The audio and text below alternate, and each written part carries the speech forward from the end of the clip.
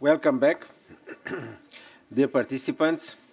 I would like now to invite our WHO Regional Director for Europe, Dr. Hans-Henrik Kluge, to give us an account of many developments and activities that have taken place over the past year and the achievements in public health in our region.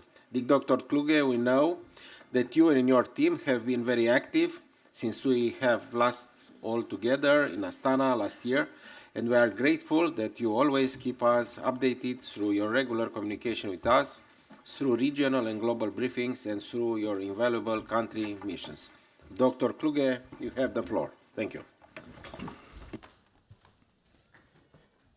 Dear Mr. President of the Regional Committee, Dr. Alexandru Rafila, Madam Deputy Executive President, Professor Alexandru, Dear Excellency, Deputy Prime Minister of Belgium, Ministers, ladies and gentlemen, I would like to warmly thank you for being with us present here today, 1 year after a splendid regional committee in beautiful Astana, Kazakhstan.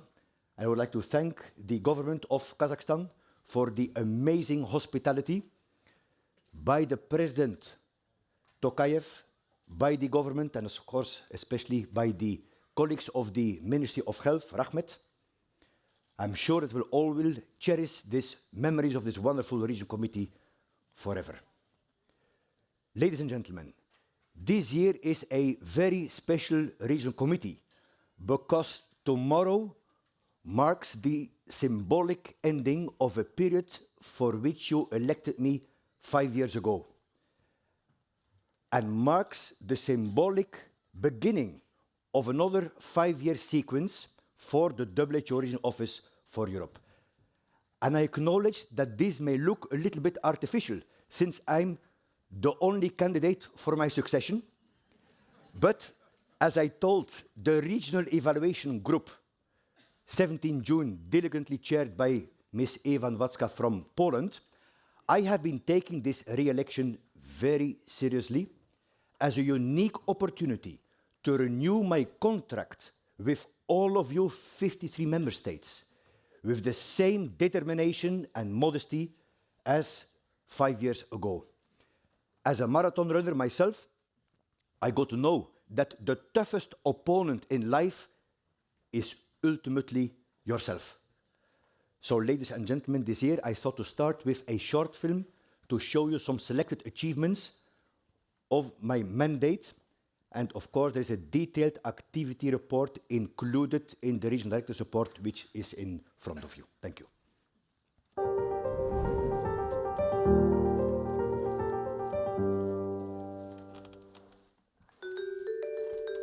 Early 2020, WHO Europe sets out an ambitious vision under the leadership of newly elected Regional Director, Dr. Hans Kluge. The European Programme of Work aims to build stronger, more resilient health systems for all. A vision centred around one unshakable principle: leaving no one behind. Just weeks later, a pandemic starts to sweep across the globe. COVID-19 pushed our health systems to their limits. Yet, the pandemic also elevated the importance of public health. Everyone was talking about health. Governments, policymakers, people. We showed solidarity with health workers. Communities came together. Safe, effective vaccines were developed and rolled out in record time. 1.7 billion vaccines were administered in the European region alone, saving well over 2 million lives. But our work didn't stop with COVID-19.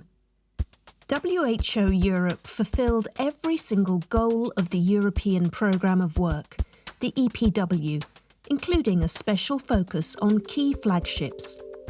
The Pan-European Mental Health Coalition, supporting reforms in 42 member states. Empowerment through digital health, developing strategies in 44 countries. the European Immunisation Agenda 2030, from boosting childhood immunisation to maintaining a polio-free region. And behavioural and cultural insights to help health programmes factor in and surmount barriers to better health.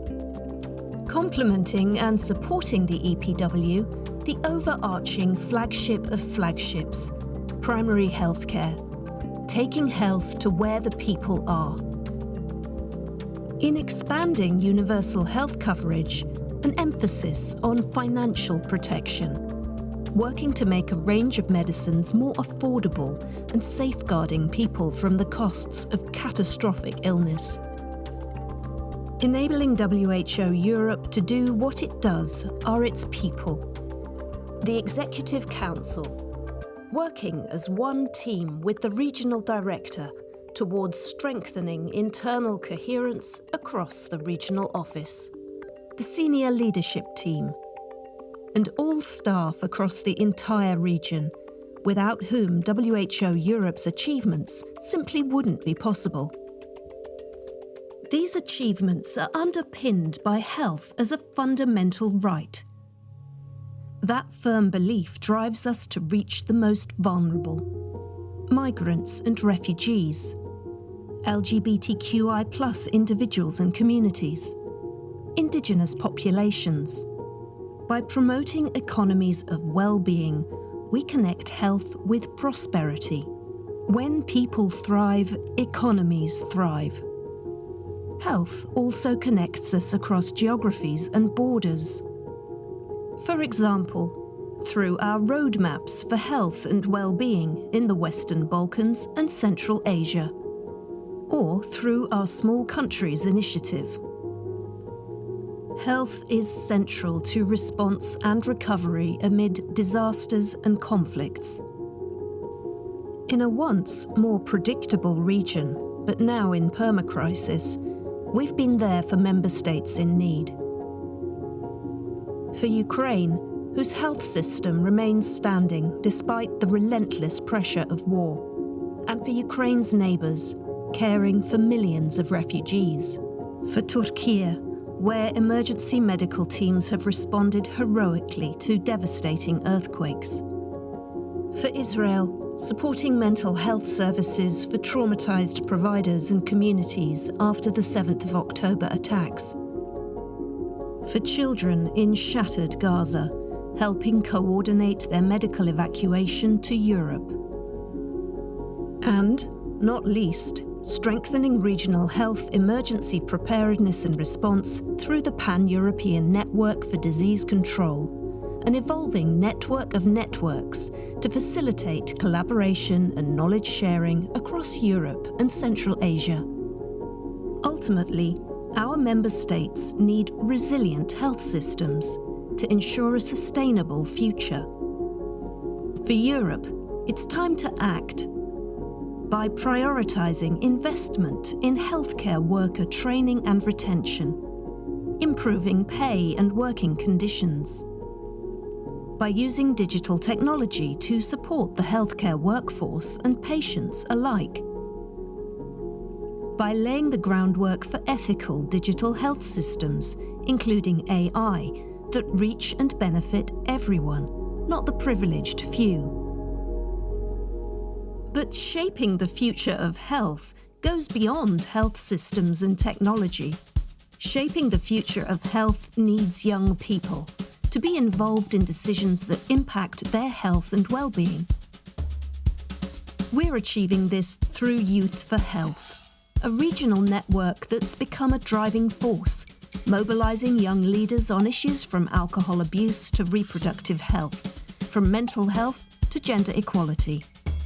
Our partnership with youth complements our partnerships across the spectrum. Through some 270 collaborating centres, through partnerships with the private sector, and through partnerships with other WHO regional offices, and with member states of other regions. But as the COVID-19 pandemic recedes further, so too does the world's attention to health as a priority. Political will and investment are waning. Political divisions are rising. Politics is driving dangerous disinformation about health. It's precisely now that our collective focus on health must be sharper than ever. A focus that includes building health leadership, such as through the Pan-European Leadership Academy, strengthening public health leadership while tackling the underrepresentation of several member states in international governmental organizations. 4 years ago, we set out to transform public health across Europe and Central Asia. In the face of unimaginable challenges, we did just that. But our journey is far from over. There are other priorities to tackle. The climate crisis and its health impacts, antimicrobial resistance, the enormous burden of non-communicable diseases. But we can tackle these together. The future is ours to shape. Together. United action for better health. Our promise. Now and always.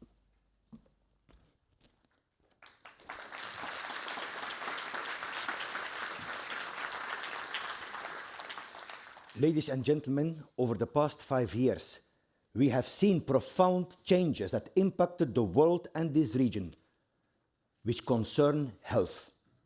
There are new urgent priorities which emerge, like lack of access to medicines, shortfall of healthcare workers. WHO estimates that by 2030, the world will be short with 10.2 million healthcare workers. Health systems have been faced by crises of an unprecedented scale. The COVID-19, devastating earthquakes, and more the tangible results of climate change, wildfires, droughts. In this region alone, every year 175,000 people die due to heat. The geopolitical balance has been drastically upset due to devastating wars we could never imagine. Since we met in Astana last year, WHO reported 444 attacks on healthcare, more than one a day. Dr. Tedros and me will continue to denounce in the strongest possible terms any attack on healthcare workers and health facilities, a very clear breach of the international humanitarian law. It also meant that the WHO Regional Office for Europe here had to adapt very quickly. And I'm proud to say that I believe we did. Thanks to you approving the European Programme of Work very quickly after my appointment. And the EPW actually proved to be a very effective and agile tool to weather those permanent crises. So the vision I'm proposing for the next 5 years on health and well-being will be inspired by those profound changes, but also by the lessons learned by myself as the regional director and by the WHO Regional Office for Europe. The main lesson learned is that both member states and WHO have to operate on what I call a dual-track approach. It means to be able to manage current crisis and prepare better for the next one, while ensuring basic daily healthcare services. And my vision is that through the successful WHO Pan-European Leadership Academy, Tier 3 starting 6 December, targeting chief medical officers, director generals of the Ministry of Health in our region to first upgrade the skills to govern health systems in times of permacrisis, after which we'll establish a community of practice, a safe environment, where CMO Secretary Generals can continuously exchange successes, advice, and even failures. And I would like to thank Professor Walter Ricciardi from Italy, from the Catholic University of the Sacred Heart in Rome, for being my co-director. Looking back, gradually we developed, together with all of you member states, 5 working methods. And I'm very committed to strengthen those going forward. The first one is to keep close and permanent contact with each of the 53 member states, be it individually or sub-regionally. A very good example of a sub-regional modus operandi is the Small Countries Initiative, and I would like to thank the Minister of Health of Cyprus, Michael Damianos, for the last ministerial meeting of the small countries, which was very rich in content, not at least at prevention and control of childhood cancer. Another very good example is the Roadmap on Health and Well-being for the Western Balkan, approved in 2021 in beautiful Budva, Montenegro, by the 5 prime ministers of the Western Balkan countries, a first one. And another first one, the approval of the roadmap for the 5 Central Asian countries, for the first time approved by the 5 heads of state, the 5 presidents. And I'd like to thank you, dear Minister, my brother from Tajikistan, Minister Yamuruddin Abdullozadeh, Rahmati Kalon, my brother, because it was your president, Imali Rahman, who really made this happening, and which then fed into the first Central Asian Health Investment Forum in beautiful Bishkek, Kyrgyzstan, again under the patronage of the president, Sadi Japarov, and I want to thank you, dear Minister of Health of Kyrgyzstan, Dr. Alim Kadir Beshnalev, for your great leadership over there. First working method.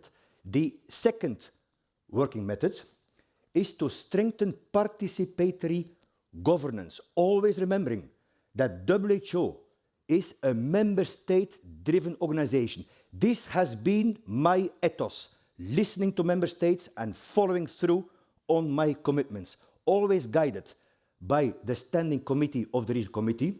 And thank you, Professor Adriana Pistol, for always being there and for your very wise advice, but also Dr. Thomas Denser from Luxembourg, the chair of the working group on governance, and Dr. Olivia Wigzel, the chair of the subgroup on country work. And now we're very much looking forward, Dr. Bjorn Eriksson, to continue to work with you. And we always align with the European Executive Board members to ensure that your regional input feeds into global governance. And we have an awesome opportunity now that we have Dr. Katrina Lofthus being the chair of the PBAC. I remember very well the first time we met with Katrina, she was telling Hans, I'm not only a medical doctor, also an economist, so you cannot fiddle with the figures. So now if Katrina says that the report is solid and that you're going to bring it to Executive Board in WHO Geneva, we feel very proud of this, Katrina. Third working method, to contribute to organizational alignment and unity. A one WHO, always guided by my big brother, Dr. Tedros, and thank you again, Dr. Tedros, for being here instead of the G20. It's a great honor for us, great support to me also personally, cannot be underestimated. Together with the country offices, and very important also, with the other region directors. We believe in horizontal collaboration. Actually, 2 new region directors already came to the office, and Dr. Faustin, RD-elect from Afro, is on his way, because I always say the job of the region director, there is no job description, is one of the most complicated jobs. So whatever mistakes I made, they don't have to make. We also align with the UN. 22 November, I will be the proud host in this room for the 25 region directors of the United Nations agencies working on sustainable development in Europe and Central Asia for the annual retreat. A fantastic opportunity to follow through on the Pact of the Future, which was just adopted by the heads of state in York, and of course to feed into the development of EPW2. Fourth modus operandi, a zero tolerance towards sexual harassment and bullying of any nature. I launched the Regional Director's Special Initiative on Staff Health and Well-being. I appointed a coordinator in my cabinet. We launched the action plan, and we were the first WHO major office who conducted an annual staff health and well-being survey. Finally, fifth one was a personal commitment from me to Dr. Thomas Steffen from Germany when we went to campaign with our Belgian ambassador Willem van der Voorde, a rigorous financial management. I am very proud that we cleaned up the $15 million debt I inherited in the office here. For the second consecutive biennium, we have a clean financial balance sheet. Whoever comes after me, I would like to inherit a financially healthy organization, and still we beefed up the division of business operations with 30 people in the same budget through establishing the enabling hub in Istanbul. Teşekkür ederim. Thank you so much, Turkey, and to your president for giving such a great conditions, because that made that despite of all the challenges, the massive increased demand for the countries, we could deliver premium quality operational services to the country offices and to the member states. Mein lieber Freund, Dr. Steffen, wir haben es geschafft. Thematically then, on the vision, if we look on the content, I plan to initiate, if and once re-elected tomorrow, a very innovative, participatory, consultative process with all 53 member states to develop the European Programme of Work number 2. Obviously, in line with GPW 14, in line with the Sustainable Development Goals, and my suggestion would be 70% of continuity of the ongoing work and 30% of innovation, something we discussed over summer also with Mr. President, Minister Rafila. And it goes without saying, we're going to involve all the partners, healthcare workers, the patients, academicians, WHO collaborating centers, and very important, of course, the civil society, the youth, to ensure social participation from the very beginning. Now let's start with innovation. Based on the daily interactions I have with you and trying to be an attentive listener, I'm hearing 4 potential streams which could benefit from innovation. The first one is national health security. Over the past 5 years, at least 25 member states from the 53 faced a health emergency event large enough to challenge the country's security. If we take into account the war, the COVID-19, the migrant crisis, and of course, AMR, we could say that the national security of all 53 countries is being tested. How can a country be secure without stockpiling of medicines and vaccines? How can a country be secure without sufficient trauma care capacities to manage an unexpected mass casualty event? Without testing the hospital emergency plans? In 2024, national health security is no longer an option. It is an imperative, because no health security somewhere immediately is national health insecurity everywhere.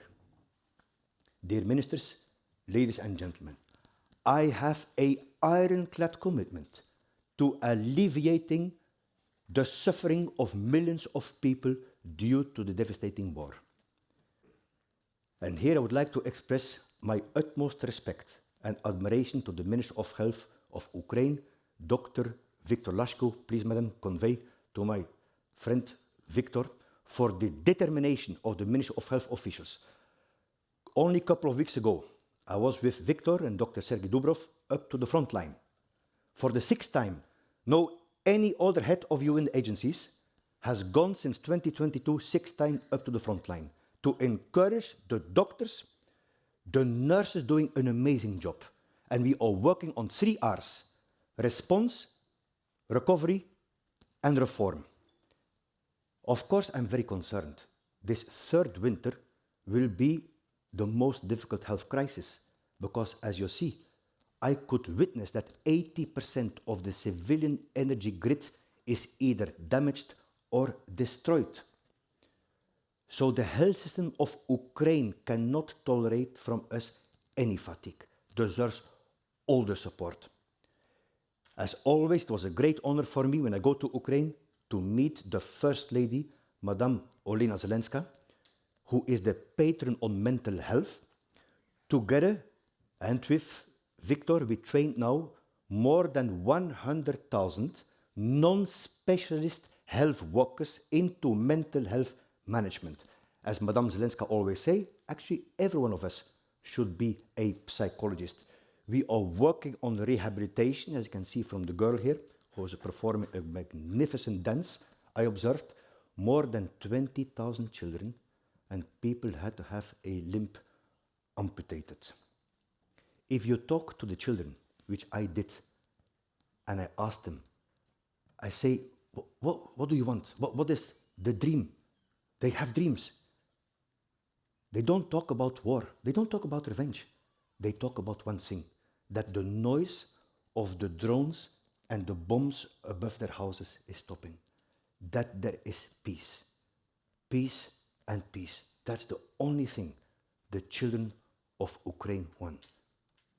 Dear Madam, please tell Victor, even when re-elected tomorrow with a strong mandate, Ukraine will remain at the top of my political agenda.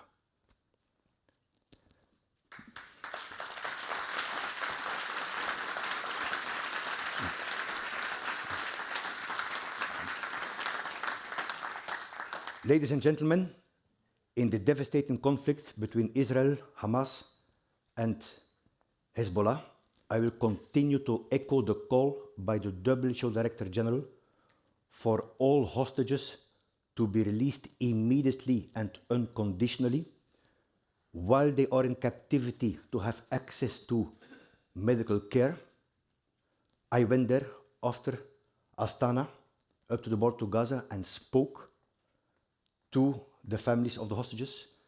I will echo the call of the WHO Director General for an immediate ceasefire and especially for a drastic scale up of humanitarian assistance to the civilian people, be it in Gaza or Lebanon. I am in daily coordination with my sister, Dr. Hanan Balchi, the Regional Director of the Eastern Mediterranean region, guided by Dr. Mike Ryan, the Director of the Emergency Program in Geneva and Deputy DG, and with the support, first and foremost, of Turkey, also of the EU Civil Protection Mechanism, of Switzerland, 5 EU countries, including my native country, Belgium, Spain, France, Romania, Italy. We facilitated the evacuation of 600 children, either with cancer or with heavy war trauma, to European countries. Based on the humanitarian dialogue I always keep with all partners. And I want to thank here you, Dr. Ashe Salomon, for being there 24/7 and helping to push open any door for more humanitarian assistance. We have now a firm commitment from Israel for 1,000 children more to be evacuated within the next month. But, my dear ministers, there are no places enough being offered. Why only 5 countries from the EU? We have 27. Why only 7 countries from the 53? It doesn't matter. 1 child, 10 children, 100 children. Please step forward. I want to thank from the bottom of my heart my other sister, Stella Kyriakides, with whom we had a bilateral yesterday and kindly and generously proposed to table this at the next health security meeting. And remember what the Quran and the Bible say alike. If you save 1 child, you have saved humanity. Let's work together and save humanity.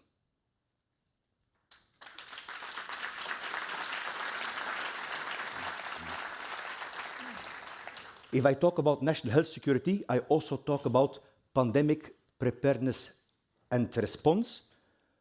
I will be ready to further my team provide strong support to reach, as Dr. Tedros was mentioning, the pandemic treaty, while at the same time strengthening continental resilience. What does it mean? It means first to solicit and convene political leadership. Number 2, to operationalize the new strategy on preparedness 2.0 and the first ever regional action plan on emergency medical teams, which I hope you will adopt on Wednesday. Third, to harmonize surveillance system and sharpen alert systems through the recently established pan-European network of disease control. Now 30 public health institutions from 17 countries. It's open, it's iterative. And thank you so much, Professor Chris Whitty and Dame Jenny Harris as well, for really your leadership to initiate. I think we're off to a very good start. We do it very inclusive, making sure we don't duplicate. I want to thank also the new director of the ECDC, dear Pamela, for being part of it. as well as the Eurasia Economic Commission. And finally, continental resilience means to foretell scenarios and anticipate a gap in equal access to medical countermeasures when the next pandemic hit us. And here I would like to thank Laurent Michel, the DG from HERA. First time in history, my office is sending a senior director to HERA as a secondment, usually it's the other way around, to ensure pan-European approach under my motto to leave no country behind. And actually a lot is happening. I would like to thank here also the Minister of Bosnia-Herzegovina. We were working very closely to upgrade the molecular diagnostic capacities, Minister Dubravka Bosniak, during the COVID-19. Dear colleagues, we have to take the rising threat of antimicrobial resistance, including MDR-TB, but also HIV, hepatitis, as an urgent wake-up call. And here I would like to thank Minister of Health of Malta, Jo Etienne Abela, for the global leadership. I know we're waiting for the minister tomorrow, which led to the UN high-level meeting recently in New York. First and foremost, it means operationalizing the multi-sectoral One Health approach in line with the quadripartite I signed with FAO, WUA and UNEP, and credit to our colleagues, which is mirroring the quadripartite that Dr. Tedros signed at the global level. Tomorrow, for a lunch for the heads of delegations, we will launch the first operational guide on One Health and also the first WHO collaborating center on One Health. Already we are preparing to launch around World Tuberculosis Day next year, the tuberculosis-free initiative in Central Asia. And I would like to thank there my brother, Dr. Asilbek Khodarayov from Uzbekistan, for a fantastic meeting we had in Tashkent in July with the Stop TB partnership to Stop TB. Please pass my very best to the minister. Dear colleagues, all these actions I'm talking about on national health security underscores the importance of the global health diplomacy dialogues which are convened by our office in Brussels. The second edition just finished, for officials by the Minister of Health, Minister of Foreign Affairs, our own WHO staff. We are preparing for the third edition completely in the Russian language because we need more health diplomats. What are health diplomats? Health diplomats are champions in the delicate choreography of political relationships to open the right door at the right time to position health at the center of investment choices and political decisions. I myself, I had the opportunity recently to showcase or try my global health diplomatic skills at the WHO, at the Berlin Process Summit in 2024. And I would like to thank Professor Karl Lauterbach from Germany for having facilitated the invitation by the German Chancellor Scholz with the heads of state. And I was participating last year. Last year I was given the honor of an intervention of 2 minutes. This year I was given the great honor to give an intervention of 1 minute. And I must say, it helps a lot. If you have 1 minute, you better think what you're going to tell. I was the only UN agency and the only voice of health. And actually, looking in all modesty around the table of the eye contact I had with everyone, as you see, I think we got across. We linked health with national health security. We linked health with being a driver for the green agenda. We linked health with figures to job productivity and employment. Believe it or not, all of this in 55 seconds. And in between, I even had the opportunity to wish Prime Minister Edi Rama a good recovery of small surgery. Next one. Second area, which is open for innovation, the unfinished burden of non-communicable diseases and mental health. Ladies and gentlemen, every single day in our region, 7,400 people die due to the fact that 4 industries are following a similar playbook. Tobacco, alcohol, fossil fuels, unhealthy diet. We are the champions globally of alcohol drinking. If we don't take stronger actions, soon we'll also have the Olympic medal in smoking. Already 20% of the youth is e-vaping. But there is a lot to celebrate also. You know that I'm an incurable optimist. France and Spain have halted the rapid rise of obesity. 10 countries already reached the 2025 premature mortality targets for NCD, and 16 more on their way to do so by end of next year. But we cannot rest on our laurels.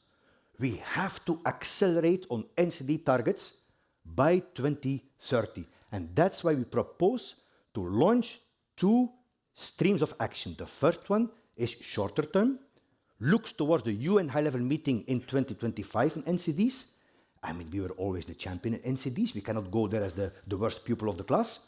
And that's why we finished a country package of so-called quick buys, evidence-based, cost-effective actions which yield population benefit in less than 5 years. We have a focus on cardiovascular disease, the #1 cause of premature mortality in Eastern Europe. And I would like to thank my good friend Dr. Peter Takash from Hungary for tabling this very high on the agenda, and also on cancer, a rapidly rising burden in Western Europe. And here I would like to congratulate really very sincerely Madam Minister of Armenia, Dr. Anahit Avanesyan. I know how much success you had in increasing the uptake of cervical cancer screening once you introduced the HPV vaccine by trust building among the girls, the parents and the healthcare workers. Congratulations. The second stream on NCDs then is longer term, is Vision 2050.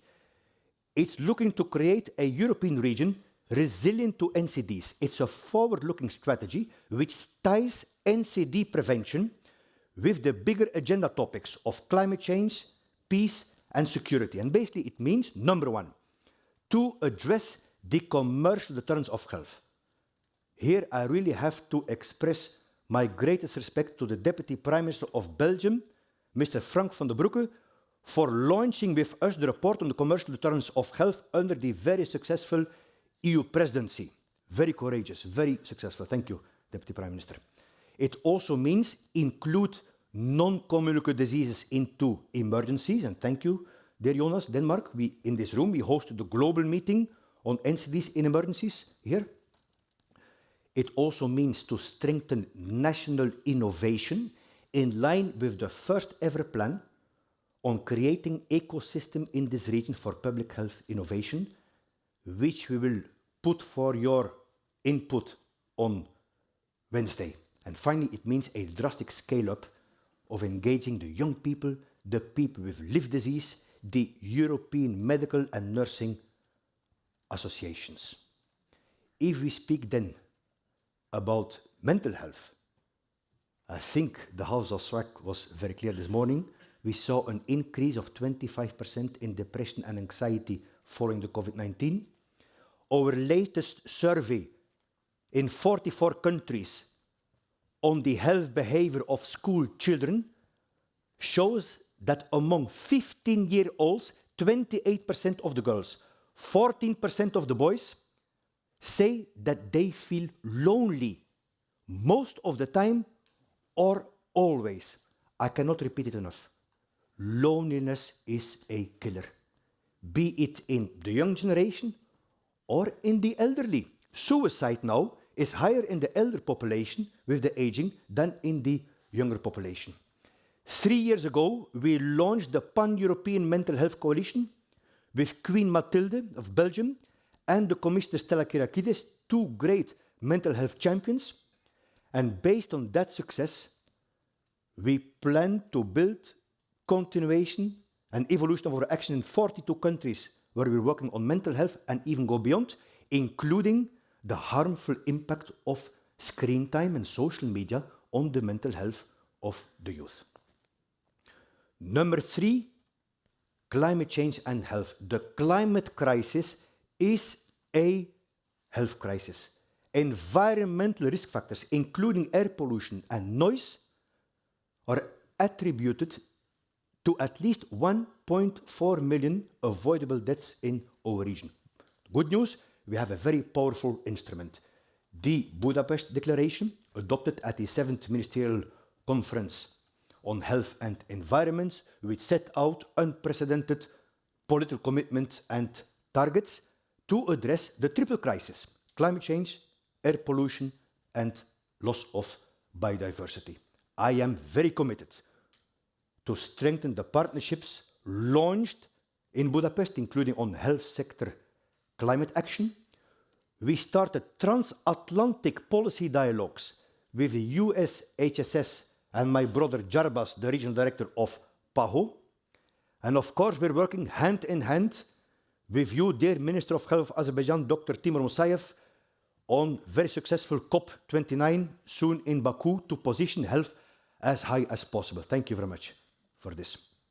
But in order to sustain the political momentum to climate change and health, I suggest to put the climate change not only as a central pillar of the EPW2, but to boost it by a bold new initiative. If and when appointed by the WHO Executive Board in February 2025, we'll fly to beautiful Reykjavik in Iceland to launch the Pan-European Commission on Climate Change and Health to boost health sector leadership.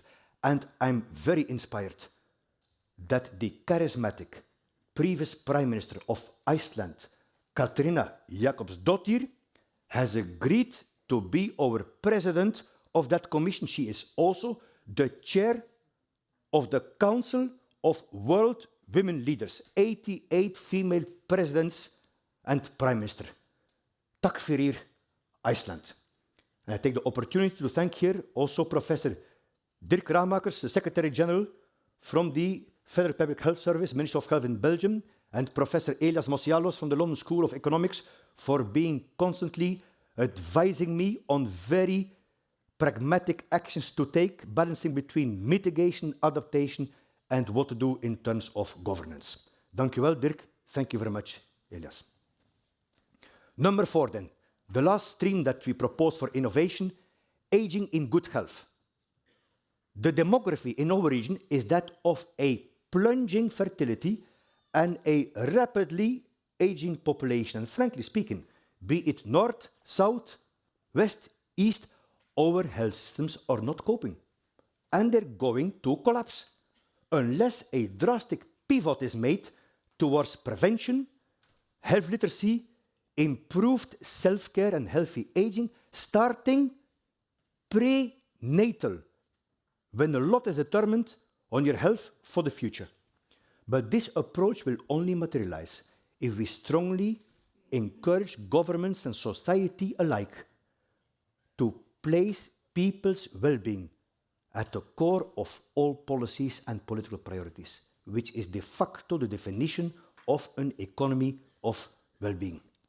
That's why I'm very committed to lead the development with all of you of a strategy and framework for action on aging well in aging societies, but complemented with specific strategies for specific periods in life, starting with updating the European strategy on child and adolescent health, obviously hand in hand with UNICEF. Again, I want to acknowledge that a lot is happening. Yesterday, we had the bilateral with Madam Minister Mariella Mularoni from San Marino, and congratulations. San Marino is making a priority of integrating health and social service for aging well, focusing on dignity. If I speak with elderly people and I ask them what is the most important in aging well, they always say the same word: not to be belittled. Give us the dignity. Congratulations, Madam Minister. Already, we start to prepare for the Global Expo in Ireland in 2026 to showcase the effective use of assistive technologies and digital applications for healthy aging and decreasing the burden on the workforce. Thank you very much to Ministers Peter Donnelly and Minister Rabbeit. Thank you. Dear colleagues, I spoke now about 4 streams for innovation, which you see on the screen, but there is one area, even when re-elected, I will come to you for advice, a great concern of mine. It is about the health consequences of sexual violence against women and girls. And more broadly, how to better protect the health of the victims of all forms of violence, particularly children. 1 out of 4. As a physician myself and a father of 2 wonderful daughters, Anastasia and Sofia, 1 out of 4 is a statistics which scares the hell out of me. In our region, 1 out of 4 girls before their 20th birthday will face at least one time intimate partner violence or non-partner sexual violence. And we don't hear them because they go to sleep terrified that people will not believe them if they do the story, or terrified because of retaliation. And the health sector has such an important role to play, to be aware, identify the victims, and protect them. But for now, our European health systems are failing those women and girls. And this is happening at a time where we see increasing gender inequalities in the region. In many countries, there are gaps for girls and women, including refugees, to access sexual and reproductive health services. In all countries, there is stigma and discrimination, be it against women or men from migrant origin, and against people of the same sexual orientation. Any country which has laws discriminating against people of the same sexual orientation de facto or breaching the universal principle of inherent dignity of the individual. And I want to thank so much the Prime Minister of Spain, Pedro Sánchez, who I met thanks to Minister Monica Garcia. First, Mr. Sánchez immediately agreed to help evacuating 30 children from Gaza, after which he committed to be my champion in the field of gender equalities. Very important at a time when we are now commemorating 30 years of the Beijing Platform for Action.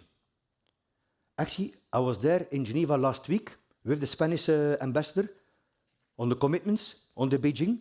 And when I was asking naively to my colleagues why there will be no big conference 30 years later, the answer was quite sobering, was that if we would organize such a conference now, the outcome declaration would be much weaker than 30 years ago.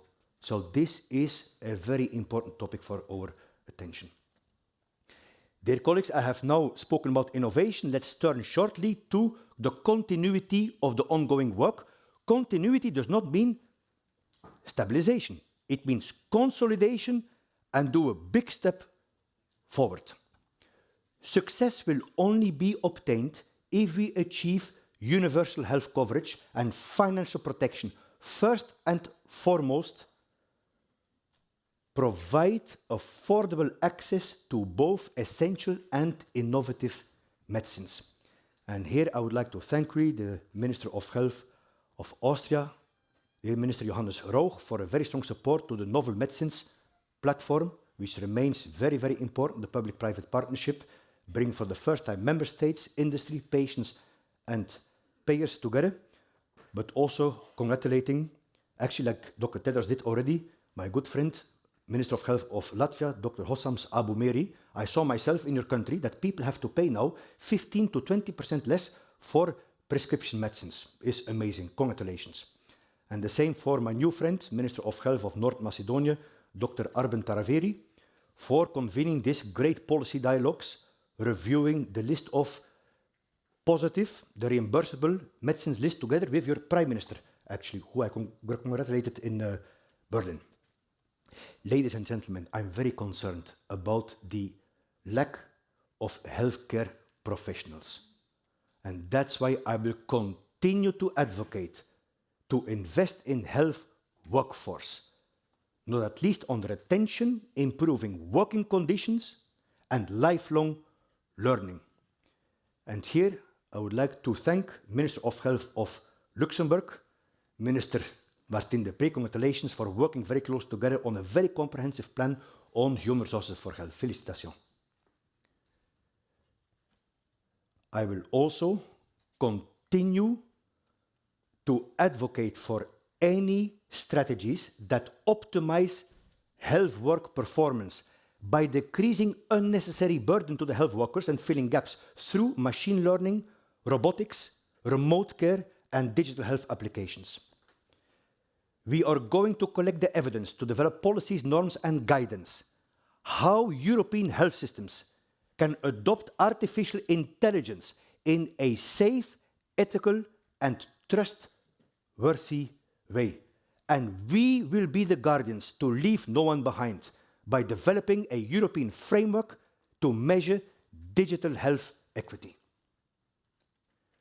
Ladies and gentlemen, my vision for the region is to work with you to build resilient and sustainable health systems, where your people trust that they will have the right care at the right time, at the right place, by the right person, without being pushed into poverty due to ill health, which was the core of the 15th anniversary of the Tallinn Charter in Tallinn, Estonia. And thank you very much to Minister Riina Sikkut for this amazing celebration. We put trust and transformation at the heart of the new health system vision, which I will present to you on Wednesday. Because there is a clear deficit of trust, be it in the health workers, the people, or the politicians. A lot of fake news. And the only way to go forward is to co-create solutions with the people at the front line, meaning the healthcare workers and the patients. Measuring progress will be very important to reach transformation. And that's why we plan to work with all of you to revise the health system performed assessment framework. And many countries have approaches already to start to pilot it. With all of you, I commit to lead this region with all the resources and the leverages at my disposal to go through this transformation. And I would like to thank, in particular here, Professor Martin McKee from the London School of Hygiene and Tropical Medicine, who is gathering the evidence together with the European Observatory, ensuring our region was and will remain the leader in bringing back trust in science, together with the parallel exercise to increase technical excellence in this office. Technical excellence will be the North Star here in WHO Regional Office for Europe. My friends, if you hear all these ambitions and all these challenges, it would be very nice to have a magic solution. As director of health system, I thought there is no. But actually, I also became a little wiser. There is a magic bullet point which can address all these challenges at the same time and even more. It's right in front of us. It is called primary healthcare.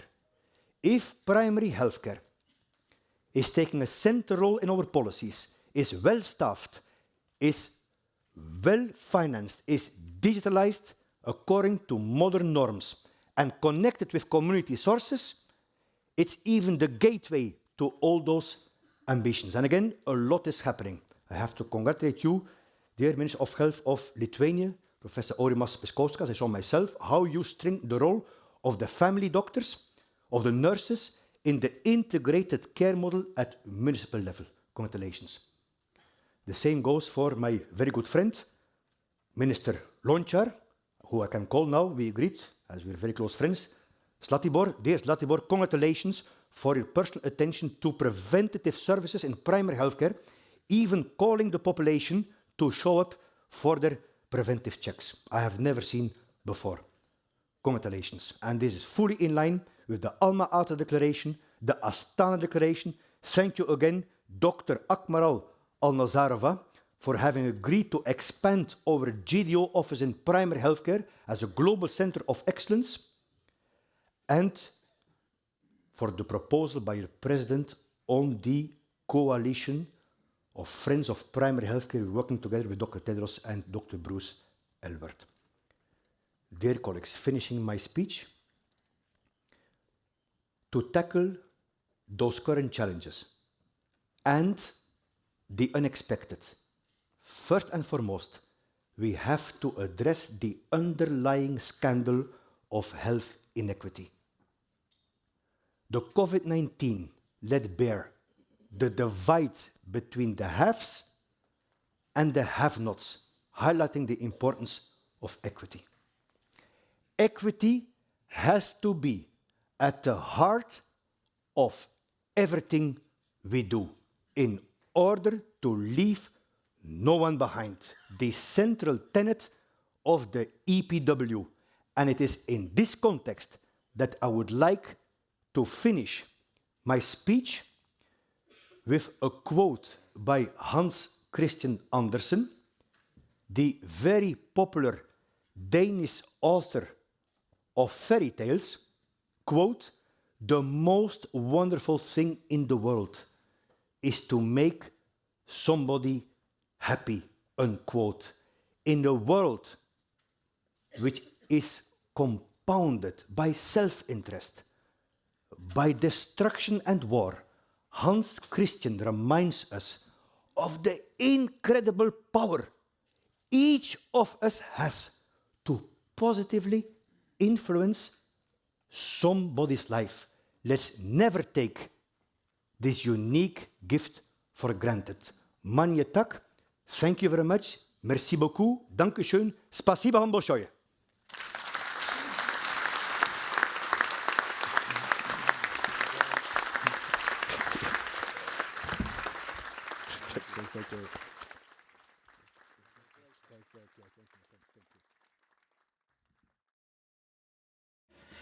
Thank you very much, Dr. Kluge, for your impressive and comprehensive presentation. On behalf of the delegation, I would like to express our gratitude for the significant and valuable support that you and your team provide to the member states of the region to ensure that no one is left behind. This is indeed truly appreciated. Now I want to open the floor to the general discussion, and before this, because we think we'll have a lot of intervention, I want to remind you that the individual statements of member states will be maximum 3 minutes, group statements by member states 5 minutes, intervention by international partners and non-state actors in official relations with WHO will be 2 minutes, non-state actor constituency statements maximum 3 minutes. Thank you very much. So now I want to open the floor for general discussion, and allow me to explain how we will organize our discussion rounds during the session of the Regional Committee. The discussion will be organized in 3 rounds: first member states, then international partners, and then non-state actors. Delegation have been asked in advance to indicate if they wish to take the floor. Many have registered on the pre-established speakers list already. They will be given the floor first. Participants can follow the order of speakers online on their smartphones or laptops through the application. This should help to ensure that delegates are ready when they are given the floor. Delegations that haven't had the opportunity to register on the pre-established speakers are invited to raise flag to indicate their wish to speak. May I please remind delegates to speak at a reasonable pace of our interpreters, 110 words per minute. Delegation can also send full written statements to the Secretariat for posting on the Regional Committee's 74 website. Since we have a tight schedule, thank you in advance for your respect for the agreed speaking times. So member states can follow the live speakers list through the link provided in the RC74 application or through a QR code displayed here on the slide. With this, I open the floor. So the first intervention will be Bulgaria on behalf of the Southeastern European Health. No?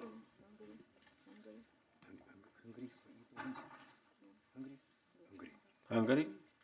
Okay, Hungary. Thank you. On the behalf of the European Union. Thank you. Thank you very much, Mr. Chairman. Honorable Chair, distinguished Director General, Regional Director, Excellencies.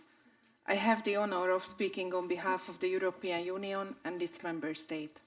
As the Director General and Regional Director also highlighted this morning, we are facing multiple health emergencies and challenges in the European region and worldwide. The mpox has been declared a FAIC on August 14 for the second time, triggering countries to enhance their surveillance and response measure. We welcome the WHO mpox Global Strategic Preparedness and Response Plan. The EU and its member states have made rapid contribution, which includes the donation of 565,000 vaccine doses to African countries. Against this backdrop, it is of utmost importance to strengthen the prevention of pandemics along with preparedness and response. The EU and its member states have played an active role in developing the IHR amendments adopted at WHA 77 and are committed on concluding the negotiation on the pandemic agreement. We welcome the high-level technical briefing on One Health tomorrow. We deeply deplore the increasing number of human-made emergencies with immense impact on human health. We condemn in the strongest possible terms Russia's unprovoked, unjustified and illegal war of aggression against Ukraine, including the more than 2,000 reported attacks on Ukraine's healthcare.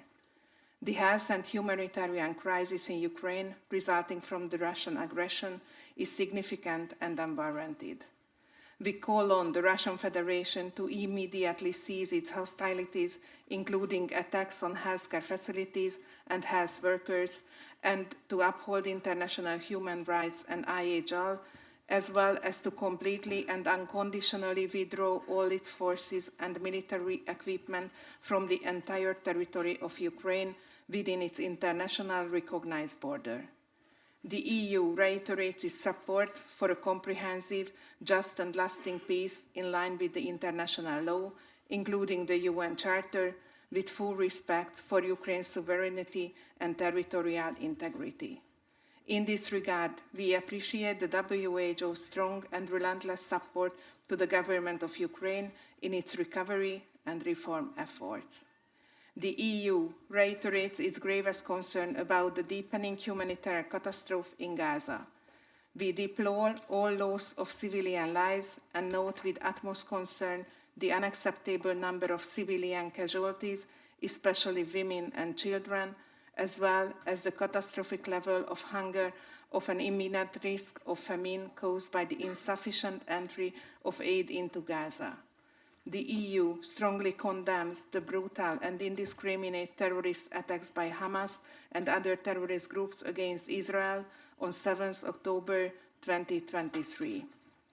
The EU calls on all parties to ensure the protection of all civilians at all times in line with IHL. The EU insists on the need for an immediate ceasefire, the unconditional release of all hostages, and the implementation of the relevant UN Security Council resolution, allowing for full, rapid, safe, and unhindered access to humanitarian aid at scale for civilians in need, including to polio vaccination. The EU expresses its utmost concern regarding the military escalation in Lebanon and deplores the unacceptable number of civilian casualties, enforced displacement caused by the escalating violence and persistent use of military force. We recall the need to ensure that civilians are protected at all times, that civilian infrastructure is not targeted, and that international law is respected. Rocket attacks by Hezbollah must stop. Lebanon's sovereignty and its territorial integrity must be respected. The EU calls for an immediate ceasefire across the Blue Line and for full and symmetrical implementation of the UN Security Council Resolution 1701. We commend the work delivered in the field by WHO's Regional Office for Europe over the past year to advance health. We urge the adaptation of the Preparedness 2.0 strategy as well as the new EMT Regional Action Plan by all member states, both aiming at enhancing regional coordination, contributing to a more effective regional framework to respond to all health emergencies. The EU and its member states have been working to achieve the ambitious goal set out in the GPW 13, the EPW, and its flagship initiatives, as well as the health-related SDGs. In May, the WHA 77 adopted the WHO's 14th General Programme of Work. The EU stands ready to contribute to its comprehensive implementation in the European region. None of these objectives can be successfully achieved without sustainable financing of the WHO. Thus, we welcome and support the continued efforts for improvement. The WHO's first investment round is an important tool to mobilize adequate and predictable funding. We must all work towards an effective and transparent program budget for 2026 and 2027. Finally, we are looking forward to the nomination of Dr. Kluge for the period of 2025-2030. Thank you very much. Thank you very much. Thank you, Hungary. Now I want to invite Bulgaria, who will deliver a group statement on behalf of the Southeast European Health Network. Bulgaria, you have the floor. Thank you. Yeah, thank you. Your Excellencies, Director General, Regional Director, Honorable Ministers, ladies and gentlemen. It is my honor to address you on behalf of the Southeastern Europe Health Network's member state that have associated themselves with this statement: the Republic of Albania, Bosnia and Herzegovina, the State of Israel, Republic of Moldova, Montenegro, the Republic of North Macedonia, Romania, and the Republic of Serbia.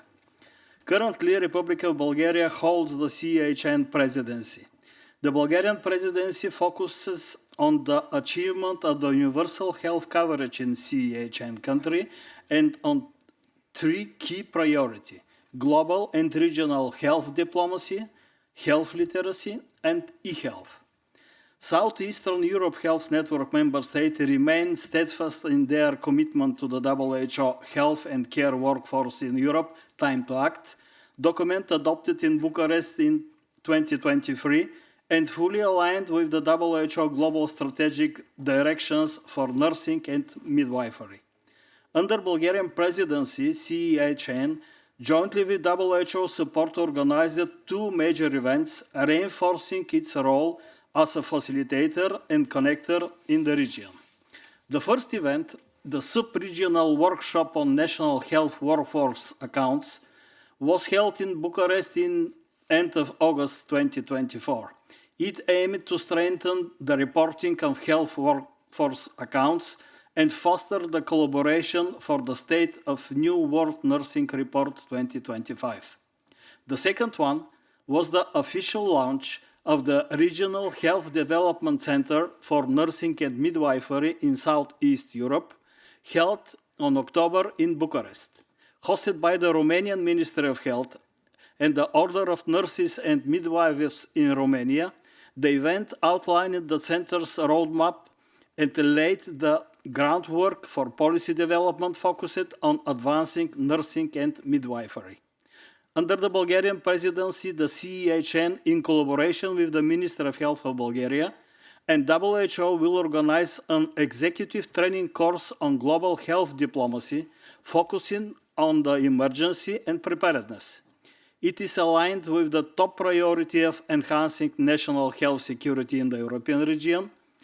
The three-day event, which is co-organized by the Bulgarian Diplomatic Institute and WHO Country Office and co-financed by WHO Europe, will bridge health policy, science, and diplomacy to improve health outcomes in the Southeast European region, involving high-level representatives from member states. Ladies and gentlemen, on behalf of Southeastern Europe Health Network, we believe our shared goals with WHO can be achieved only through joint efforts that deliver tangible benefits for the backbone of the health system, the healthcare professionals. We call Dr. Hans Kluge for continued support and leadership to drive progress in improving the state of health and care workers in the region.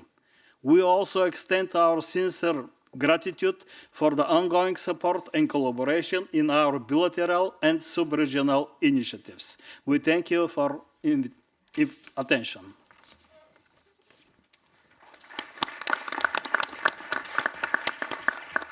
Thank you. Now we'll start with the pre-established speakers list, and the first individual statement will be from Turkey. Turkey, you have the floor. Thank you. Thank you, Chair, dear Regional Director, and distinguished delegates. I would like to express my pleasure being here in this meeting, because this is the most important decision-making platform of our region on health. Dear Regional Director, regional committees provide us an important opportunity to evaluate the activities carried out during the year. However, this session has also a special meaning in terms of evaluating the last 5 years due to RD elections. I would like to thank you for both the report and the 5 successful years. I believe that your candidacy is important for advancing the health status of our region. As we all know, frontmen and women of health system need to build resilient and sustainable health system for our societies. Turkey has achieved this for more than 22 years, and WHO has repeatedly confirmed this success story. Esteemed delegates, compared to other WHO regions, this region has long considered health emergencies and crises as distant prospects. Unfortunately, recent events in the region have shown us how wrong this approach is. I would like to underline this point. None of us are immune from health emergencies, threats, and conflicts. This situation is clearly reflected in the agenda of this committee. With this sense of responsibility, Turkey has done its part in establishing and strengthening EMTs, founding the GDO in Istanbul, and expanding its work on emergencies. Distinguished delegates, I would like to draw your attention to an important point. Wars are more dangerous than pandemics. Ensuring the continuity of human life is more difficult than providing vaccines. We expect all the representatives of health system here to advocate with a human-centered health approach. That attacks on health facilities and workers are disgrace to humanity. That the violation of the right to health does not follow any religions or moral rules. That no political priorities can justify it, and there can be no discrimination of region, geography, race, or religion in this regard. We should all remember that health workers never be targeted. Hereby, we study and condemn the hostage taken of medical staff and wounded in the Kemal Adnan Hospital in Gaza. We once again remind governments that health facilities, medical staff, and patients are innovable under all circumstances and conditions. In the new term of Dr. Kluge, we will continue to cooperate with WHO in line with this understanding. I wish all of us a successful committee. Thank you. Thank you. Thank you, Turkey. I give the floor to Italy, followed by Belgium. Thank you. Thank you, Chair. Distinguished Director General, Regional Director, Excellencies, Italy aligns itself with the statement delivered on behalf of the EU and its member states by Hungary. We thank the Director General and the Regional Director for their informative interventions and for the impressive work carried by WHO Europe. In 2024, Italy assumed the G7 presidency, and the health ministers' meeting has just concluded in Ancona. We are grateful to WHO for their technical contribution to the meeting. We are pleased to see that some of the G7 health priorities are aligned with mirrored in the discussions we will have at this regional committee, and are looking forward to the upcoming discussions. In particular, we welcome the proposed framework for resilient and sustainable health systems, which assumes a vision where health systems are not only static dispensers of health services, but are acting as complex adaptive systems, contributing to social cohesion and economic prosperity. We also appreciate the recognition of health system spending as an investment in disease prevention, health promotion, action on social determinants, and improvements in environment health.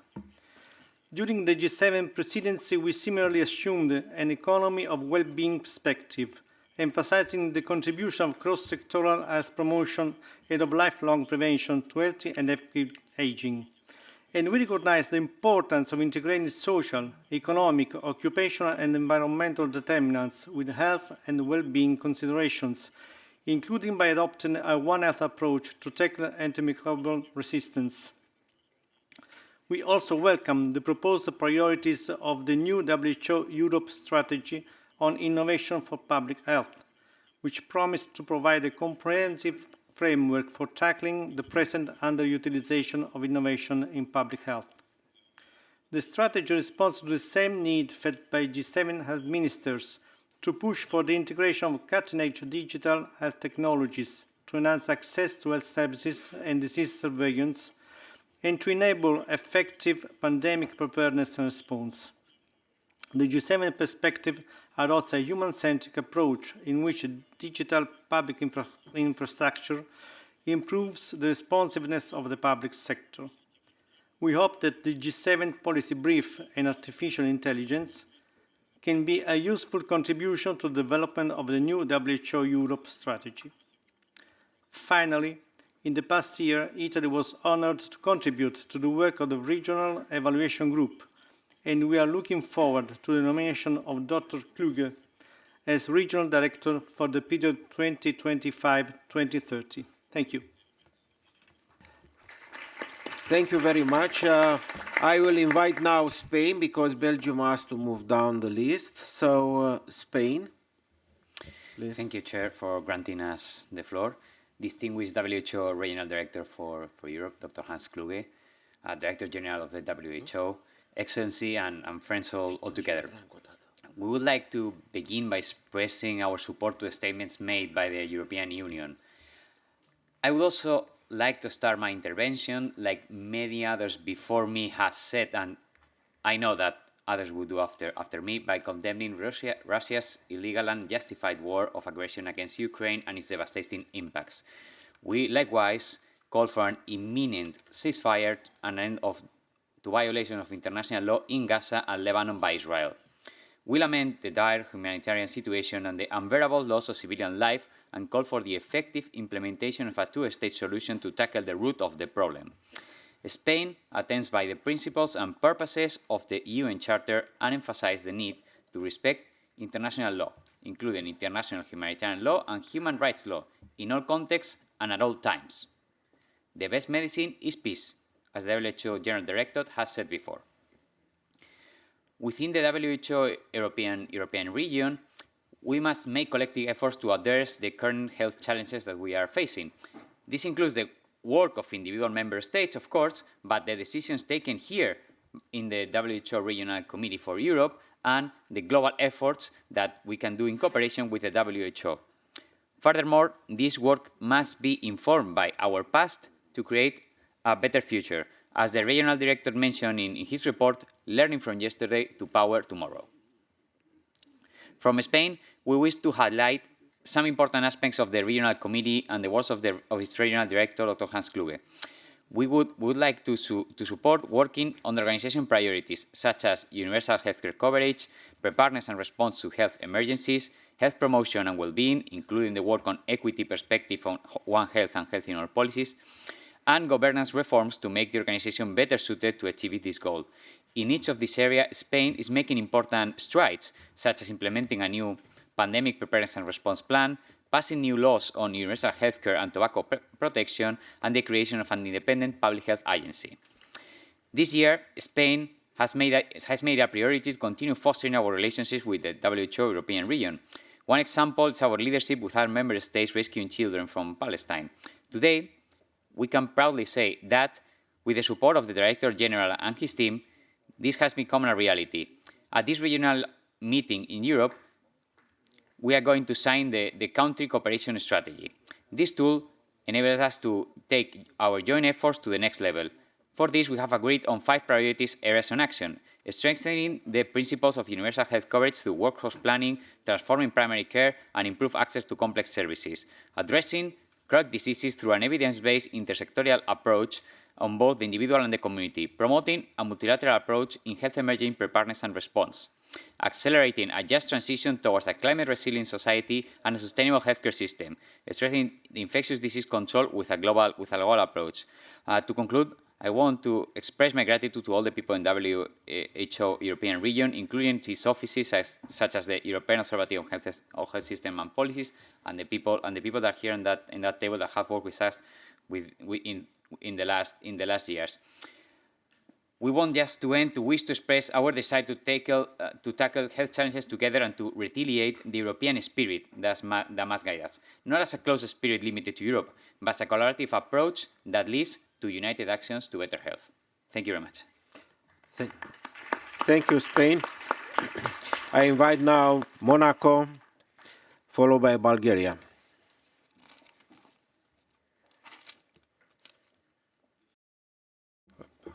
Monsieur le Directeur. Director General, Regional Director, Excellencies, ladies and gentlemen, dear friends. It's a pleasure to be with you, and my warmest thanks to the Danish authorities for their warm welcome. Regional Director, your first mandate was characterized by major challenges, and we welcome and salute you for all that you've done, and we can assure you of the full support for your second mandate. Ladies and gentlemen, health crises as well as the resurgence of conflicts are destabilizing our societies. In addition, there are major challenges such as climate change, which are not sparing our region, and the appearance of new health threats such as mpox. Monaco thus welcomes the adoption of amendments to the IHR, which strengthen our capacities better to prevent, prepare, and reply to health emergencies. Our national strategies must respond to our international commitments. On its territory, Monaco has paved the way for effective implementation of SDG 3. In this regard, let me mention universal health coverage, guaranteed by a closely knit network of health professionals, and also the health environment nexus with the development of the vectoral control plan, namely aimed at containing the mosquito-borne transmissible disease endemics and strengthening measures to prevent addictive behaviors. As to smoking, for example, the government's just tabled a bill aiming simply to ban disposable e-cigarettes, so-called puffs, which present a specific health risk for adolescents and also a threat from an environmental point of view. Regionally, multidimensional crises are shedding light on the need for concerted action. Might be emphasize 3 points. Firstly, international humanitarian law, which too often is trampled upon. Attacks against health infrastructure are inadmissible acts that Monaco resolutely condemns. Protecting these facilities is a moral and legal imperative, essential to guarantee that even in times of war, human dignity and human life are preserved. Finally, the re-emergence of poliomyelitis in Gaza shows the importance of systematic vaccination, in particular in conflict zones. Guaranteeing universal access to vaccines is essential. Finally, One Health approach is essential. Environmental issues pose new threats to world health and requires holistic responses. In this regard, I acknowledge the huge importance of the work being done by the WHO and its representatives to attain these goals. And I should like once again to congratulate Dr. Nkube for his forthcoming election. Thank you. Merci, Monaco. I give the floor now to Bulgaria, and it will be followed by Tajikistan. Honorable Chair, distinguished Director General, Regional Director, Excellencies, Bulgaria aligns itself with the EU statement made on behalf of the EU member states. Europe today faces multiple crises affecting health in the region. These, along with climate change, forced migration, and, worst of all, raging wars with unacceptable loss of lives, including overwhelming numbers of children, pose complex hazards that go beyond the scope of national governments and require consistent and effective preparedness and concerted response actions by health professionals, policymakers, civil society, academia, and researchers. Bulgaria considers health security a major priority and welcomes the new regional strategy and action plan Preparedness 2.0, recognizing the need for sustained investment in preparedness, building core capacity, and developing fit-for-purpose national health and public health systems, as well joining efforts internationally for an effective response. We urge for better alignment across various international organizations, especially in times of severe resource limitations. Response to global health threats and the multilateral actions should not duplicate initiatives, avoiding unnecessary overlap while enhancing both national multi-sectoral capacities and multilateral action plans. Representing the health sector, the most human one, we advocate for joint regional and global actions to put health in the service of peace and commend the regional directors' active diplomatic efforts to save life and secure health of all European citizens as delegated by his mandate. Similarly to other European health systems, the Bulgarian healthcare system as well continues to struggle with an aging workforce in the health sector, insufficient attractiveness of some health professions for the younger generations, uneven territorial distribution, migration of health workers in the EU and beyond, and targeted actions to ensure an effective, well-trained, motivated and protected professional healthcare workforce. As a responsible WHO member state, Bulgaria works for the implementation of EPW and its flagships, GPW 13 and SDG 2030, and will continue to support the implementation of GPW 14 and its ambitious strategic goals. We support the sustainable and predictable financing needed to achieve these targets against the relevant transparency and accountability of the mobilized resources. Bulgaria commends WHO efforts on its 3 levels to fulfill its mission to attain the highest standard of health for everyone, despite the challenging times we live in, and stands ready to continue collaborating with the organization and its member states for better health for all, targeted at tangible results, mindful of the specific national context. Thank you for your attention. Thank you. Bulgaria, I give the floor now to Tajikistan, which will be followed by Germany.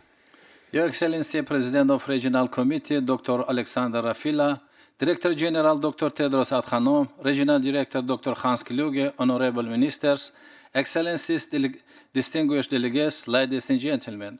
It is a huge privilege and an honor for me to be with all of you today in Copenhagen. First and foremost, I want to extend my sincere appreciation for the outstanding work done by Dr. Hans Kluge during his first mandate. His commitment to healthcare, especially in the context of Tajikistan and Central Asia, truly inspiring. Tajikistan has made significant improvement toward universal health coverage, especially through the development of primary health care and ensuring that ongoing health system reform are well designed and effectively implemented. Over the last years, WHO Europe has helped Tajikistan Ministry of Health and Social Protection improve its healthcare system.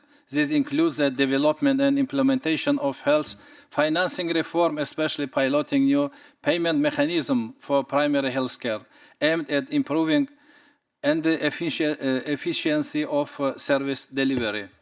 WHO Europe has provided critical support in building the capacity of healthcare workers through targeted training programs and workshops. This includes a comprehensive health labor market analysis leading to the development of a national action plan. The plan focuses on addressing workforce shortage, improving digital and technical skills, and creating sustainable employment opportunity in the health sector to ensure the healthcare workforce is developed to meet current and future challenges. Ministry of Health and Social Protection of the Population of the Republic of Tajikistan completed the second round of the steps-based approach to NCD risk factor surveillance, aimed at enhancing observation, monitoring, and reporting of major non-communicable diseases. These achievements support the collection, analysis, and dissemination of country-level risk factor data, which is critical for informing and improving public health policies. Tajikistan developed a new national strategy for the prevention and control of NCDs, covering the period from 2024 to 2040. I would like to highlight the important role of donor support for Tajikistan health sector. Addressing current gaps is critical not only for economic stability but also for the promotion of human rights. Building a strong health system is important for effectively addressing global challenges, including climate change, rising economic imbalance, and the shifting political dynamics, especially in the Central Asian regions. Thank you. Thank you. Thank you very much. Now I want to give the floor to Germany, followed by Denmark. Thank you very much, Mr. Chair, Director General, Regional Director, dear colleagues. Germany fully aligns with the statement just delivered by the Presidency of the European Union. And second, I would also like to align with what we heard earlier about Dag Hammarskjöld saying 50 years ago. It's not all about taking us to heaven, but it's saving us from hell. And in my view, what the WHO really needs to save us all from hell is about sustainable financing. And that is why I'm proud again to inform you about the outcome of the high-level event that we organized back-to-back with the World Health Summit in Berlin this month. And you just heard about that event already. It was, in my view, a real success. And I would also like to thank our fellow co-hosts France and Norway and all who came to Berlin to attend this event. In a quite powerful demonstration of high-level support, pledges totaling $700 million were made. And with the $300 million already announced pledges, the total pledged amount reached $1 billion. Germany, I can assure you, will continue to stand closely alongside the WHO and will be a reliable partner in global health. We are committing $360 million of funding to the WHO over the next 4 years, including more than $240 million in new voluntary funding, because we know that financing WHO means investing in a healthier future, and I can only appeal to you to join us in supporting the WHO mission. Second, to mention the health security worldwide. For health security worldwide and in our region, the implementation of the international health regulations and the successful conclusion of the negotiations on the international pandemic agreement remain highly important, as we already heard from Dr. Tedros. Strengthening pandemic prevention, preparedness, and response in a balanced manner will enable us to tackle the next global health crisis in a more coordinated and equitable way. Prevention in particular plays a decisive role and should be anchored and strengthened adequately. And third, to be better prepared, we need more and better reliable data. I'm convinced about that. You might know that the WHO Hub for Pandemic and Epidemic Intelligence in Berlin plays an important role in providing better data, analytics, and therefore better decisions.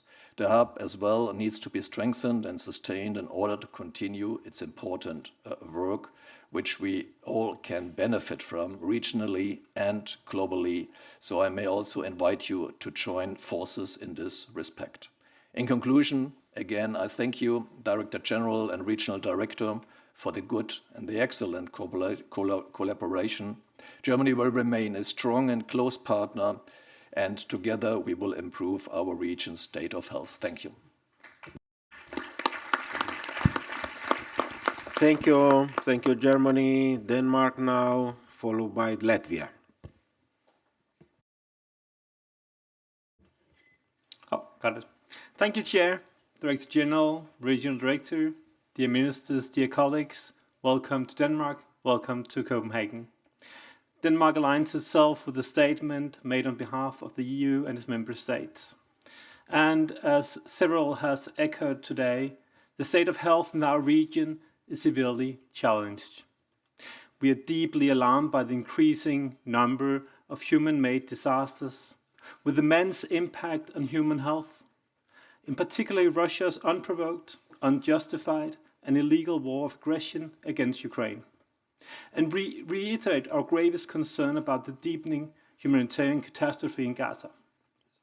In addition to the many direct victims, war and conflict bring destruction of hospitals, disruption of access to health services, and increasing mental health issues, just to name a few.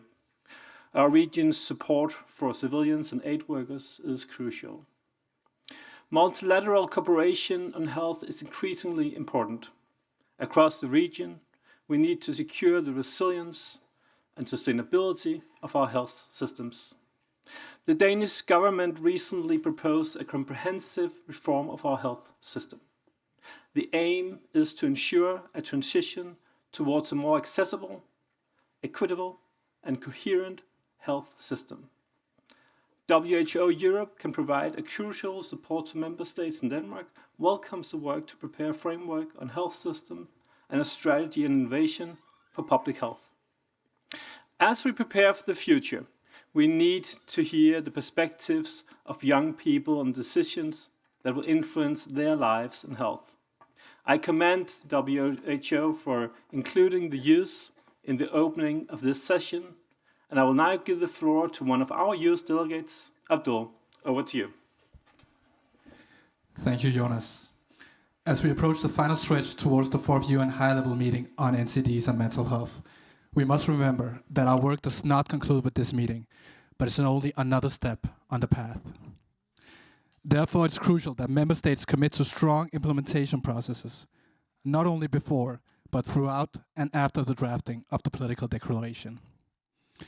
It gives me great joy to see the great focus on mental health here today. But let us not forget that the mental health of young people, including marginalized youth and minorities in all their diversities, must stand at the very heart of this declaration. The call from young persons all over the world was clear earlier this year in Cotonou at the Global Youth Dialogue organized by UNFPA. We need to ensure that mental health and psychosocial support are readily available within public primary healthcare systems. Thank you, Chair.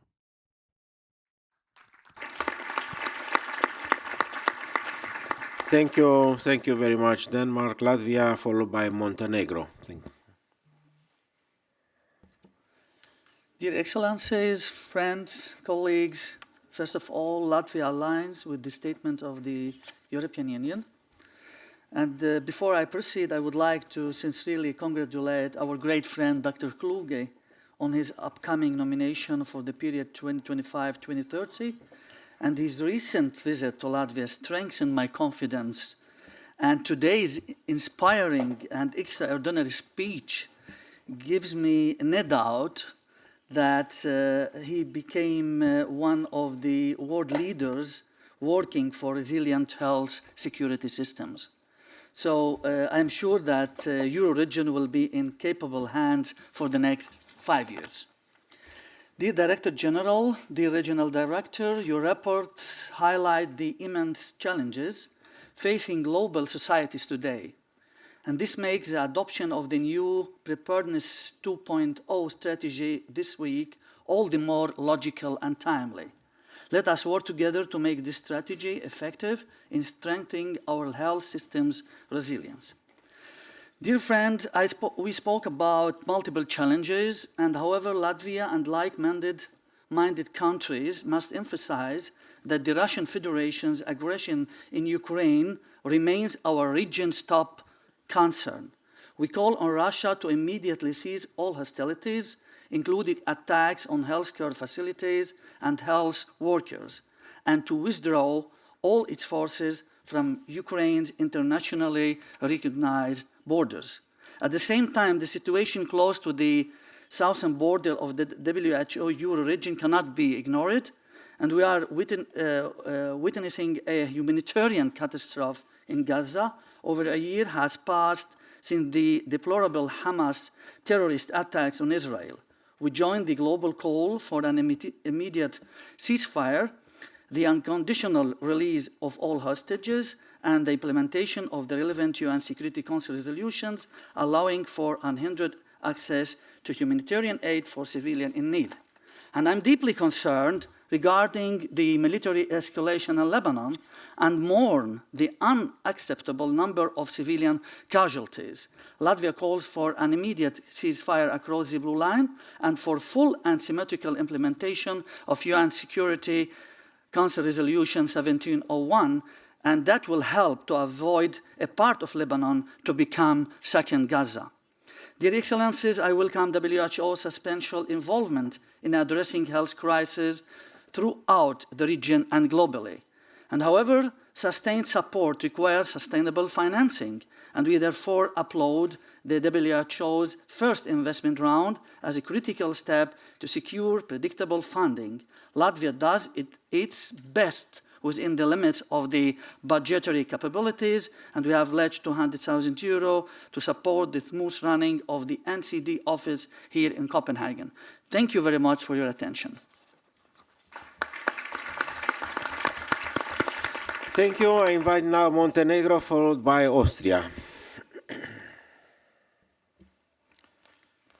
Esteemed Director General Tedros, Regional Director Kluge, Your Excellencies, distinguished delegates and honored guests. It is a privilege to be here at the WHO Regional Committee for Europe, where we gather not only as representatives of our nations, but as stewards of health and well-being for all our citizens.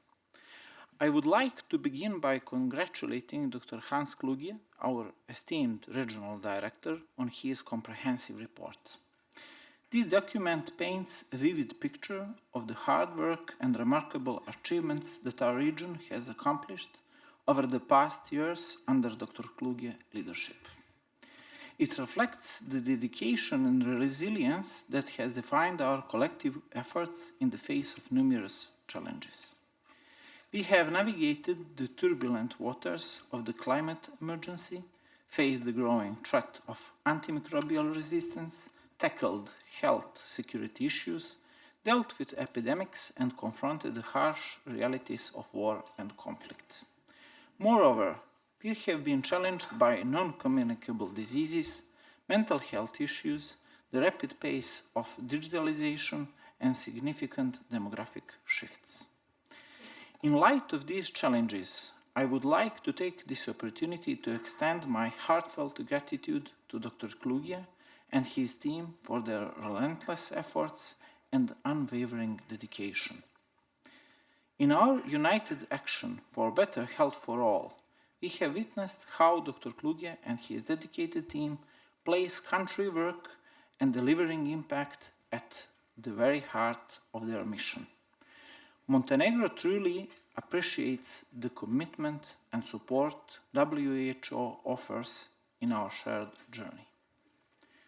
Dear colleagues, We all agree that in times of war and conflict, health has the unique potential to bring people together, promote solidarity and build peace.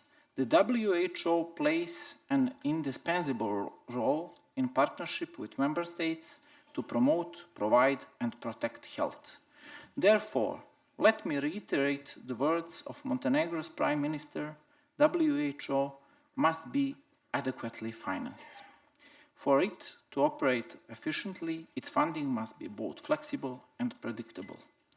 It is a privilege to Montenegro, a small country, to be part of the historic first WHO investment round. Investing in WHO is investing in a healthier, more equitable and safer future for all. As we move forward, Montenegro will continue to support the vision that Dr. Kluge has championed for a healthier Europe. It is our duty to carry forward the momentum created and to ensure we work together to create a future where everyone has the opportunity to lead a healthy and fulfilling life. Thank you for your attention, and let us continue to strive for a healthier Europe together. Thank you.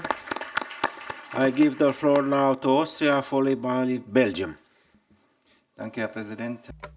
Thank you, President. Yes, Director General Tedros, Regional Director Kluge, Excellencies, ladies and gentlemen. First of all, Austria aligns itself with the statement of the European Union and its member states. In past years, the international community was confronted with numerous complex crises. We've seen just how important cooperation is, not just in Europe, but throughout the world. It's our conviction that we must further deepen and expand this cooperation beyond the time of crises in order to face up to these things successfully. We in Europe are facing an aging society which will need more health and care.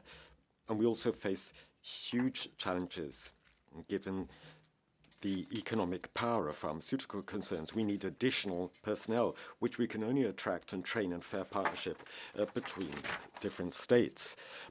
We in Austria have decided upon a health reform over the next 5 years, which will improve national structures. We're strengthening solidarity-based health insurance in Austria so that people, irrespective of their income, can receive high-quality health care.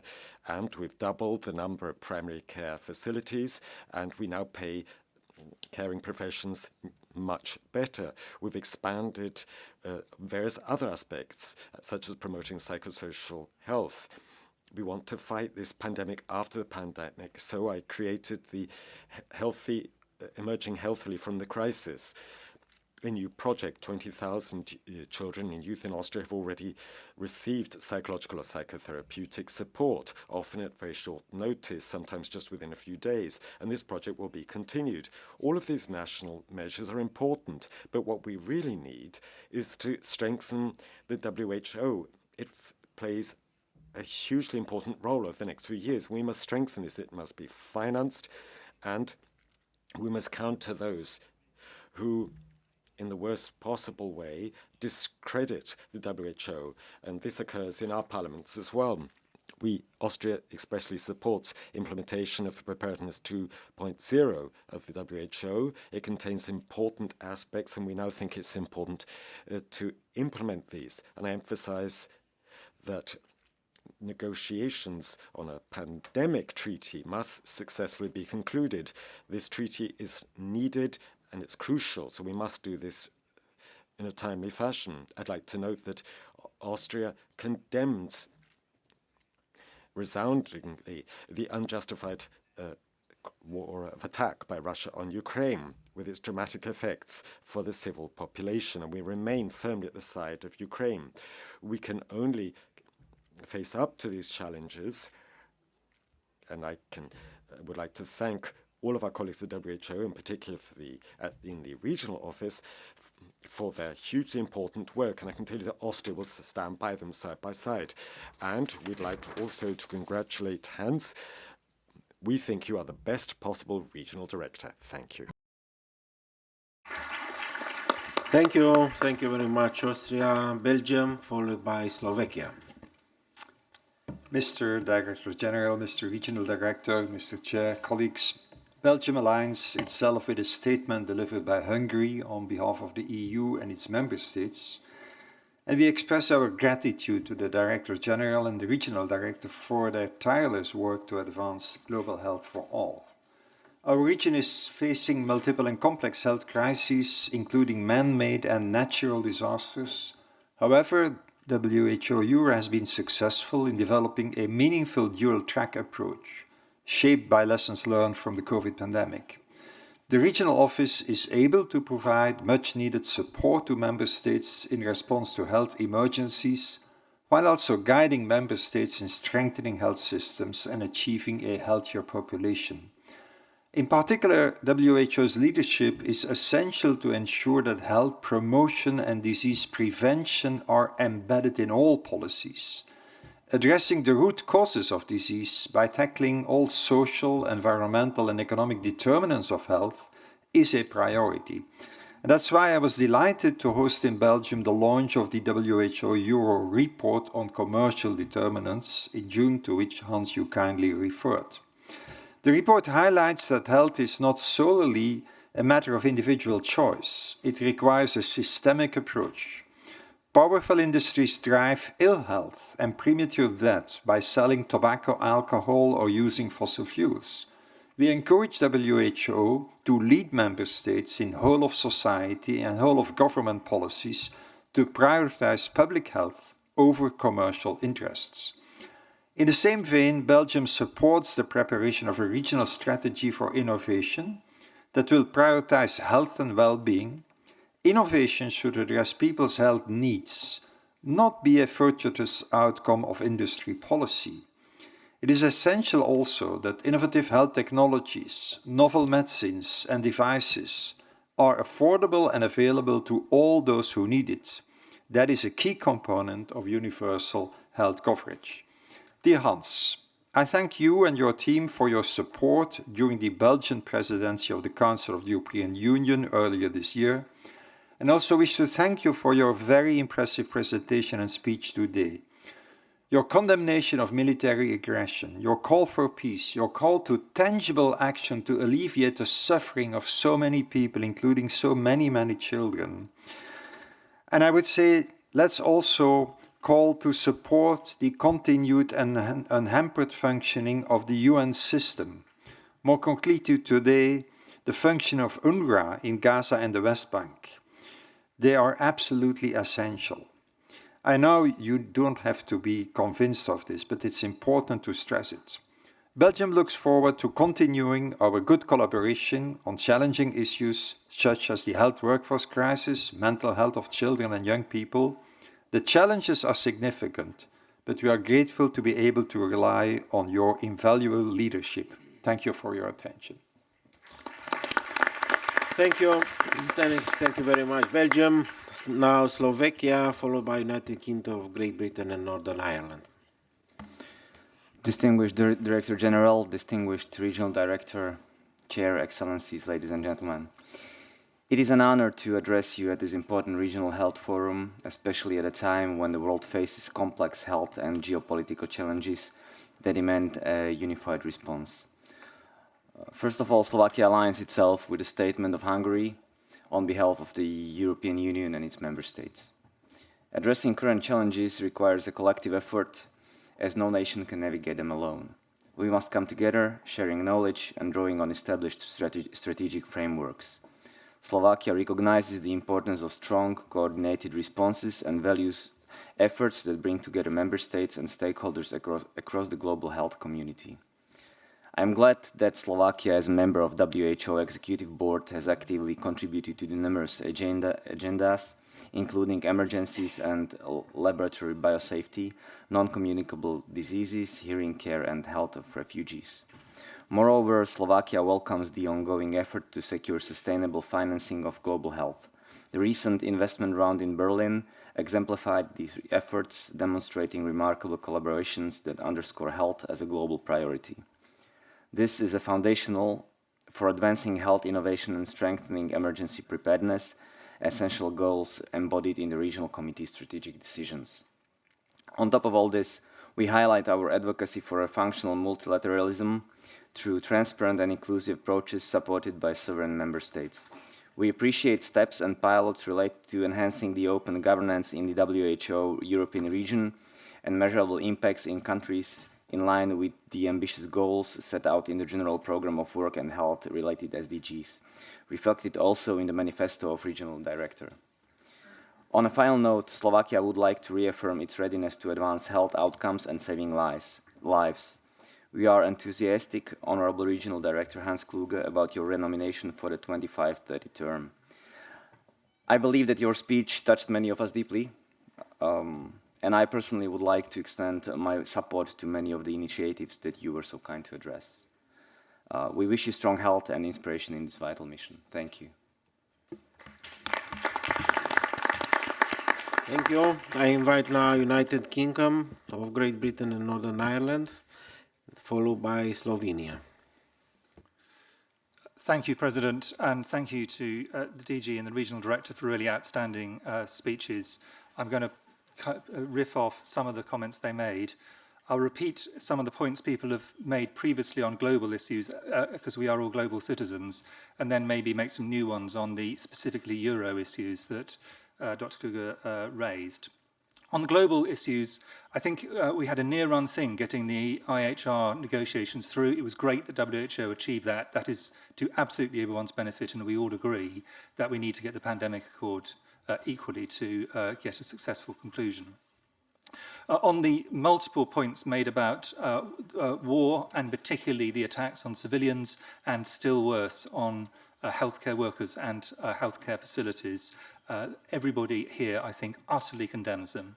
Within Europe, of course, the most important is Russia's illegal invasion of Ukraine, but this also extends, as people have rightly said, to Gaza, to Israel, to Lebanon, and to many countries in other areas. And I think we would all fully agree with the general points that multiple people have made, including our colleagues nearby in the European Union. And then the third point, I just wanted to repeat some points, was antimicrobial resistance, which remains a huge issue for all of us and a growing issue in many parts of Europe. And would like to thank Euroregion for the European Network for Disease Control, which we think is a very useful step forward. Just to make some points that others haven't made, I basically agree with all of the points that have been made pretty well to date. I'd like to just pick up on one of the points that Dr. Kluge talked about in terms of an ageing population. I do not think that we have got a serious attempt to try and deal with the fact that Europe is going to have a very much older population in the very near future. And in particular, our inability to recruit sufficient numbers of doctors, nurses, and care workers for the large elderly population we're going to have. And I think we need to address that. Secondly, I think intellectually, we have completely ducked the issue of multimorbidity, where the fact that older people have multiple diseases simultaneously. We still think, including in WHO, in my view, in single disease stovepipes from bench to bedside on something like cardiovascular disease or dementia. In fact, these interact in one person, and I think we need to reframe our thinking on this within WHO if we are to be serious in addressing them. The second area I wanted to just highlight, because it was highlighted rightly by the youth groups, is mental health. And here I think we should accept that it has moved much more slowly, particularly in terms of prevention. Our understanding of how to prevent mental health issues is, I would say, very weak compared to our ability to prevent, for example, cardiovascular disease, cancers or infections. And this, I think, is something we are going to have to address. The recent rise in mental health issues have been very substantial. And then finally, I just wanted to reinforce the points that both the DG and Regional Director made about the centrality of evidence that WHO produces. That is, to us, one of the most useful things WHO can do. Thank you very much. Thank you, UK. Slovenia. I invite Slovenia, followed by Poland. Distinguished Chair, Honorable Director General, Regional Director and esteemed colleagues. Slovenia aligns itself with the statement made by the European Union. The health challenges in your region are undeniable and require united and effective response as presented so well by Director General Dr. Tedros. and the Regional Director, Dr. Kluge. We are grateful for the comprehensive report and are pleased to see the alignment of the WHO European regions work with global priorities. Slovenia commends the Regional Director for fostering strong cohesion within the WHO Regional Office, ensuring that the organization remains united in its mission for strengthened health system and improved health outcomes across Europe. We appreciate the RD's decisive actions in health emergencies in the region and to always putting health of people first, emphasizing the importance of trust, collaboration and accountability in implementing agreed policies and the commitment to transparency as reflected in the top-line accountability report are particularly appreciated. We also appreciate a great progress in focusing on the work at the country level, the dedication of WHO to deepen country-specific engagements and provide impactful, tailored interventions is key to meeting the unique needs of each member state. Let me use this opportunity to express our gratitude for the support that was provided to us by your personally, Dr. Kluge, the office in Kazakhstan and the European Observatory throughout the process of developing and adopting our new primary health care strategy. We are convinced that as so many times before, our common work will result in a good practice to be shared with others. To conclude, we thank you, Dr. Kluge, for your vision and leadership and your drive to innovate for the better future in health. We reaffirm our unwavering commitment to WHO and its important work in ensuring a healthier and more resilient European region. Slovenia stands ready to support the WHO as the central global health institution, including by contribution to the investment round. Thank you. Thank you very much, Slovenia. Before giving the floor to Poland, I have brought into my attention that the delegation of Russian Federation would like to take the floor apparently in reply to the statement made this morning. In accordance with the Rule 26bis of our Rules of Procedure and in accordance with established practice, I will give the floor to delegation requesting rights of reply at the end of this day. Thank you.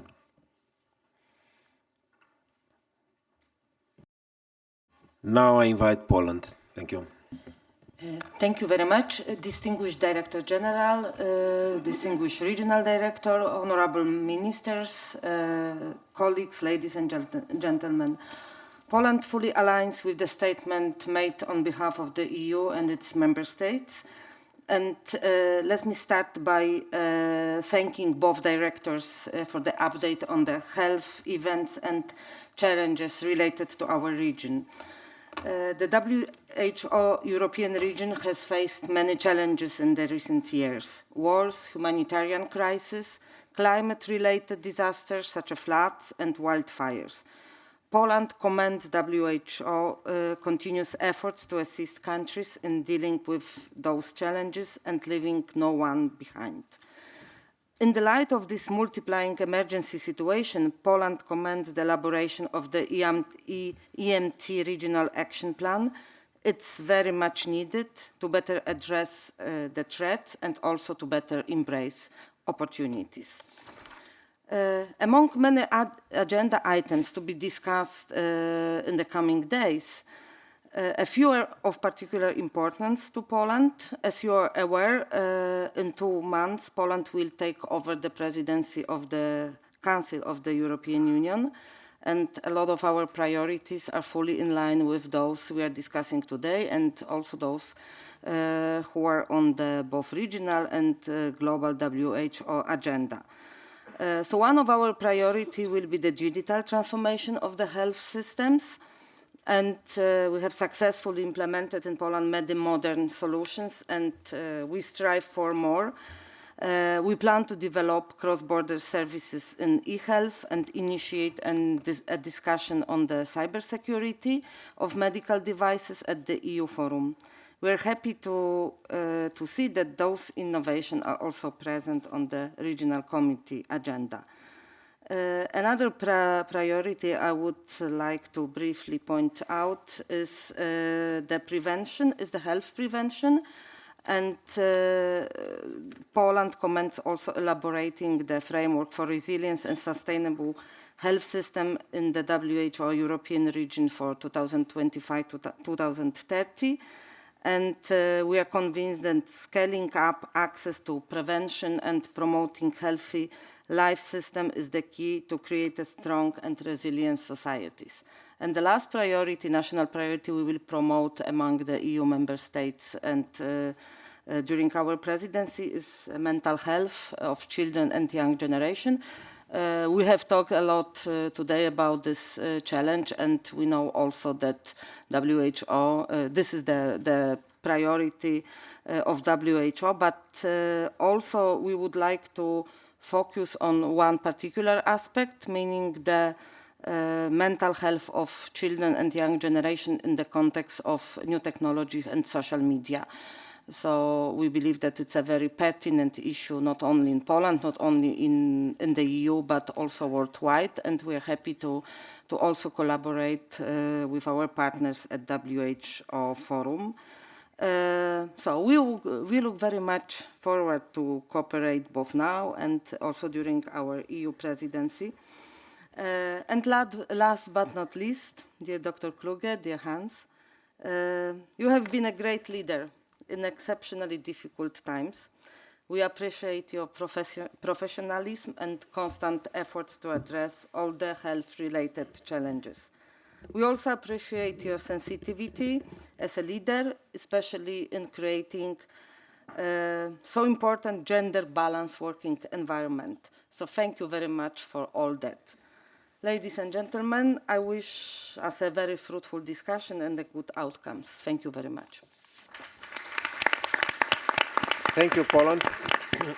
Now I give the floor to Cyprus, followed by Israel.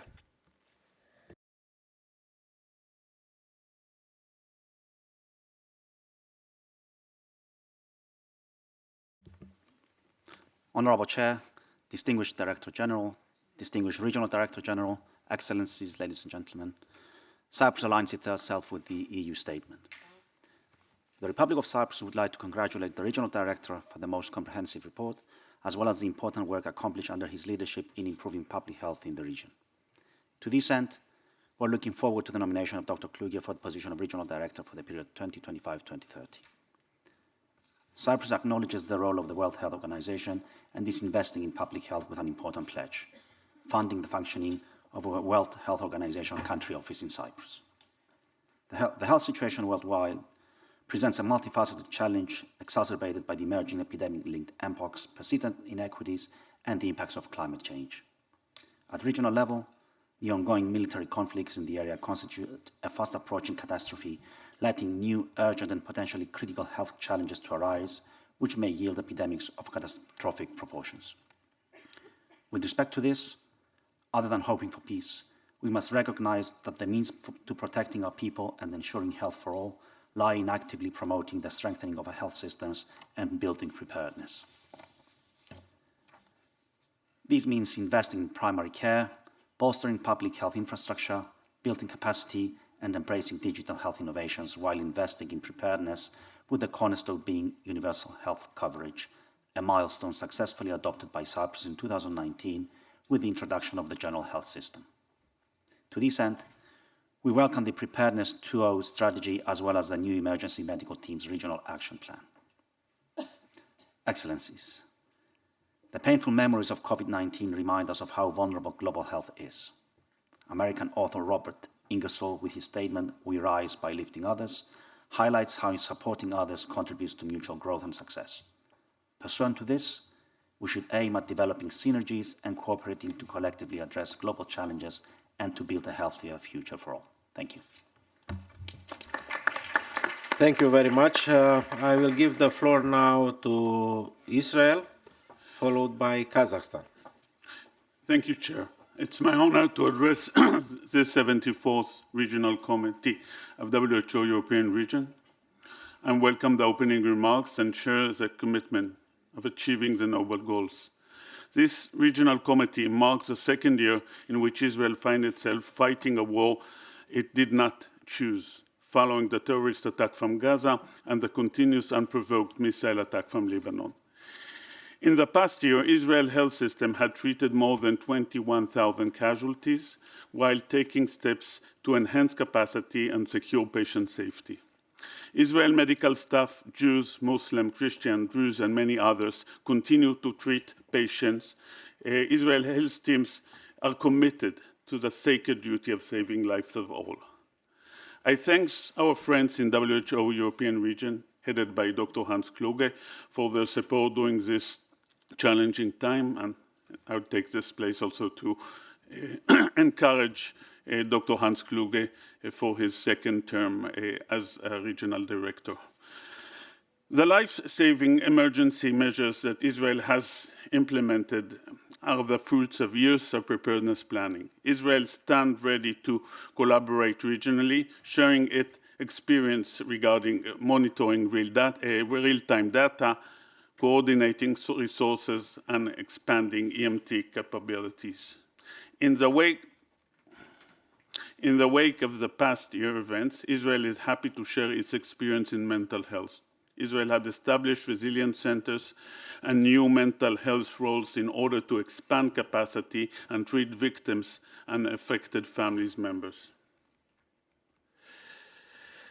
The State of Israel had passed yesterday a legislation banning the activity of UNRWA in Israel following its very long bias having infiltrated by hundreds of Hamas terrorists. Israel did alert on several occasions about this organization fundamental problems, but the UN ignored and most importantly did not take the step to address these facts.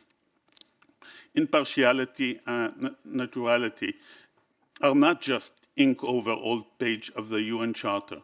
They are pillars in the UN and every official in the UN should adhere to. I hope that by the next year and by the next regional committee, Israel will be no longer at a war, that our neighbors will strive for peace, and we may all seek for a better and a healthier future for everybody in our troubled region and all over the world. Thank you very much.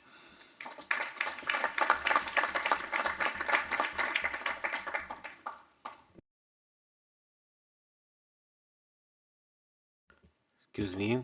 Kazakhstan, followed by Azerbaijan.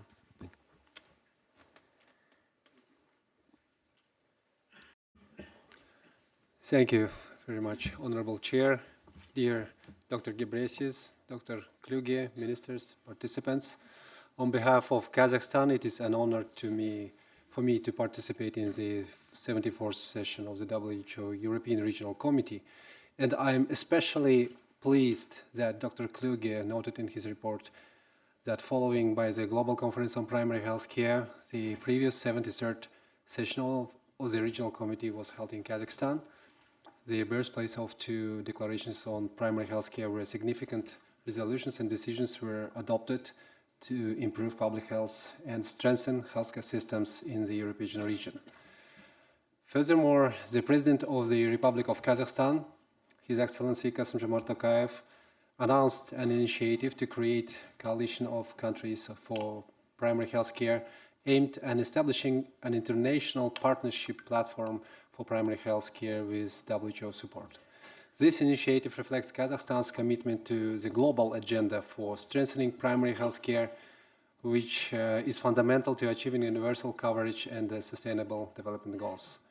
We are proud that the collaboration between Kazakhstan and the WHO yields concrete results. With WHO support, Kazakhstan has established the first WHO demonstration platform on primary health care in the European region, reflecting WHO's recognition of Kazakhstan's high achievement in primary health care. Together with WHO colleagues, we are actively working on implementing the best practices in prevention of infection diseases Also, a PPV vaccination program has been already introduced in Kazakhstan as an important step in fighting cervical cancer. WHO support has been invaluable in the development of NCD prevention programs, resulting changes in legislation to ban electronic nicotine delivery systems, prohibit the sale of energy drinks to individuals under 21, and so on. Kazakhstan is open to new initiatives, sharing our experience and knowledge that will allow us to make health services more accessible. Taking this opportunity, let me thank Regional Director Dr. Hans Kluge for his invaluable leadership and continuous support and focus on Central Asian countries, recognizing the unique challenges of our region and express our hope for further fruitful collaboration. Dear Excellencies and delegates, we are confident that in our challenging time, only together we can achieve even greater progress towards universal health coverage, and by supporting WHO's initiatives, we will improve population's health in the entire region. Thank you very much for your attention. Thank you very much. I would like to invite now Azerbaijan, followed by Republic of Moldova. Honorable Chair, dear Director General, dear Dr. Kluge, Your Excellencies, distinguished guests, ladies and gentlemen. Health promotion is central to achieve health-related sustainable development goals at the national level and build stronger healthcare systems. Along with fighting against certain diseases, we should focus on the roots of the illnesses by means of promoting healthy lifestyle among all age groups of society. One of the targets of the 2022-2026 Socio-Economic Development Strategy of the Republic of Azerbaijan, approved by the Presidential Decree, is to ensure a healthy lifestyle for citizens. During the presidency of His Excellency Mr. Ilham Aliyev, implementation of socially oriented policy, transition to digital government, diversification of economy has conditioned our current sovereignty and acceptance as a leading country of the region. For the past 20 years, Azerbaijan has done a tremendous work for scaling up the national healthcare system regarding the infrastructure, human capital development, and healthcare financing. In 2014, Azerbaijan was certified by WHO as a measles and rubella-free country. Last year, the country was verified as malaria-free by WHO. With the introduction of mandatory health insurance, new economic bases for the modern financing of the healthcare system have been launched since April 1st, 2021. Your Excellencies, health doesn't exist in isolation. Today, people are already experiencing direct and indirect impacts of the climate change. The frequency and severity of extreme weather events have increased over the last decades. 2024 has been declared Year of Solidarity for a Green World in Azerbaijan. The relevant presidential decree underscores the Republic of Azerbaijan's role as a reliable and responsible member of the international community, actively contributing to the fight against the consequences of climate change. It's obvious proof that Azerbaijan is hosting COP29 conference between 11th and 22nd November this year. COP29 presidency announced the launch of the Baku Initiative on Human Development for Climate Resilience on 18th of November during the first ever holistic thematic day dedicated to human development. The initiative aims to address intersectoral synergies and complementaries between education, health and jobs, with a special focus on children and youth. Taking this opportunity, I am pleased to extend to you once again a cordial invitation to participate in the events on Human Development Day next month. Dear colleagues, sustainable development can only be realized in parallel with peace and security. Within the Great Return Programme, Azerbaijani government is doing a huge work on restoration and rebuilding of the devastated, liberated territories. However, overwhelming contamination of the formerly occupied lands with mines and explosives create impediments to timely implementation of the measures investigated in the programme. 381 people became victims of mine explosions since the end of the Second Karabakh War. This is a serious challenge to the healthcare system. The Ministry of Health of the Republic of Azerbaijan, together with WHO local office, has started a project of psychological support for the health integration of the population in the liberated territories.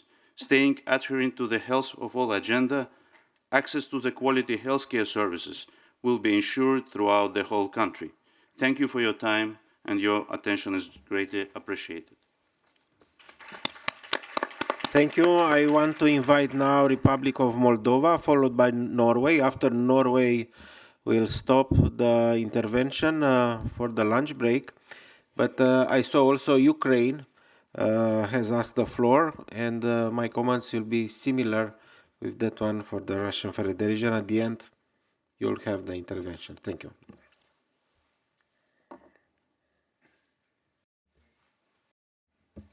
Thank you, Honorable Chair, Excellencies, Director General, Regional Director, distinguished delegates.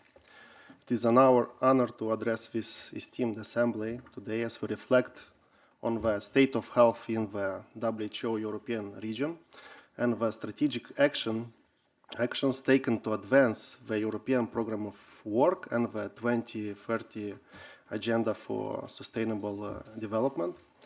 And we express our sincere appreciation to the Director General, to the Regional Director and their teams for the work done in this direction. The Republic of Moldova, like many countries in our diverse region, has faced profound challenges in the recent years. While our health systems differ in structure and organization, we share common goals, ensuring equitable access to healthcare services and reducing health inequalities. These principles, which lie at the core of WHO's vision for universal health coverage, are essential to building resilient health systems across the region. The pandemic and the ongoing refugee crisis have exposed vulnerabilities and deepened health disparities within and between countries in the region. It has also highlighted the importance of strong primary health care, digital health solutions, and the need for closer regional collaboration. In Moldova, we have made progress in several key areas. Life expectancy and financial protection have improved. Management, including access, scaling up response to health needs of Ukrainian refugees was advanced, as well as the access to maternal and child health services. Our journey toward truly equitable health care remains the priority. We believe that the WHO Programme of Work and the 2030 Agenda provide a crucial framework for addressing the challenges ahead. To achieve these goals, our focus must remain on strengthening primary health care, reducing health inequalities by targeting the social, economic, and environmental determinants of health, and ensuring that vulnerable populations are not left behind, fostering innovation in digital health and telemedicine, enhancing cross-border collaboration to address common health challenges, building resilience of health systems to prepare and respond to evolving emergencies in the region, recalling and reaffirming the values of solidarity and participation enshrined in the Tallinn Charter. In this regard, we commend WHO for its leadership in advancing these priorities, in supporting countries, including Moldova, with the technical expertise and guidance. In conclusion, the Republic of Moldova reaffirms its commitment to the principles of equity, solidarity, and collaboration, and I thank you for your attention. Thank you. And before the lunch break, I invite Norway for the statement. Thank you, President, Director General, Regional Director, eminent ministers, dear colleagues. The multilateral system and the WHO is more important than ever. And I want to thank the Director General and the Regional Director for your invaluable work. COVID-19 confirmed the need to strengthen international cooperation and to ensure that disease transmission countermeasures are evidence-based and effective. Hence, Norway is proposing a resolution on strengthening the evidence base for public health and social measures, and we welcome active engagement from Member States. Colleagues, deliver on the pandemic agreement will be a milestone for all of us. Norway remains committed to finalize the agreement, and we urge to engage constructively with flexibility and realism to find consensus. A sustainably funded and effectively governed WHO goes hand in hand. Implementation of the ongoing governance reform, in particular, strengthen accountability and transparency, is crucial to bolster the trust in WHO. As a co-host of the regional investment round in Berlin, Norway pledged, pending parliamentary approval, $94 million for 2025 to 2028. Norway calls upon others to make the investment round a success and also increase the assessed contributions to 50% of the budget by 2030. Fellow Member States, Russia's invasion of Ukraine continues with grave consequences for the health of Ukrainian citizens and attacks on civilians, infrastructure and health facilities. Norway condemns Russia's aggression against Ukraine in the strongest terms. In the Middle East, an enduring ceasefire is urgently needed to protect civilians and secure the unconditional and immediate release of all hostages.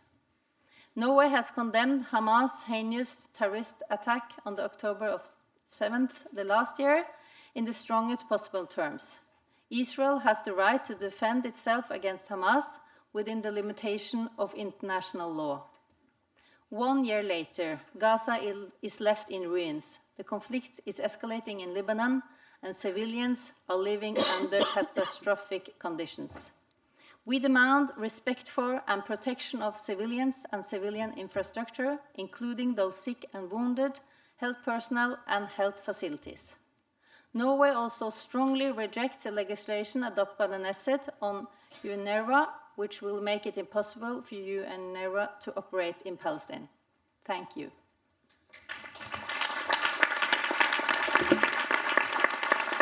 Thank you. Thank you very much. So this session is closed. It's the lunch break, time for the lunch break now. In 1 hour and a half, we'll be back. Thank you.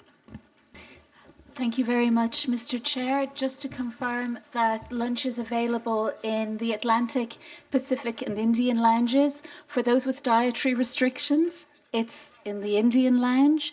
And if we can please remind colleagues of 2 events at lunchtime, the informal gathering of the Network of National Counterparts and also the informal meeting convened by Norway as in the capacity as PBAC chair at 2 p.m. Thank you very much. Thank you. We'll continue the agenda item on general discussions. And there are some remaining delegates to have the floor. We'll start with Armenia, following by Georgia. Please, Armenia, you have the floor. Honorable Chair, Distinguished Director General, Regional Director, dear colleagues, Excellencies.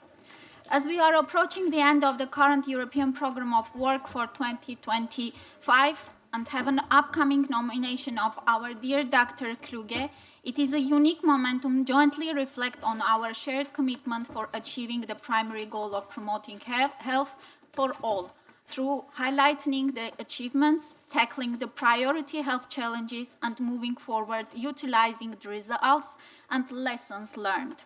Under the umbrella of UHC as a core priority of WHO European Programme, Armenia is undertaking a wide range of complementary reforms, including reinforcement of primary health care as a whole-of-society approach to health and well-being, centered on the needs and preferences of individuals, families, and communities, and ensuring that people receive comprehensive care through provision of affordable and accessible healthcare services.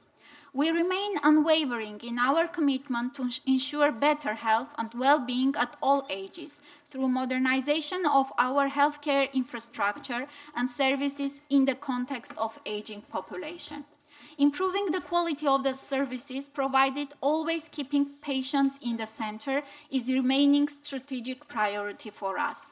It is so important to see that mental health and psychological support is specifically prioritized in today's agenda, and hopefully pan-European coalition and national coalitions will play a crucial role for promotion of mental health issues, stressing importance to address especially refugees, as we have 120,000 people in our country, youth and other vulnerable groups in Armenia.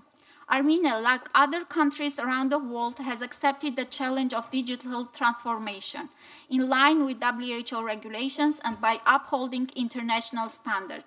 Just recently, fully electronic prescription system has been successfully launched in Armenia. In addition to the highlighted above reforms and improvements, strengthening of global health partnership and fostering collaboration between countries and organizations, I am deeply honored to be nominated as a member of WHO Executive Board.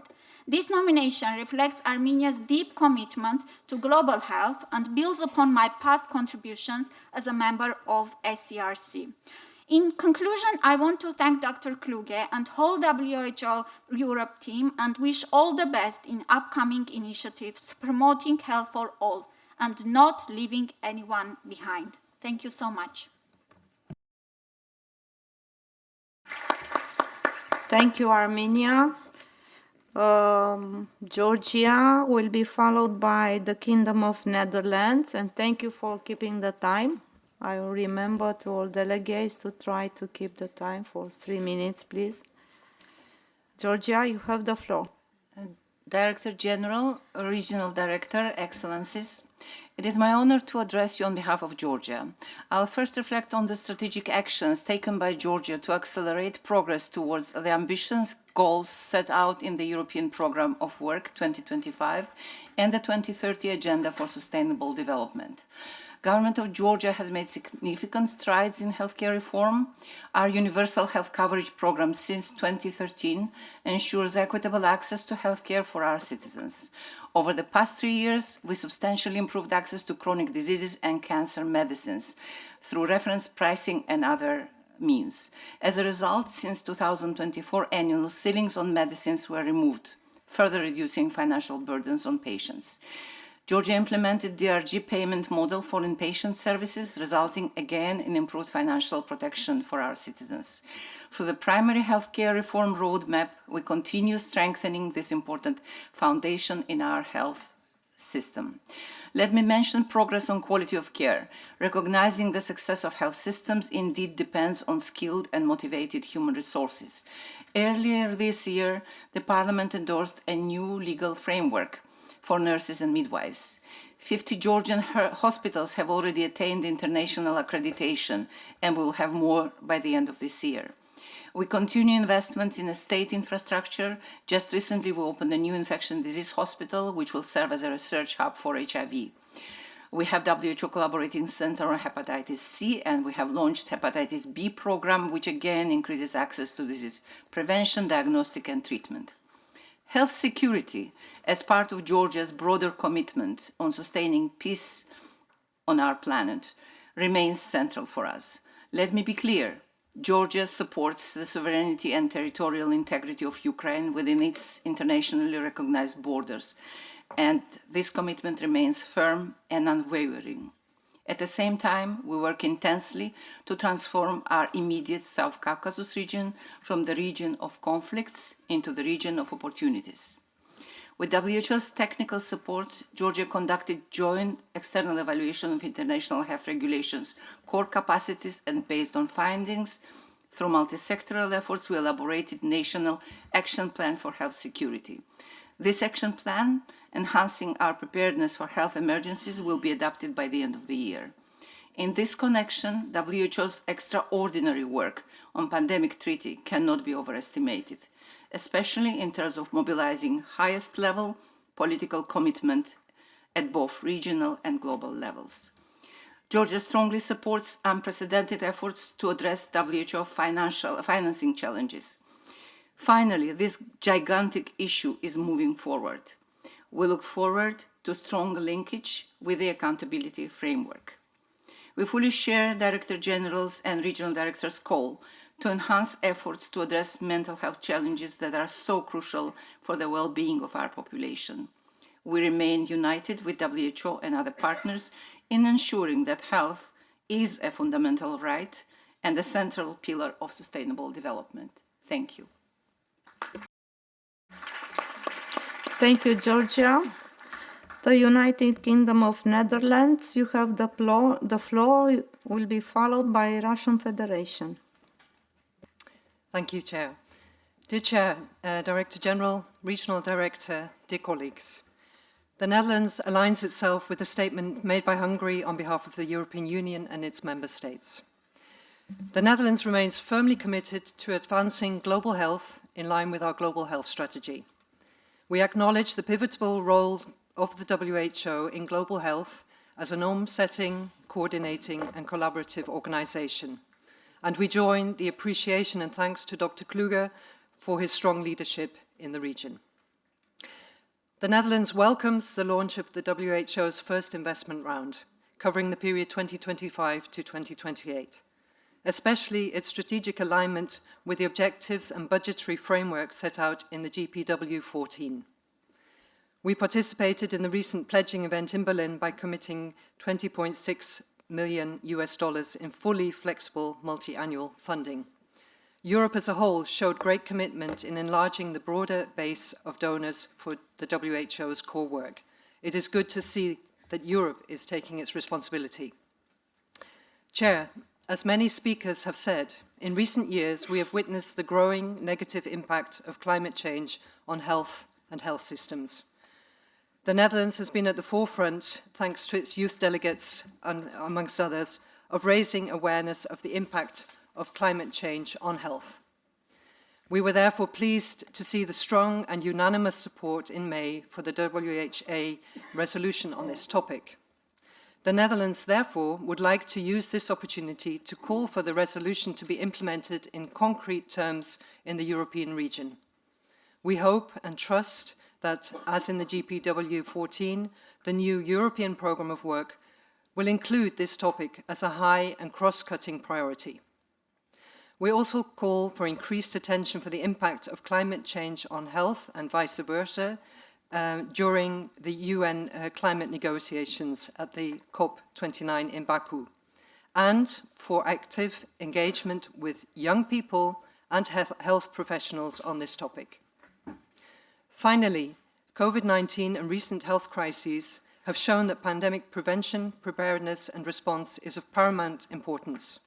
Globally, on a regional level, but also locally, we must work together to ensure that our health systems are resilient and sustainable and accessible for all, with particular attention to vulnerable groups, including women and children. To ensure healthy futures for generations to come, we must be ready to face the challenges that lie ahead and act now, working together on better health for all worldwide. Thank you. Thank you, Netherlands. Russian Federation, you have the floor and will be followed by North Macedonia.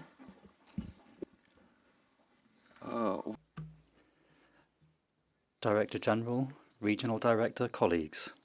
Today, Dr. Tedros and Dr. Kluge particularly emphasized accessibility of healthcare regardless of one's personal income. Free and accessible medical assistance as a main component of healthcare was a principle enshrined by Nikolai Semashko, who was the founder of the USSR's healthcare system. This year we are celebrating 150 years since his birth, and the principles that he set up are the foundation of the principles of universal healthcare services. In Russian Federation, health, increasing welfare, supporting the family and traditional values are important development objectives defined by President Vladimir Putin and carried out through national projects. Over the past 5 years, we've founded dozens of high-tech centres and have built thousands of frontline health centres. We're also actively developing our air medical services and emergency services. We attach particular importance to public health and protecting the population from risk factors. The smoking has decreased by 1/3 The use of alcohol per head of population has declined by more than 7% over the last 5 years. We also have a priority of improving the health of mothers and children. Almost all children in Russia are vaccinated, and there is neonatal screening for 40 communicable and diseases. More than 95% of children also have an annual health checkup. Russia also is making advanced use of artificial intelligence in healthcare and digitization. All of these different measures have allowed us to achieve a historically low death rate and also infant mortality. Colleagues, non-communicable diseases continue to remain the main cause of death in the European region. Unfortunately, we see that at regional level, the intensiveness of our work is decreasing in this area. And this has been caused, among other things, by the politicized decisions of countries to close the European Office for the Prevention of Non-Communicable Diseases in Moscow. Despite this, we remain committed to our obligations and are ready to continue to provide expert assistance in prevention and the fight against non-communicable diseases. Colleagues, this year, Russia is chairing the BRIC countries and also the Commonwealth of Independent States. In healthcare, we have attached key attention and measures to antimicrobial resistance, nuclear medicine, and public health. As there was a meeting of the healthcare ministers of the BRICS countries, and there was adopted a declaration that outlines the main priorities for our cooperation. This cooperation is a good example of effective, target-focused addressing of these issues through cooperation and getting away from politicized and irrelevant agenda. We continue to want to work with partners to achieve the highest possible levels of healthcare and health for our populations. Thank you. Thank you very much, Russian Federation. Now we will give the floor to North Macedonia, will be followed by San Marino. Distinguished President and Directors, dear Ministers, colleagues, friends and guests, let me start with the congratulations for the Dr. Kluge. I wish you all the best and a lot of success next 5 years. It's an honor to speak before you today. Since 1996, WHO has been a vital partner in supporting North Macedonia's efforts to build a stronger and fairer healthcare system. With WHO's expertise and global reach, we have tackled some of the most urgent health challenges our country faces. This partnership is crucial as the work to improve the health and well-being to all our citizens. A key part of our progress is the ongoing healthcare reform aimed at achieving universal health coverage, improving the quality of care, and ensuring access to essential medications. WHO has played a critical role in shaping these reforms, offering both technical assistance and valuable expertise. Our cooperation has strengthened healthcare infrastructure, including public health surveillance systems that are now better equipped to respond to health crises like infectious disease outbreaks. We have also aligned our national health policies with international standards, prioritizing patient safety, mental health, and preventive medicine. Through collaborative research projects, we have promoted healthier lifestyle, reduced tobacco use, and addressed rising obesity rates. These initiatives are vital in reducing the burden of non-communicable diseases, which remain the leading cause of illness and death in our country. Looking forward, we are committed to continuing our work with WHO to combat the tobacco epidemic. This includes stricter regulation and public awareness campaign to create smoke-free environment, especially protecting our youth. By integrating WHO recommendation at every level, we will continue to enhance our healthcare system, embracing digital health technologies and improving patient care pathway. This ensures North Macedonia health system remains sustainable, inclusive, and adaptable to future challenges. Finally, in full support of the work of the WHO, North Macedonia intends to pledge to the WHO Investment Fund after full consultations with the government and all relevant stakeholders in order to contribute to ensuring long-term resilience and protection of public health for future generations. Thank you.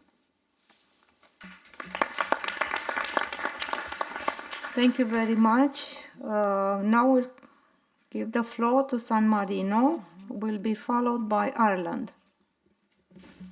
Thank you very much, General Director, Regional Director, distinguished colleagues. I want to start by expressing my sincerest thank you to you, Mr. Regional Director, and to the entire Regional Office for Europe. Thank you for the remarkable achievements of this year and the valuable support given to our country, critical for the success of the Global Summit of National Bioethics Committees hosted in San Marino last April. I want to thank you for having supported the Small Countries Initiative, which has greatly benefited smaller nations like ours. Launched in 2013, the initiative recently celebrated its 10th anniversary, bringing together 12 European small countries. This collaboration has enabled these nations to address common health challenges, propose joint projects, and find effective solutions that reflect their unique characteristics and resources. My country strongly supports your second nomination as a WHO Regional Director for Europe. Your leadership has been marked by a clear commitment to equity, solidarity, and innovation. These qualities have guided us through some of the most challenging periods in recent history and have been fundamental in improving healthcare results across the region.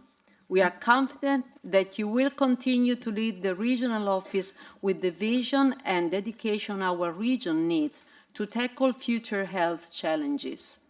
San Marino fully aligns with the three core priorities of the European Programme of Work 2020-2025, which focuses on universal health coverage, health protection during emergencies, and the promotion of well-being through the prevention and management of non-communicable diseases.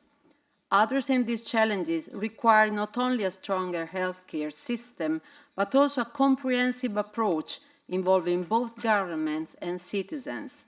San Marino applauds the WHO's continuous efforts in this field and its recognition of the most important role that smaller countries can play in showcasing effective health governance. To conclude, San Marino remains fully committed to WHO, and we are ready to collaborate with the committee members, large and small, to tackle the challenges of today and prepare for those of tomorrow.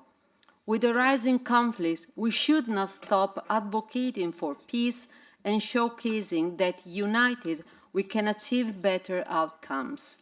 By joining forces and offering solidarity with each other, we can achieve our shared vision of a healthier and more resilient future for all. Thank you very much. Thank you very much. I'll give the floor to Ireland, who will be followed by Estonia. Thank you. Honourable Chair, Director General, Regional Director, distinguished colleagues, Ireland aligns with the statement delivered by Hungary on behalf of the European Union and its member states. I would like to start by applauding the fantastic performance of the dancers from House of Swag and thank Madison and Katie for leading us earlier. These young people from Ireland are truly champions for our mental health. Recent years have demonstrated that the world needs the WHO more than ever, and Dr. Kluge also outlined earlier the challenges facing us as a region. I am delighted to have the opportunity to reiterate Ireland's continued support for the essential work of WHO Euro and its central role in our regional health structures. Such vital work must be appropriately financed through secure, sustainable and flexible means if it is to be successful in the years to come. We in Ireland have trebled our funding to the WHO since pre-pandemic times to ensure that these needs are met, and have committed at least €30 million in financing for the period 2025 to 2028. If health coverage is genuinely universal, it should be affordable, accessible and inclusive, embracing all health services, including those related to sexual and reproductive health as set out in the SDGs. Protecting the right to health for girls, women and mothers is a precursor to gender equality and sustainable growth and development. We are deeply concerned at the increase in attacks on health infrastructure during armed conflicts and condemn all attacks on health workers and civilians in the ongoing conflicts globally and across our region. The situation in the Middle East remains highly volatile with severe humanitarian impacts. We need to see urgent de-escalation, an immediate ceasefire, the release of hostages, and a surge of humanitarian assistance, as well as a return to diplomacy and the peaceful resolution of this crisis. Ireland remains convinced that the implementation of the two-state solution is the only way to establish lasting peace and security for Israel and Palestine and the wider region. We have made considerable strides in modernising our mental health services. We continue to implement our whole-of-government mental health policy, which includes key innovations and enhancements in digital mental health, where I am pleased to say we collaborate closely with WHO Europe colleagues. To continue this vital work and ensure that it receives the priority it deserves, it is essential that mental health is retained as a flagship issue in the WHO Euro Network Plan. Finally, we remain committed to continue working with WHO Euro in implementing its programme of work and look forward to Dr. Kluge's continued leadership in the region. Thank you. Thank you very much. Now I'm giving the floor to Estonia, followed by Albania. Honourable Chair, distinguished Director General, Regional Director, Excellencies. Estonia aligns with the statement of the EU and its member states. The European region faces turbulent times with global challenges like climate change and ongoing conflicts in Europe and Middle East, posing significant threats to the health and well-being of our populations. Estonia is deeply grateful to the WHO Europe team for its invaluable support, especially during various crises. Looking ahead, strengthening health crisis preparedness through cooperation remains a top priority, with a focus on capacity building and reaching an agreement on the pandemic treaty.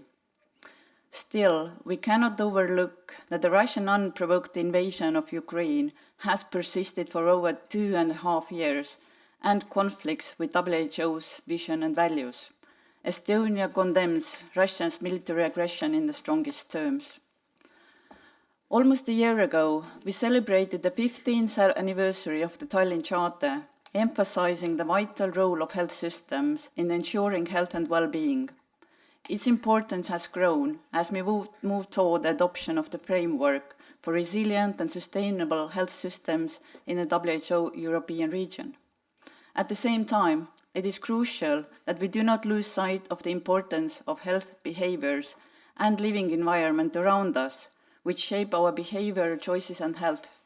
Therefore, Estonia highly appreciates evidence-based policy progress led by WHO and its role addressing major health challenges in the region, such as consumption of alcohol, tobacco and nicotine products, unhealthy nutrition and sedentary lifestyle.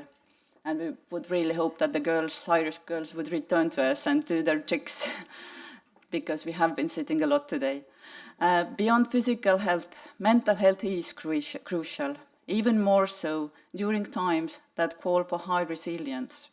Our goal is to build a well-coordinated system that prioritizes prevention, promotion, and community-based services. In the spirit of gratitude and commitment to achieving the goals of the European Programme of Work and the health-related SDGs, Estonia is contributing 1.6 million euros to the European Office for the Prevention and Control of Non-Communicable Diseases until 2027. Thank you.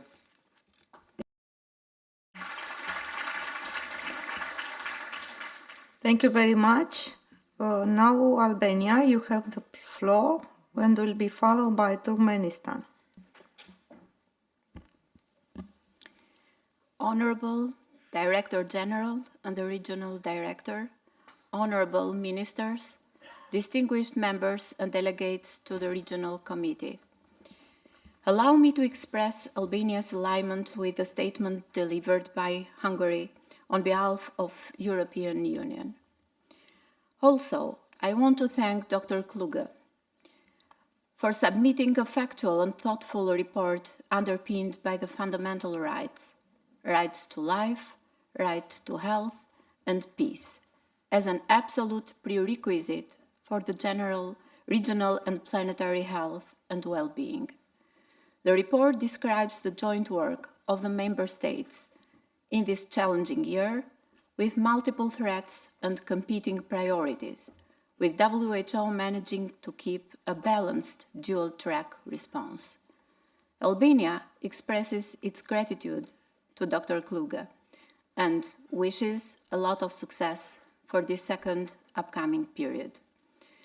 I take this opportunity to highlight the undeniable value of the WHO European Programme of Work that has framed health policies and has led countries in our region to synergistic actions towards universal health coverage, protection against health emergencies, and better health and well-being for all at all ages. The Pan-European Mental Health Coalition has proved itself as a viable approach that has produced tangible results. The support of WHO in advancing the mental health and well-being of children and adolescents in partnership with UNICEF has been significant. Albania welcomes the new regional strategy and action plan to help member states become better prepared to protect their populations at the forefront. Albania commends the regional director for his vision for developing sub-regional platforms for action, such as the Western Balkan Roadmap 2021-2025. We suggest aligning the new Western Balkan Roadmap with the new European Programme of Work as a power tool to advance health in the sub-region.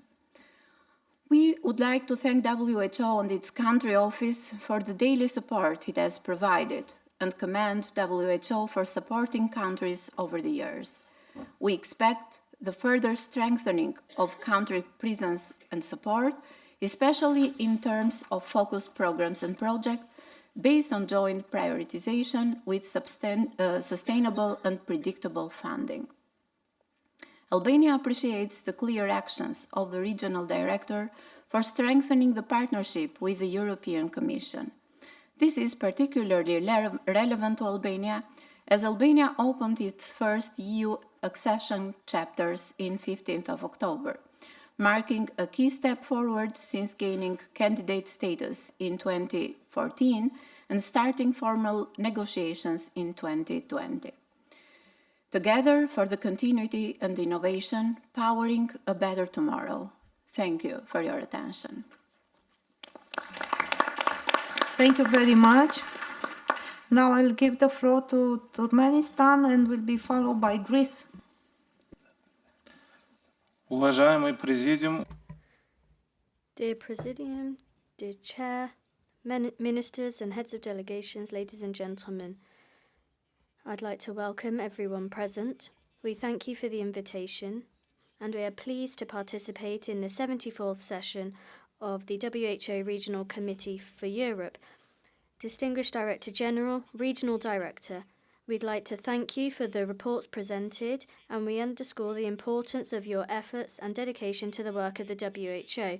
Turkmenistan has many years of fruitful cooperation with the WHO Regional Office for Europe.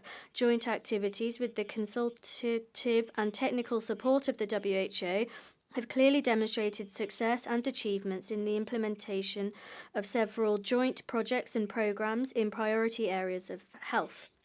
The WHO Regional Office for Europe, led by you, Dr. Kluge, operates on the principles of transparency, fair and equal access, common approaches, and most importantly, considering the current relevant situation. We'd like to note in particular the work of WHO in developing cooperation with countries based on the first cooperation strategy between the WHO Regional Office and Member States, the readiness to promptly respond to requests and provide comprehensive support in required areas. I also note flagship initiatives and innovative approaches of the Regional Director in creating sub-regional platforms, strategies and roadmaps, as well as the creation of programs to attract and train young specialists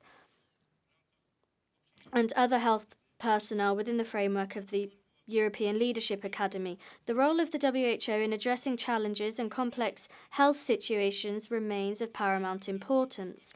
The new initiative, the Roadmap to Support Health and Well-being in Central Asia for 2022 to 2025, has allowed our countries to join their efforts and contribute to addressing significant issues in key strategic and technical areas of cooperation, as well as expanding strategic partnerships for the implementation of investment projects in health.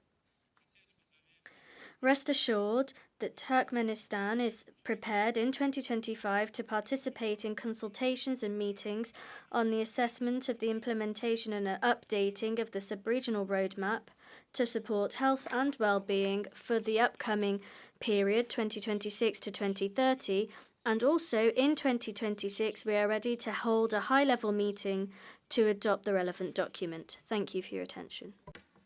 Thank you very much. Now Greece, you have the floor, will be followed by Romania. Dear Director General, dear Regional Director, Dr. Hans Kluge, honorable ministers and delegates, Greece deeply values our strong collaboration with the WHO Regional Office for Europe under Dr. Kluge's capable leadership. Dr. Kluge, I would like to thank you for your dedication and impactful work that your team delivers for member states, including your support in advancing Greece's structural health reforms over the past 15 years. In Greece, we are committed to health for all, taking strides in primary healthcare, public health, quality of care, and mental health, of course, especially for children and adolescents.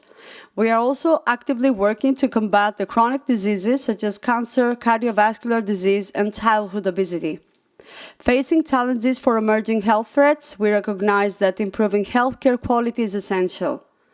Greece emphasizes that investment in public health and primary health care benefits both individuals and societies. Our collaboration with WHO has allowed us to reform and strengthen the primary healthcare system, as well as to reform and strengthen the quality of care and patient safety structures. Our Quality of Mental Health Care for Children and Adolescents program is already showing significant impact, and we aim to further support these efforts. Today, global health cooperation is crucial. Greece reaffirms its support for WHO mission and strategies, working not only to advance our national health goals, but also those of the broader European Union. We will continue to invest on universal health coverage, high-quality health systems performance, and address the health impacts of climate change. This regional committee is a valuable platform to strengthen partnerships and work towards equitable healthcare access worldwide. Looking forward, Greece pledges a contribution of at least $22.5 million to WHO in the coming years to support its vital works. Thank you so much, and I could look forward to our productive discussions over the next few days. Thank you, Greece. Now I'll give the floor to Romania, who will be followed by Bosnia and Herzegovina. Thank you, distinguished Chair, distinguished Director General and Regional Director, Ministers, Ambassadors and Delegates. Romania aligns itself with the statement delivered by Hungary on behalf of the European Union and its member state. We'd like to begin by expressing our deep appreciation for the leadership of Dr. Tedros Adhanom Ghebreyesus and Dr. Hans Kluge in addressing the global and regional health challenges. Their global vision for health equity and universal health coverage continues to guide us our shared work towards stronger, more resilient health system. We would like to commend Dr. Hans Kluge for his exemplary leadership in steering the WHO European region during a period of unprecedented challenges.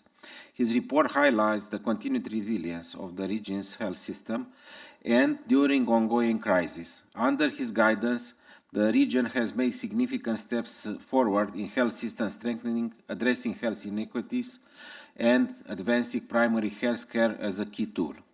We are committed to reinforce our healthcare system through the Recovery and Resilience Program, which is enhancing health infrastructure, ensuring a well-prepared and sustainable workforce in a collaboration with WHO as a strategic technical partner. We fully support the priorities in the region, and we value Dr. Kluge and his team contributions and leadership, and we look forward to continuing our close collaboration with WHO under his capable direction. Furthermore, we have the moral and political obligation to stand by Ukraine as long as it is necessary, as well as further on its process of reconstruction and European accession path, especially in health protection issues. Given the consequences of the Russian war of aggression against Ukraine, it is necessary to maintain the subject on the agendas of all international organizations, including World Health Organization. On the humanitarian level, we condemn the violence against civilians, and we recall that ever since the beginning of the crisis in Gaza, Romania has been actively involved in alleviating the disastrous situation in the territory. Romania has sent multiple shipments of humanitarian aid. In addition, on the 30th of September, several children alongside their relatives were brought in Romania for medical treatment. Romania stands ready to work alongside WHO and member states to further strengthen health system across the region and ensure the well-being of our people. Thank you for your attention. Thank you very much. Now, Bosnia and Herzegovina have the floor, followed by Luxembourg. Thank you. Distinguished colleagues, esteemed representatives of the World Health Organization, ladies and gentlemen, on behalf of the health authorities in Bosnia and Herzegovina, I sincerely thank the Director General, Dr. Tedros Adhanom Ghebreyesus, and the Regional Director, Dr. Hans Kluge, for their insightful reports and commend the organization for moving the agenda of health forward. Over the years, our collaboration has significantly improved the health of our citizens. We are committed to strengthening this partnership as we address public health challenges. Bosnia and Herzegovina, like many other countries, faces challenges but also opportunities. One of our top priorities is the digitalization of healthcare services at all levels. We recognize that technology is a powerful tool for enhancing access, quality, and efficiency in healthcare. By developing strategies to harness health innovations and emerging technologies, we aim to integrate digital solutions that will improve service delivery and health monitoring across the country. Furthermore, we are working to build capacity at all levels, ensuring we can respond swiftly and effectively to emerging health challenges. In this regard, a comprehensive strategy and action plan focused on health emergency preparedness, response, and resilience is needed. While we continue to prioritize routine immunization for children, we are also expanding efforts to ensure that vulnerable groups and adults receive the vaccines they need. Learning from the COVID-19 pandemic and the more recent measles outbreak, we understand fully that immunization remains a cornerstone of public health, and we are determined to close any gaps in coverage. Bosnia and Herzegovina continues necessary reforms on its path to accession to the European Union. We are grateful for the technical support provided by World Health Organization and partners, especially in the area of redesigning primary healthcare services, hospital care, and community healthcare services. The financial support from the European Union or the World Bank allows us to move this agenda forward. In closing, I would like to express our sincere gratitude to World Health Organization for its unwavering support and guidance. Together, we can overcome mutual challenges and build a healthier, more resilient future for all. Thank you.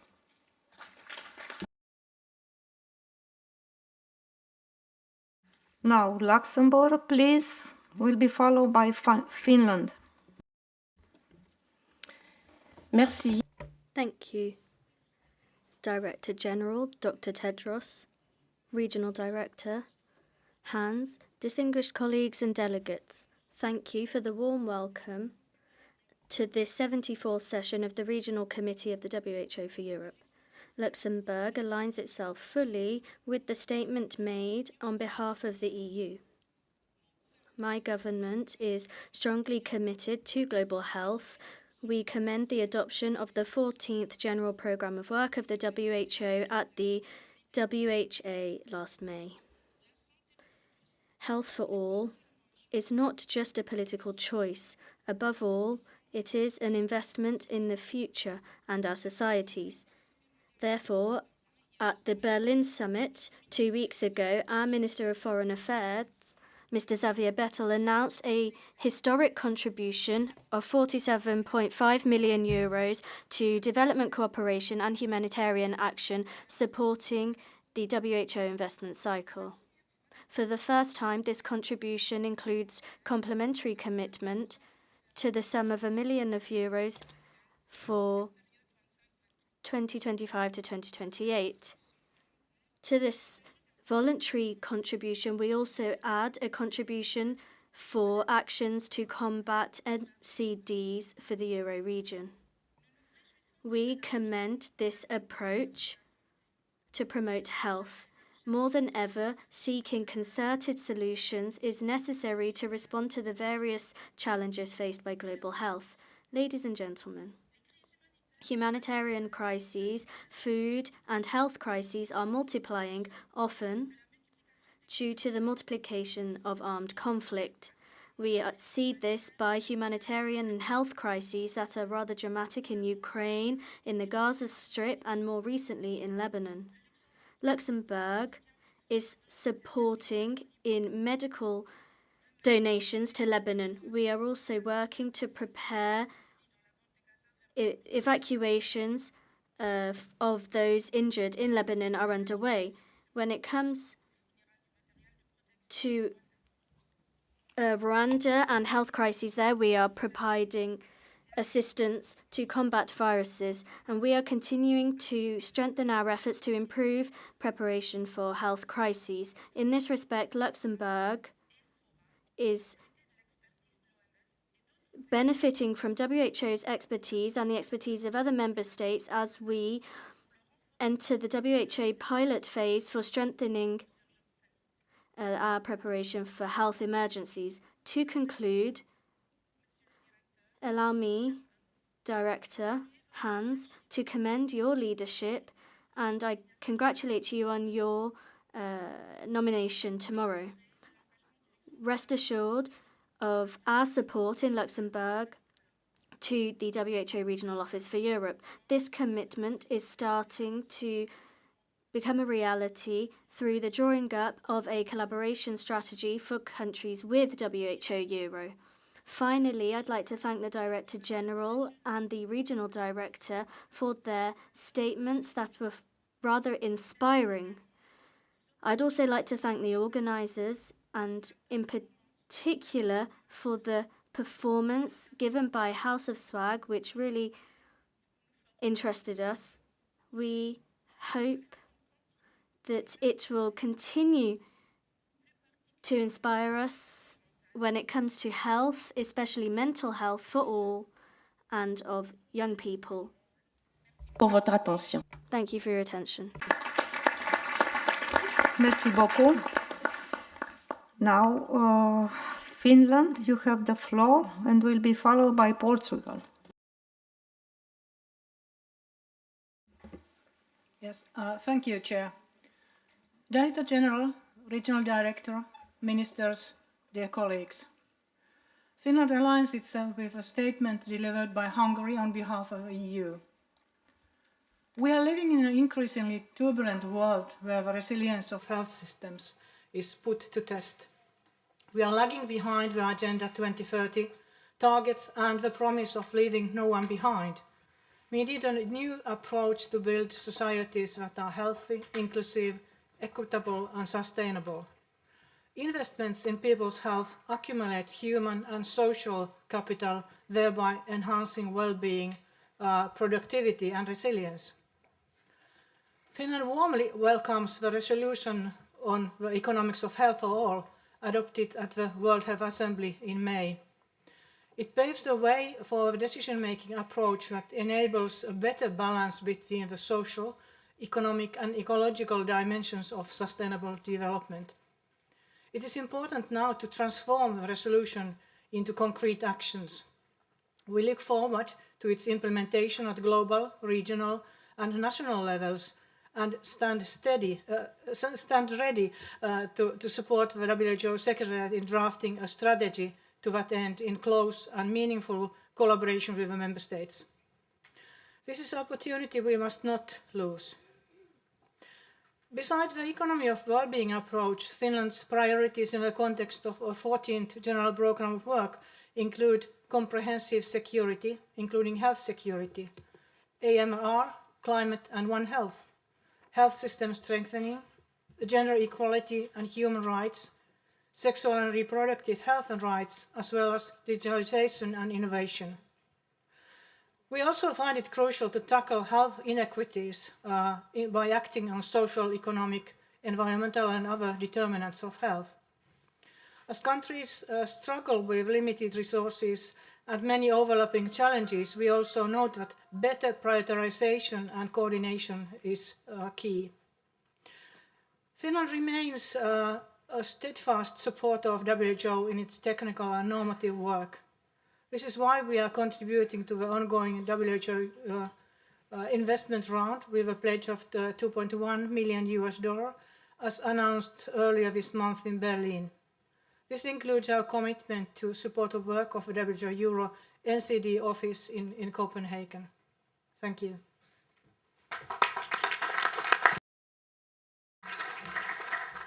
Thank you very much. Portugal, you have the floor, will be followed by Serbia. Honorable Chair, Director General, Regional Director, distinguished delegates. First, I would like to affirm that Portugal aligned itself with the statement delivered by the European Union. Portugal extends its gratitude for the outstanding work undertaken by WHO Europe over the past year. Portugal is fully aligned with the regional office work regarding non-communicable disease. Our country has further strengthened its efforts to prevent NCDs by implementing WHO guidelines on tobacco control, and we remain committed to reduce the impact of this disease, which continues to account for the majority of preventable deaths in Portugal. We have also made considerable strides in digital health, which WHO Europe has championed as a key priority. The adoption of telemedicine, digital health records, and other innovations promoted through the WHO Europe Digital Health Initiative has become a cornerstone of our strategy for several years now, to modernize healthcare delivery, improve access, and decrease efficiency in Portugal. Portugal is delighted with the opportunity to collaborate with WHO Regional Office for Europe around artificial intelligence and health technology. The government of Portugal is very keen to support the advance of AI as a tool to improve health and well-being and health outcomes for patients and their families in the European region. The regional office focuses on climate change and health as well as emergency preparedness. It is another area that resonates deeply in Portugal. Over the past year, we have advanced climate-related health initiatives, particularly in vulnerable regions, as well as we conclude the global peer review of the WHO Universal Health and Preparedness Review, in which we were the first WHO Europe member state to participate. In conclusion, Portugal remains steadfast in its commitment to the shared goals of WHO for the European region, and we will continue to work closely with all member states to strengthen health systems, promote health equity, and build a sustainable, resilient future for all. Thank you. Thank you very much. Now, Serbia, you have the floor and will be followed by Lithuania. Honorable Chair, Director General, Regional Director, distinguished delegates, dear colleagues. As Ambassador of the Republic of Serbia to the Kingdom of Denmark, it is my honor to address to you today at the 74th session of the WHO Regional Committee. I'm taking the floor today as a testimony that health is a national priority of the government of the Republic of Serbia and our President Aleksandar Vučić. The Republic of Serbia is committed to deepening our partnership with the WHO to advance the health of our people. We also aim to be a globally responsible player within the WHO and the UN, contributing to global peace and economic prosperity with health as a cornerstone of this dialogue. We are advancing our process for EU accession and we seek the support of the Regional Director for Serbia and other candidate countries to take a much more active role in the EU health policy bodies. In essence, we see health as an accelerator for EU integration that we are firmly committed to achieve. With this commitment in mind, I'm honored to acknowledge the expertise of our Minister of Health, Dr. Zlatibor Lončar, who was here with us today. Under his guidance, we have strengthened our health systems, including for emergencies. We are at the forefront of innovative health solutions, with digitalization playing a crucial role, while our primary focus remains on prevention. Looking ahead, we are committed to strengthening primary health care services and promoting healthy lifestyle, including mental health. We recognize the importance of collective efforts against threats such as antimicrobial resistance, climate change, and tobacco control. Throughout the established strong relationship between Dr. Lončar and Dr. Kluge, and on the behalf of the Republic of Serbia, we are committed to working together with Dr. Kluge during his next mandate throughout the new European program work, and we are asking for the new program for the Western Balkans, the Roadmap for Health 2026-2030, to be developed concomitantly. In conclusion, together, we can build a healthier, safer, and more equitable world. Serbia is committed to playing an active role in achieving this vision. Thank you for your attention. Thank you very much. Lithuania, you have the floor. Honorable Chair, distinguished Director General, Regional Director, esteemed colleagues. Lithuania fully aligns itself with the statement delivered by Presidency on behalf of the European Union and its member states. We commend the Regional Director for Europe, Dr. Hans Kluge, for his comprehensive report on the health status in the European region and WHO's tireless dedication to advancing health for all. Lithuania remains deeply concerned about the ongoing man-made crisis that threaten public health, and we strongly condemn Russia's unprovoked, unjustified and illegal war of aggression against Ukraine. The deliberate attacks on healthcare facilities are deplorable and condemned in the strongest possible terms. Lithuania stands in unwavering solidarity with Ukraine and its people during this critical time.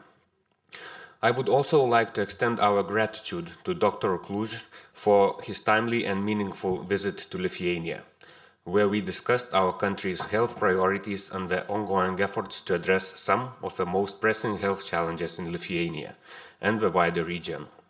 Lithuania's support to Ukraine, particularly in rehabilitation efforts, the training of Ukrainian doctors, and the integration of Ukrainian refugees into our public health system, exemplifies our solidarity and leadership in these times of crisis. Lithuania also appreciates WHO ongoing support in the fields of primary health care, long-term care, and addressing mental health issues. We value the organization's contributions to ensuring equitable and sustainable access to high-quality medicines, which are essential to achieving universal health coverage and fulfilling the Sustainable Development Goals. Lithuania recognizes that the strengthening of sustainable and resilient health systems remains a critical priority. We deeply appreciate WHO, Europe's leadership in fostering open dialogue with member states and in providing clear frameworks to empower national authorities with the instruments necessary to address emergencies effectively. Furthermore, Lithuania recognizes the invaluable role of the Emergency Medical Team's initiative in national health emergency planning and preparedness. We are committed to achieving official EMT certification as soon as possible and to closely collaborating with the WHO Regional Office for Europe and the wider EMT community, focusing on the development of both national and subnational EMT capacities. We believe that deep, transparent and clear collaboration is essential in responding to health emergencies as well as routine challenges. Finally, Lithuania reaffirms its commitment to support the transfer of the Non-Communicable Diseases Program to the WHO Regional Office for Europe in Copenhagen. Thank you. Thank you very much. Distinguished delegates, dear directors, now we'll have a coffee break. Please note that it will be only 20 minutes coffee break, so we'll resume at 15:50, so 10 minutes to 4 p.m. If any other delegates from member states which are not already on the list for statements wish to take the floor, please inform the Secretariat during the coffee break. Thank you very much. So we'll have Andorra following by Kyrgyzstan. Please, Andorra, you have the floor.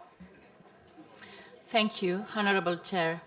Distinguished Director General, Regional Director, Your Excellencies, distinguished members and delegates. First of all, I want to congratulate the WHO for the excellent organization of this event and thank you for the opportunity to share our views and experiences. I would also like to express my sincere gratitude to Dr. Hans Kluge and his exceptional team, which we had the pleasure of getting to know during the visit to Andorra last July. Their effort, their work achieved demonstrated the WHO commitment to the small countries like Andorra. Despite our small size, we face health challenges similar to those of many European nations. Gradual population aging, emerging of cost new medicines and technology, health emergency preparedness, response and resilience, recruitment and retention of healthcare professionals, and of course, mental health. All these issues can jeopardize the sustainability of our system. It is evident that we must improve our health system to make them more resilient and sustainable. In line with the Tallinn Charter Health System Conference, Trust and Transformation, it encourages us to strengthen trust in our health system. So at Andorra, we approve the Andorran National Pact for the Quality, Efficiency and Sustainability of the healthcare system in July of this year. This pact established the foundations of our healthcare system for the coming years and has been designed, co-created and signed by a broad representation of political forces, administrations, healthcare workers, patients and associations. This pact is based on 4 fundamental pillars: the promotion of health, access to quality healthcare, sustainability of the system, and the implementation of research and innovation. We are convinced that this pact will allow us to tackle future challenges with determination and ensure that Andorra population has access to modern, equitable, and sustainable healthcare system. We look forward to continued support on behalf of the WHO and continued collaboration with all members of this committee to guarantee a healthier future for our population. Dr. Kluge, we would like to thank you for your support and your leadership these 5 years, and we would like to congratulate you for the nomination. We wish you the very best. Your efforts inspire all us. Thank you. Thank you very much. Now, Kyrgyzstan, followed by Malta.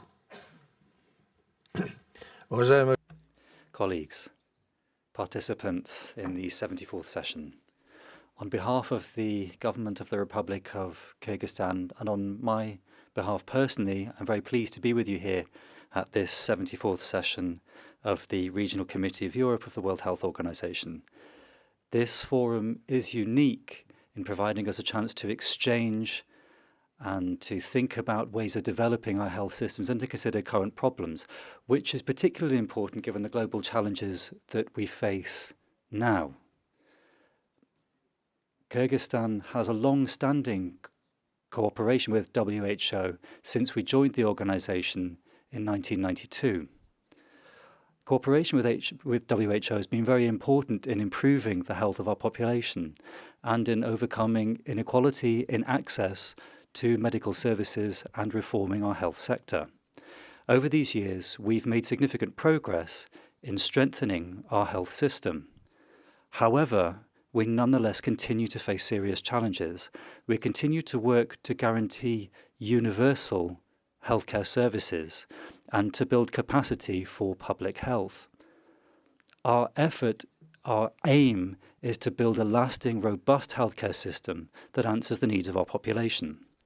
In this context, I'd like to stress the importance of our recent International Investment Forum for Healthcare in Central Asia. This took place in Kyrgyzstan in June this year, under the patronage of the President of the Republic of Kyrgyzstan. There we discussed the investment strategy for health and well-being, which is a key document for achieving our objectives, guaranteeing a healthy lifestyle for everyone. The priority in our work is the fight against non-communicable diseases and guaranteeing a robust system in the face of the health challenges we confront. During the course of this, we're also carrying out a strategy to improve access to quality and safe medical services. Colleagues, I call on all participants here to share their ideas and experience with us. This gives us an opportunity not only to discuss problems, but also to find ways to solve them. Together, we can create the conditions for sustainable development and for guaranteeing a healthy future for everyone. The Ministry of Health in my country supports Hans Kluge's nomination. Over the last 5 years, he's accomplished a great deal in Kyrgyzstan. Thank you very much for your attention. Thank you very much. Now, Malta, you have the floor followed by Ukraine. Thank you, Madam.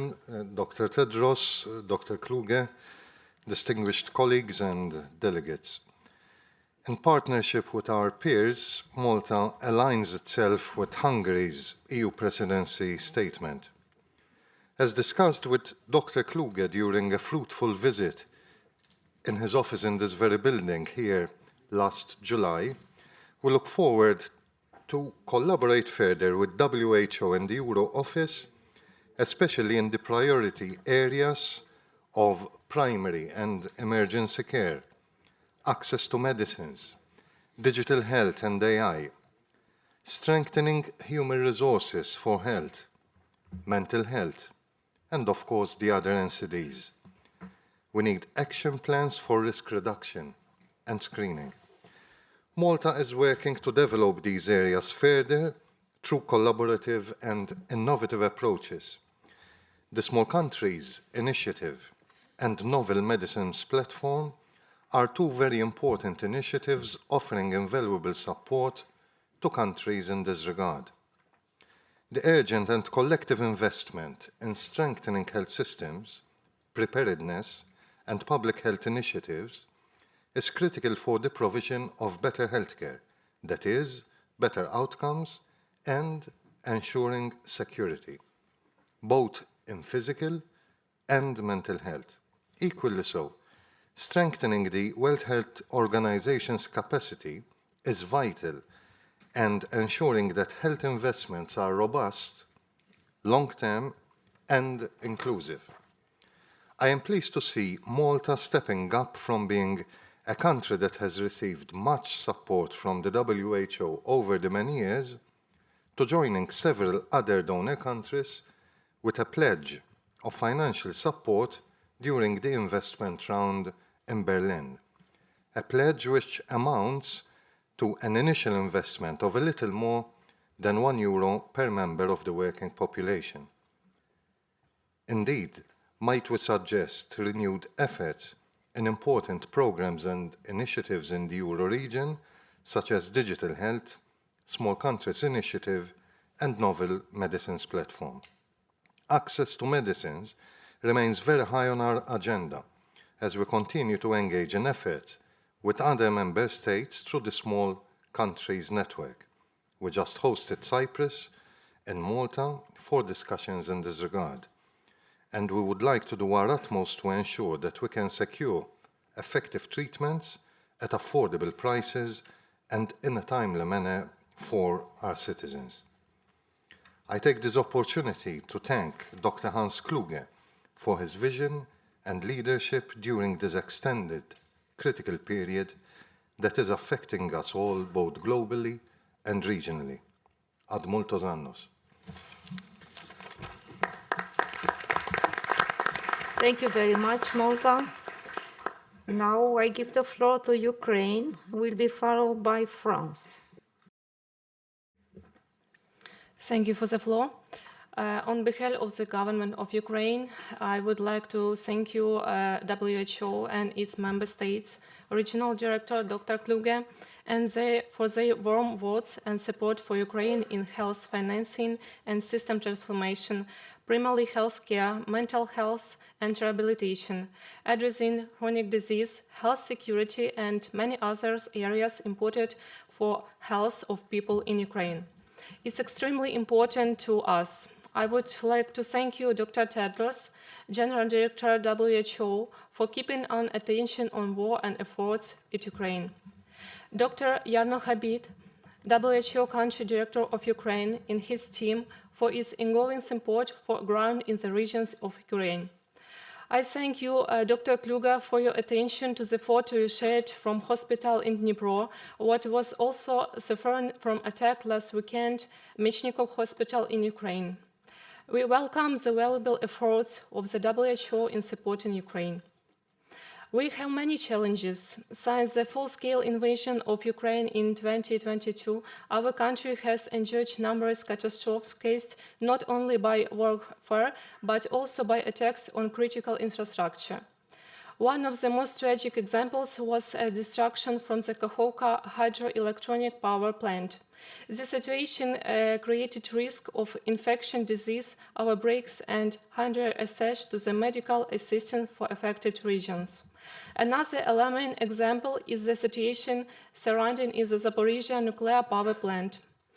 Despite incredibly challenging conditions, Ukraine continues to work on improving protection for people during disasters. We are mobilizing all available resources to support these affected and actively cooperation with international organizations. Our action in the process of reforming and rebuilding Ukraine are important for us, as Dr. Kluge noted. However, without the support of other nations, our effort will be limited. It is critical that the international community is not provide humanitarian assistance, but also increase diplomatic, economic, and political pressure and advisory state to stop this barbaric action.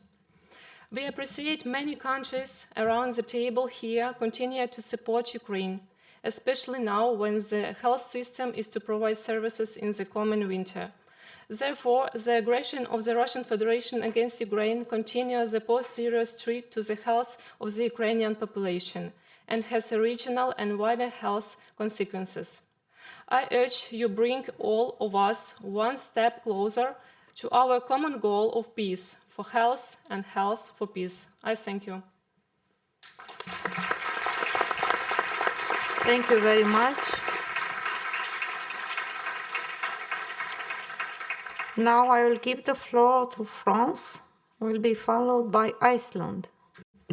Monsieur le Directeur, Regional Director, colleagues, France aligns itself with the statement made on behalf of the EU. We commend the work carried out by the Regional Office of the WHO in Europe. Dr. Kluge, Hans, you have our full support.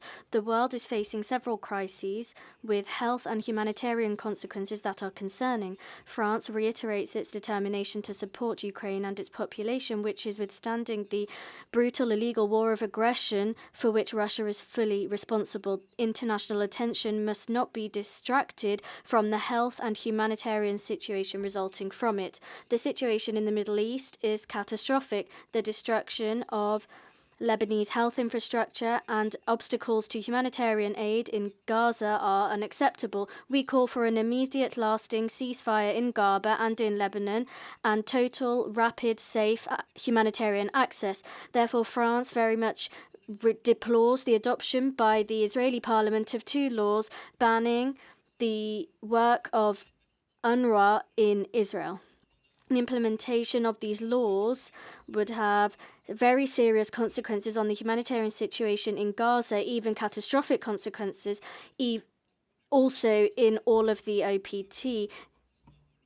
For over 70 years, UNRWA has played an essential, vital role in providing essential services and goods to Palestinian refugees in the West Bank, East Jerusalem and Gaza, as well as in other countries. France reiterates its support to UNRWA, and we will continue to ensure that the necessary reforms are implemented for neutrality of its action, namely recommendations from the Colonna report, and we reiterate our support to all UN agencies working on the ground. We are also very concerned by the situation in Sudan, and we call on parties to ensure the security of civilians, including humanitarian personnel. We commend the work of the WHO to respond to health needs resulting from these conflicts, and we call on all parties to work with WHO and UN agencies. France aligns itself with the priorities of WHO Euro, and we support the first investment cycle which seeks to strengthen its mandate. Our common goals must seek, first of all, to achieve universal health coverage,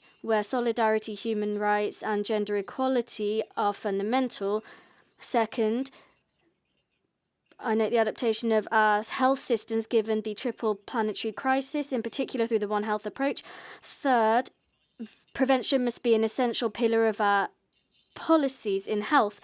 Finally, it's important to have qualified health professionals, and in this respect, the inauguration of the WHO Academy this December in Lyon will be a powerful lever to provide innovative, high-quality training for professionals around the world. Education is very important, and this academy will enable us to train professionals around the world and prioritize the healthcare of the population. Thank you. Thank you very much. Now I'll give the floor to Iceland. Iceland, please. Thank you. Director General and Regional Director General, regional committee members, I would like to start thanking both the directors for the inspiring address this morning. WHO's diverse projects play an essential role in advancing global health and responding to emergencies. And the regional office has made excellent progress during the past year. Due to time constraints, I will only mention a few that are especially important for us in Iceland. Firstly, the focus on the well-being economy project. The support of the regional office to this project is key to this work. We are very thankful for the WHO award for Iceland's progress on well-being economy this year. Secondly, the Small Countries Initiative is highly appreciated, as many of the smaller countries have stated here today. Countries of similar size often face similar issues, and solutions that work in one of those countries are more adaptable for other small states. And this has been proven in our cooperation. Climate change. So the third project or the area that I would like to draw attention to is climate change. Climate change is affecting us all. It was very clear in the discussion in the Arctic Circle conference that took place in Reykjavik last week. And I want to use the opportunity to draw attention to the documentation in the Arctic Circle platform. It's extremely worrying, but this is something that we need to focus on. As we heard this morning, the Regional Director General has a clear vision for the next 5 years. Health and well-being, that's key. Ambitious, extensive plan, which we fully support. And we look forward to work with the Regional Director General in the coming years. Last but not least, the topic actually for this session is the state of health in the region. It is obvious that health and peace are deeply interconnected. We will not make a proper progress in this region while we have devastating conflicts ongoing. We, like many other members of the Regional Committee, condemn these conflicts and the devastating impact on innocent lives and communities. Thank you.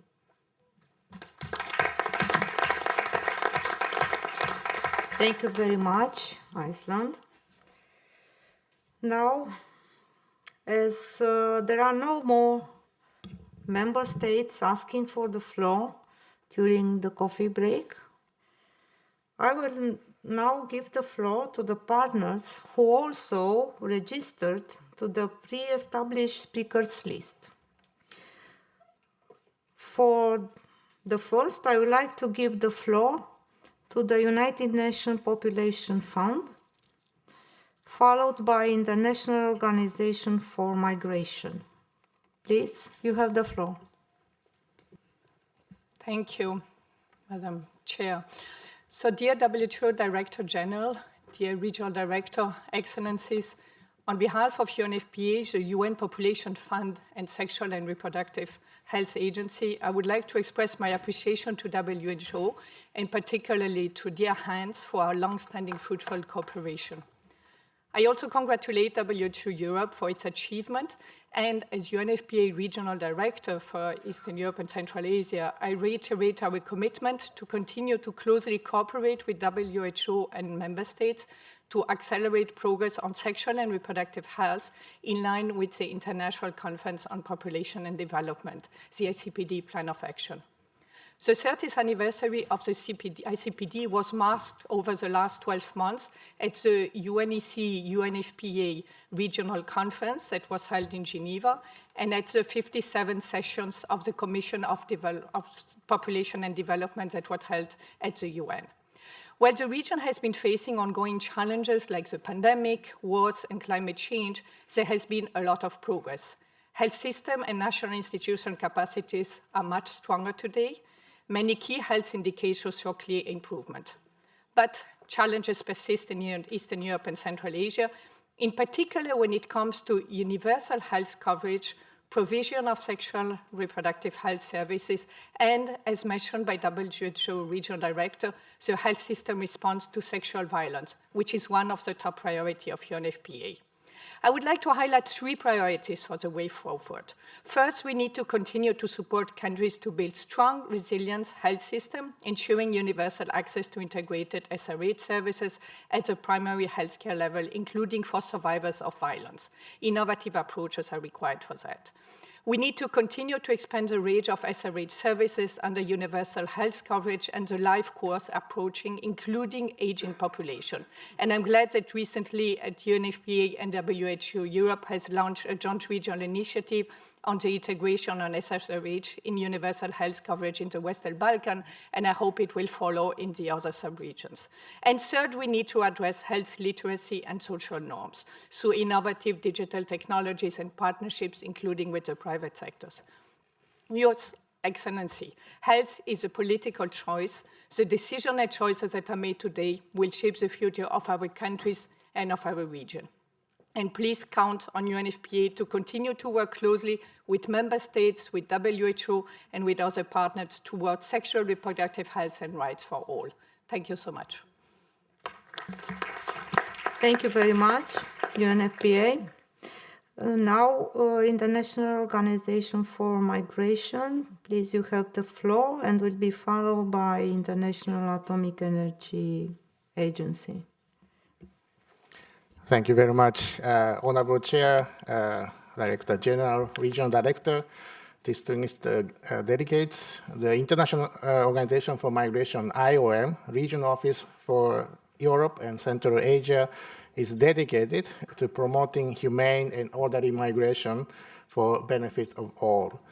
With a presence in over 171 countries and nearly 20,000 staff around the world, including health programs in 21 countries in Europe and Central Asia, IOM, the UN Agency for Migration, provides support to migrants and the host communities every day, while developing effective responses to the shifting dynamics of migration, as well as providing advice on migration policy and practice.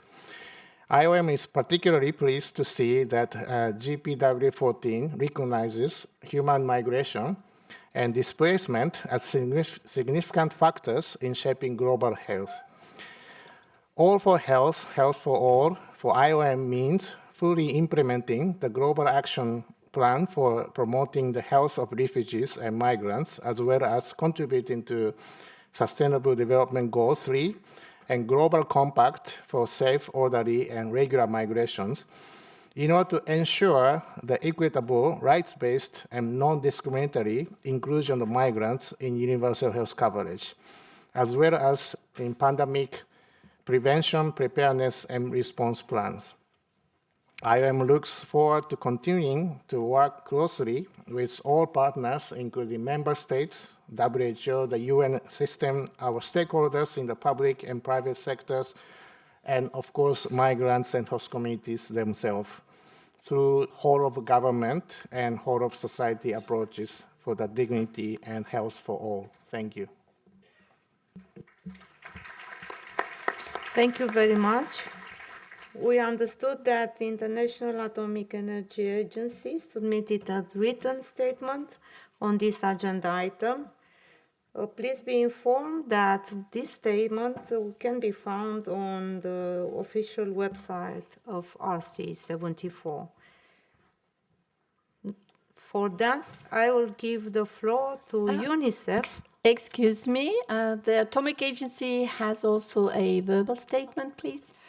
Okay, you have the floor. Yes, thank you very much. Thank you very much. There will be a written statement as well, yes, submitted, which is a longer one. Anyhow, honorable ministers and deputy ministers, dear regional director, distinguished delegates, today approximately 26% of the IAEA's technical cooperation support in the Europe region is dedicated to health. Support for radiation medicine is a key component in this field, and through the impact reviews, the agency, in close partnership with the WHO, gives its best assistance to member states in assessing cancer control capacities and identifying priorities to efficiently respond to countries' cancer burden. Years ago, the agency launched the Rays of Hope initiative, through which we tried to bridge the gap and increase access to cancer care. Today, over 70 countries participate in Rays of Hope. In Ukraine, for example, 3 priority institutions, as identified by the Ukrainian Minister of Health, are receiving assistance to strengthen their radiation therapy and medical imaging competencies. In addition, we are currently developing a comprehensive multidisciplinary virtual training program for Ukraine to ensure that the country has qualified staff in these areas. Now, let me say a few words about Rays of Hope anchor centers, which cooperate with the agency to improve educational and research infrastructure. Anchor centers are regional leaders and function as knowledge hubs, supporting regions in their field of expertise in radiation oncology, radiology, and nuclear medicine. To date, there are 10 Rays of Hope anchor centers, 2 of which are in Europe: Ege University Faculty of Medicine in Turkey and the Institute of Oncology Ljubljana in Slovenia. Recently, the agency and Ege University, with the support of WHO, organized a regional workshop on pediatric radiotherapy services in Europe and Central Asia region. The result of that workshop was a valuable roadmap for expanding access to pediatric radiotherapy services in the region and firm commitment to collaborate on improved cancer care for children. Ladies and gentlemen, with that excellent example, let me conclude my brief presentation by reconfirming that the agency continues to be a dedicated partner to the WHO in our common goal to progress and advance towards universal healthcare across all regions. Thank you so much. Thank you very much. Now, UNICEF, you have the floor, and will be followed by international organizations.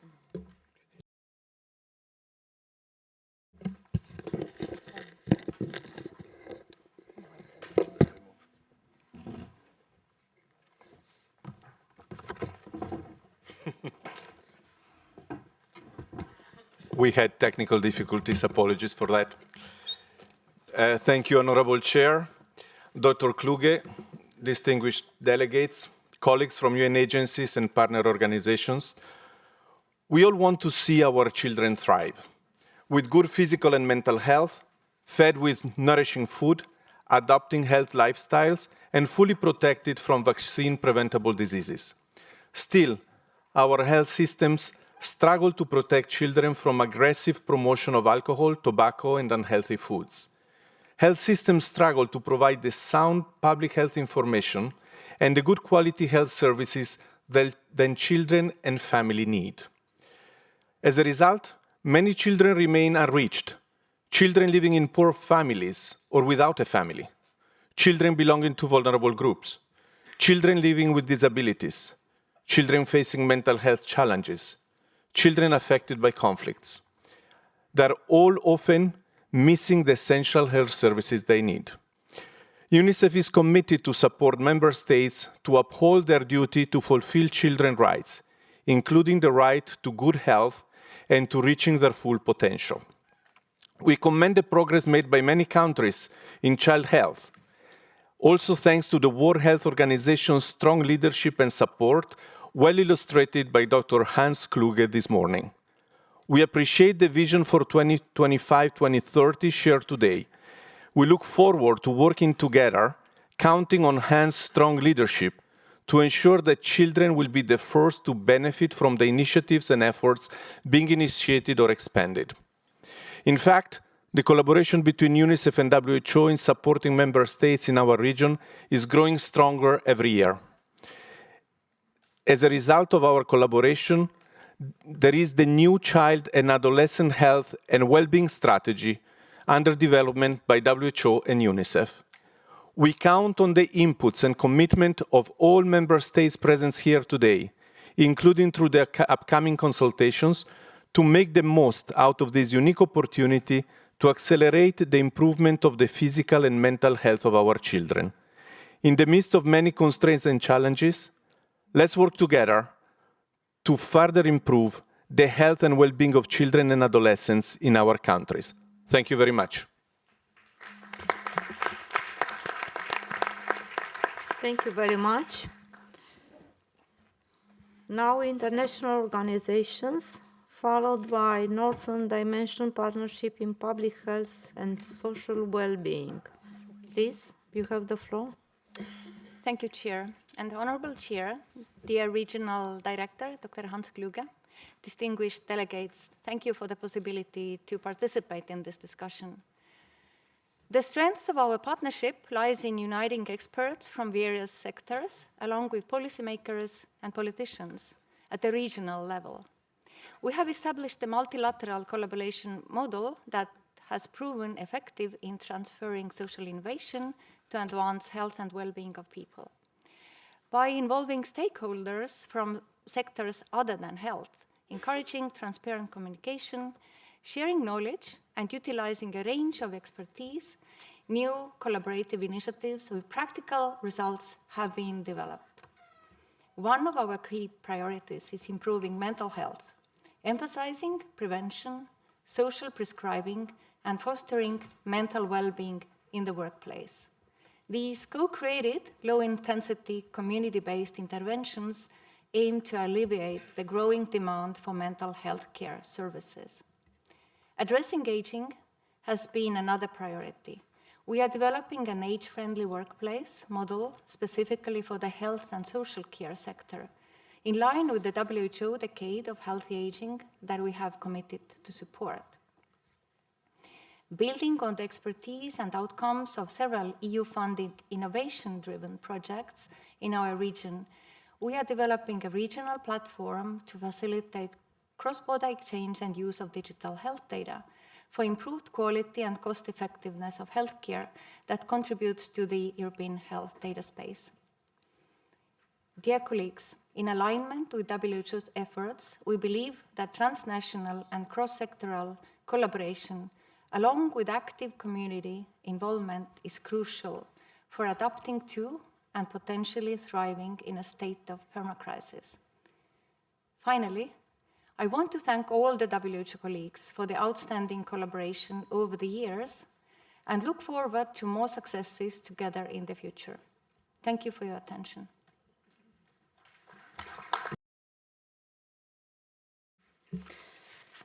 Thank you very much. As now we will move to statements by non-state actors. I understood that there are several non-state actors who would like to take the floor on this.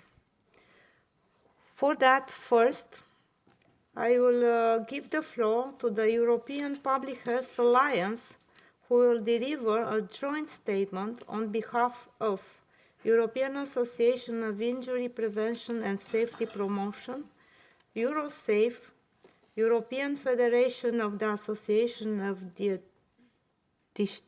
Dietitian, okay, sorry, European Forum of National Nursing and Midwifery Association, European Public Health Alliance, European Respiratory Society, European Stroke Organization, International Diabetes Federation Europe, International Federation of Biomedical Laboratory Science, International Sport and Culture Association, Movendi International, World Organization of Family Doctors Europe. Please, you have the floor. Thank you, Chair. Dear Dr. Kluge, esteemed delegates, colleagues, the European Public Health Alliance, representing 18 non-state actors, warmly welcomes Regional Director's report. We commend WHO Europe's leadership in navigating the stormy waters of pandemic recovery, the climate crisis, AMR, NCDs, and the devastating impact of wars. WHO Europe's pursuit of universal health coverage and equitable healthcare access lays the foundation for more resilient health systems across the region, with the Novel Medicine platform further advancing this agenda. Here, we encourage an increased focus on racism and discrimination as fundamental determinants of health. In NCD prevention, we especially appreciate WHO Europe's work on the commercial determinants of health and the landmark Redefine Alcohol campaign. However, lobbying by health-harming industries continues to challenge policy implementation, which calls for stronger regulation. Civil society remains committed to counteracting commercial interests and requests a regional director's report to assess progress on the alcohol policy best buys. We commend WHO Europe's role in tackling AMR through supporting national action plans, through operationalism, you know what I mean, multi-sectoral One Health partnerships, and integrating AMR into broader security frameworks. WHO's growing focus on climate change and environmental health is essential through its work on partnerships, guidance for national policies, and platforms for health sector climate action. Civil society is committed to continue supporting and challenging you. We welcome the increased recognition of civil society marked by the highly appreciated commitment to NSA engagement. To honor the resolution on social participation, we call on WHO and member states to further invest in structured inclusion and funding for civil society. Only that way can civil society organizations continue to serve as a vital counterbalance to commercial interests, advocate for health as a priority, and deliver support to the communities. Dear colleagues, underinvestment remains a critical issue that hinders WHO's ability to fully implement its programs. We urge member states to strengthen their financial commitment to WHO, ensuring resources needed to protect public health. The recent investment rounds are positive, but continuing increased commitment is essential. Finally, we call on member states to adopt a whole-of-government approach in ensuring health as a highest priority. We look forward to continued partnership for a healthier and more equitable future. Thank you. Thank you very much. Now I would like to give the floor to the International Federation of Pharmaceutical Manufacturers and Associations. Please, you have the floor. Thank you, Chair. This statement is delivered on behalf of IFPMA and its European member organization, EFPIA. Unequal access to innovative medicines in the European region is an issue of common concern for member states, patients, healthcare professionals, and the private sector. The root causes for these inequalities are multifactorial, but includes variation in national pricing and reimbursement procedures, international reference pricing, evidence requirements, budget availability, healthcare infrastructure, and the corresponding impact on commercial decision-making in pharmaceutical companies. Whatever the cause in each situation, patients across the region deserve better and can expect responsible authorities and stakeholders to work together to improve the situation.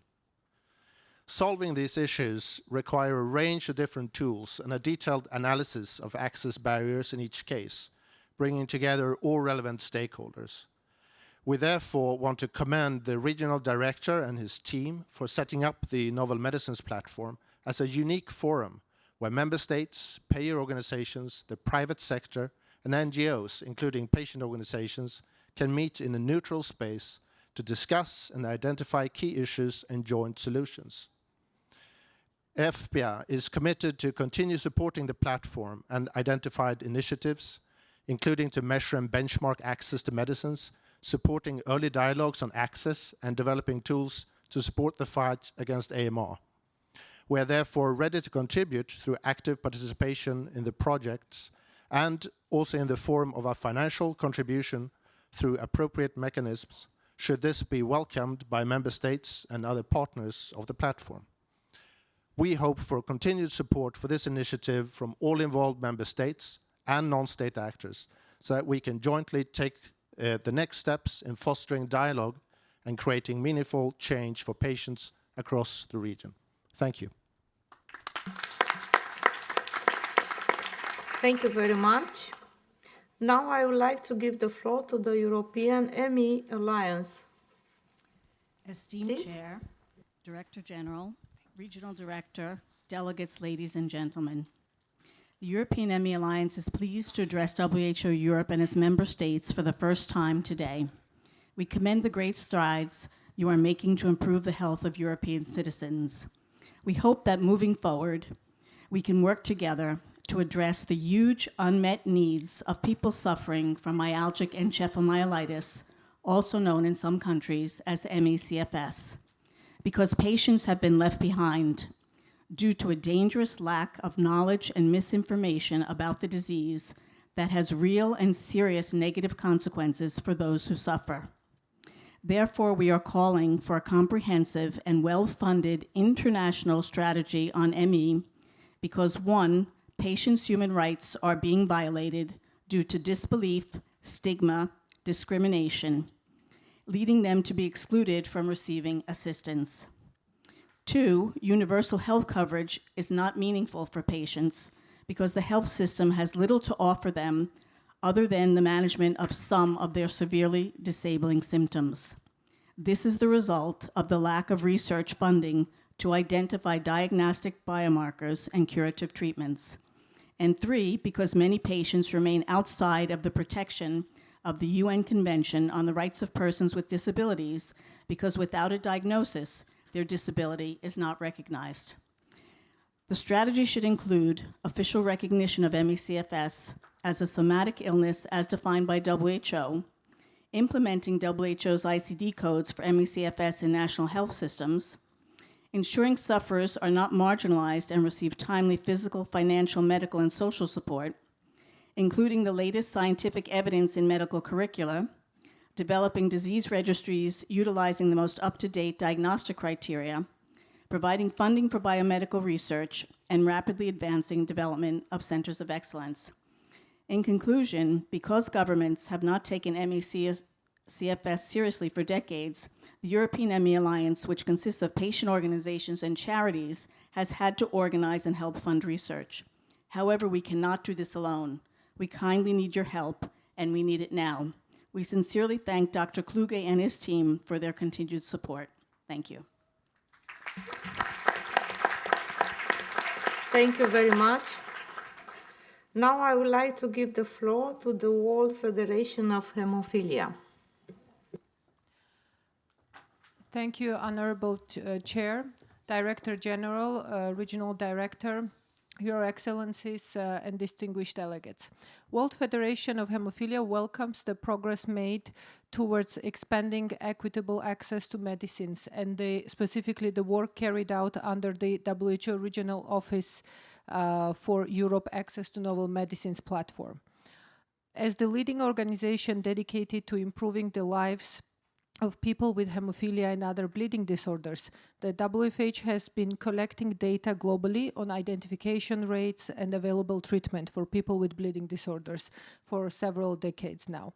The majority of people with hemophilia, von Willebrand disease and other bleeding disorders continue to face significant health inequities, including underdiagnosis and disparities in access to treatment across regions and genders.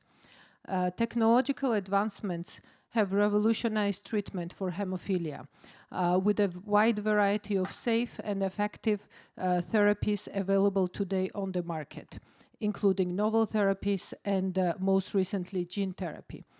Despite this progress, treatment remains out of reach for over 70% of patients worldwide. Disparities in access persist within European region as well. Access to novel medicines can be increased through more effective national and regional procurement and reimbursement models. The WFH would welcome an opportunity to contribute to the work of the NMP. The WFH further calls the WHO Director General and the member states to include a discussion on developing a more coordinated global framework to improve equitable access to treatment and care for people living with hemophilia and other bleeding disorders at the upcoming session of the WHO Executive Board in February 2025. Thank you.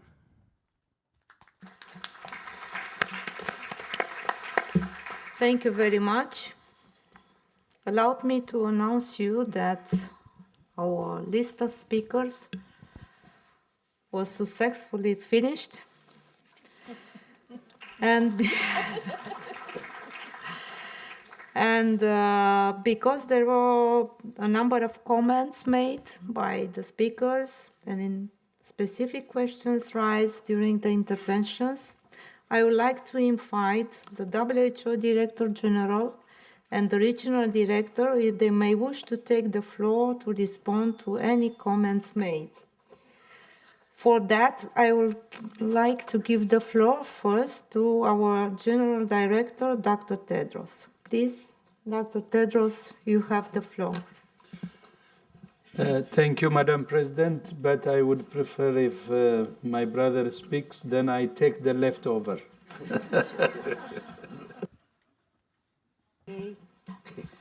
Please, dear Regional Director, you have the floor. Thank you very much, Executive President. And my big brother is very smart. So, Excellencies, colleagues, ladies and gentlemen, I would like to thank you very sincerely for a very rich discussion and an unprecedented number of interventions, really, with a lot of guidance. So we try to club a reply according to the main themes, and the first one, which clearly stands out, is on emergencies and conflict. Many of you have voiced your grave concerns about the multiplication of emergencies in this region and the huge toll on the lives and our societies, particularly the vulnerable and the innocent. I reiterate my continued solidarity with all the people affected, not at least the people of Ukraine, and we're inspired by the efforts of the healthcare workers to safeguard the health of their population in this situation. Conflict is bringing untold suffering to millions of people in our region and undermining the progress we have made on so many health indicators. As a member state reminded us, perhaps crisis may have historically seemed distant, but no region is immune from emergencies. But crisis is also bringing us together. So I cannot agree more that health security stands out as a defining issue for our times, and actually every single intervention highlighted its importance. Many countries have addressed the intolerable and tragic toll on human lives. I can only reiterate your call, the call of WHO Director General for a ceasefire, for drastic scale-up of humanitarian assistance, for the release of all hostages when people are in captivity, that they have access to medical care, but most important, of course, for peace. We cannot ignore the needs of the refugees, the migrants, because it's very clear that the debate and the tone is really hardening in our region,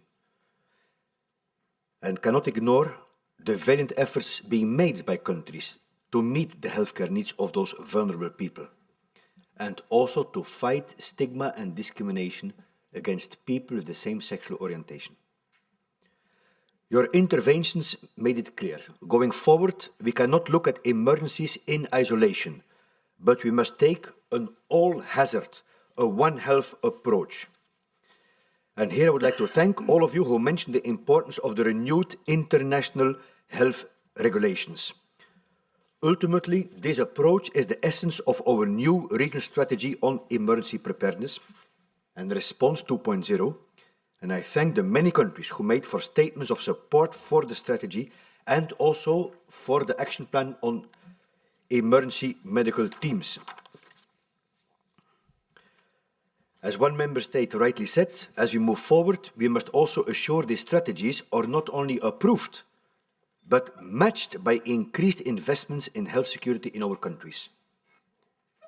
Hence the importance again of global health diplomacy, because we know there's only so much money, and a lot of money goes to defense, a lot of money goes because there are elections, to the cost of living, so we need this to do in a very, very smart health diplomatic way. AMR seems to be everyone's business, which means sometimes nobody's responsibility.